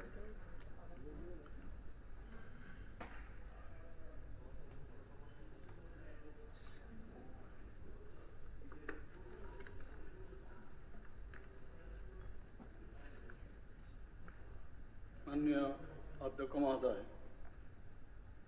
আজকে এখানে আমাদের মাননীয় অপোজিশন লিডার শ্রী জিতেন্দ্র চৌধুরী মহোদয় যে shortage of teachers in schools in the state of Tripura short ডিসকাশনের জন্য উনি এটা এনেছেন, ডিসকাশন করার জন্য, এবং খুব সুন্দরভাবে ওনার আলোচনা আমাদের সামনে রেখেছেন। পাশাপাশি এখানে আলোচনা রেখেছেন মাননীয় বিধায়ক সুদীপ রায় বর্মন মহোদয়। আমি এই পবিত্র সভার মাধ্যমে রাজ্যের শিক্ষক নিয়োগ এবং বিদ্যালয়গুলোতে শিক্ষকের যে বর্তমান অবস্থা সেই সম্পর্কে কিছু গুরুত্বপূর্ণ বিষয় আমি তুলে ধরতে চাই। মাননীয় অধ্যক্ষ মহোদয়, আমাদের সরকার শিক্ষা ব্যবস্থা শুধু এডুকেশন ডিপার্টমেন্ট, স্কুল, এলিমেন্টারি স্কুলের ডিপার্টমেন্ট এটা না, আমরা কিন্তু চাই, যেটা এখানে উদ্বেগ প্রকাশ করেছেন, যে আগামী যারা প্রজন্ম তাদের জন্য এই সরকার একেবারেই চিন্তা করছেন না। কিন্তু আমি বলবো আমাদের সরকার এই ভবিষ্যৎ যারা প্রজন্ম তাদের জন্য আমরা সবসময় দায়িত্বশীল এবং ভালো শিক্ষা নিশ্চিত করার প্রয়োজনে যা যা ইনফ্রাস্ট্রাকচার দরকার, পাশাপাশি বিদ্যালয়ে যে পর্যাপ্ত সংখ্যক যোগ্য শিক্ষা থাকা সেই বিষয়টাও কিন্তু আমরা সবসময় আমরা চিন্তা করি এবং সেটা করছি। আমি যখন আমার ভাষণ বা আমার বক্তব্য শেষ হবে তখন আপনারা বুঝতে পারবেন আমার কথার সাথে কাজের মিল আমাদের সরকারের। সেই লক্ষ্যে আমাদের সরকার ধারাবাহিকভাবে শিক্ষক নিয়োগ কিন্তু এখানে করছেন। যেখানে শূন্যপদ রয়েছেন সেখানেও ফিল আপ করার জন্য আমরা চেষ্টা করছি। একটা বিষয় আমি পরিষ্কারভাবে আমি এই হাউসে আমি বলতে চাই যে রাজ্যের মাধ্যমিক যে শিক্ষার অধিকার যে অধীন, সেখানে হাই স্কুল বা হায়ার সেকেন্ডারি স্কুল বর্তমানে মাত্র একজন বা দুজন গ্র্যাজুয়েট বা পোস্ট গ্রাজুয়েট টিচার দিয়ে পরিচালিত হচ্ছে না। কাজে এই ধরনের কোনো ধারণা কারোর মধ্যে যদি থাকে সেটা বাস্তবের সাথে এটার কোনো মিল নেই। এটা আমি পরিষ্কার করে এখানে বলে দিতে চাই। মাননীয় অধ্যক্ষ মহোদয়, প্রাথমিক স্তরের যে বিদ্যালয়গুলোর ক্ষেত্রে সরকার যে বাস্তব পরিস্থিতি সেগুলো বিচার করেই বিভিন্নভাবে সিদ্ধান্ত নিচ্ছে। 2025-26 শিক্ষাবর্ষে সর্বশেষ যে সার্টিফাইড ইউডিএস অর্থাৎ ইউনিফাইড যে district information system for education plus, তার যে তথ্য, সেই তথ্য অনুযায়ী রাজ্য সরকারের অধীনে 668টি জুনিয়র বেসিক স্কুল রয়েছে। এর মধ্যে 426টি বিদ্যালয়ে যেটা রয়েছে নিশ্চয়ই বলব, এর মধ্যে 426টি বিদ্যালয়ে বর্তমানে 2 জন করে শিক্ষক রয়েছেন এবং এই বিদ্যালয়গুলির অধিকাংশ ক্ষেত্রেই এটাও কিন্তু দেখতে হবে ছাত্রছাত্রীর সংখ্যা সেখানে কতজন এখন, এবং তার যে জিওগ্রাফিক্যাল কন্ডিশনটা কীরকম। এমন এক জায়গায় যেখানে ম্যান পাওয়ারেরও স্কুল খুলেছে, আগেই খোলানো হয়েছে, অনেক আগেই যত্রতত্র স্কুল খুলেছে, যাই হোক সেখানে আমি যাচ্ছি না, কিন্তু সেখানের ভৌগোলিক যে অবস্থান সেটাও কিন্তু আমাদের দেখতে হবে, ছাত্রছাত্রীর সংখ্যাও দেখতে হবে।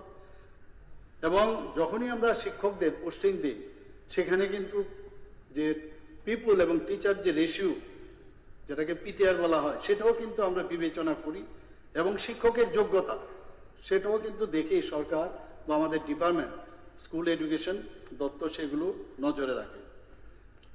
টিটিএডিসি এলাকা নিয়ে সবাই সবসময় একটা ক্রোকোডাইল টিয়ার্স থাকে, কিন্তু আমি আপনাদের মাঝে জানাতে চাই যে আমাদের যে টিটিএডিসি এলাকা যে বিদ্যালয়গুলোর বিষয়ে সরকার অত্যন্ত সেন্সিটিভ। আমরাও চাই এখানে ড্রপ আউটের সংখ্যাটা আমাকে বলেছেন, প্রাইমারিতে ড্রপ আউট রেশিও আমাদের ত্রিপুরাতে প্রাইমারিতে 0%, কোনো ড্রপ আউট নেই। আপার প্রাইমারিতে 3.2%, সেকেন্ডারিতে 10.4% এবং প্রাইমারিতে ড্রপ আউট রেশিও যদি আমি ন্যাশনাল লেভেলে দেখি সেখানে আমাদের 0%, ন্যাশনাল লেভেলে 0.3। আমাদের আপার প্রাইমারিতে ড্রপ আউট 3.2%, সেখানে আপার প্রাইমারিতে ন্যাশনাল লেভেলে 3.4%, ন্যাশনাল লেভেলে 3.4%। আজকে যদি সেকেন্ডারি লেভেলে আমরা দেখি আমাদের 10.4%, কিন্তু ন্যাশনাল লেভেলে 5%, মানে খুব বেশি একটা ডিফারেন্স নেই। কিন্তু আমি বলবো না যে এই ড্রপ আউট আমাদের এটা আমরা ধরে নেব, কিন্তু এই বিষয়টা খুব আমাদের চিন্তার বিষয়। কেন ড্রপ আউট হচ্ছে? যখন একদম প্রাইমারিতে আমার যে ড্রপ আউট নেই, এটা নিয়েও কিন্তু আমরা বারংবার আমরা বসেছি, কথা বলেছি যে কেন এই ড্রপ আউটটা হবে। মাননীয় এলপি সাহেব যেটা দেখিয়েছেন, আমার কাছেও সেই তথ্য আছে, ইউনিয়ন যিনি এডুকেশন মিনিস্টার ওনার সাথেও কথা হয়েছে। আমাদের এটা এই বিষয়ে একটা স্টাডি আমরা করেছি, দেখা গেছে যে বিশেষ করে যেখানে টিটিএডিসির এলাকা, এখানে আপনারা সবাই জানেন যে আমাদের মাননীয় প্রধানমন্ত্রীজির একটা স্বপ্ন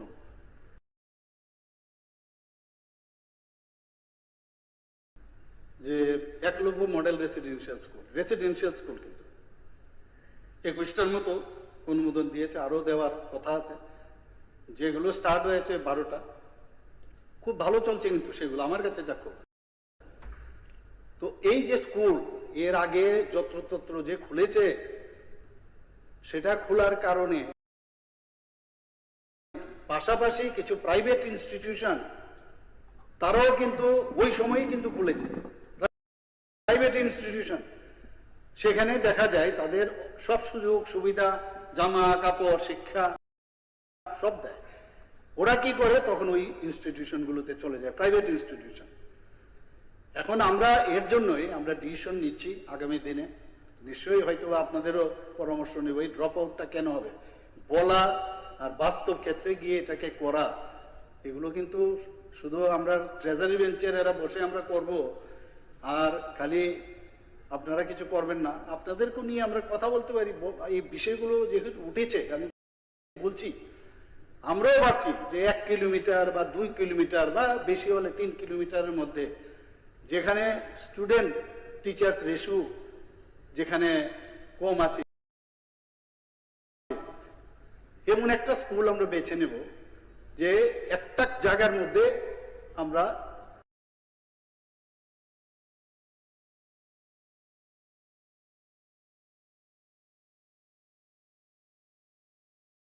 এনে যদি আমরা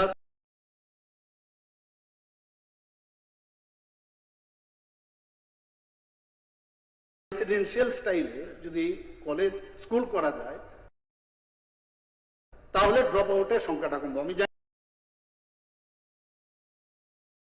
আপনারা হয়তো মানতে পারেন, আমার সাথে নাও মানতে পারেন,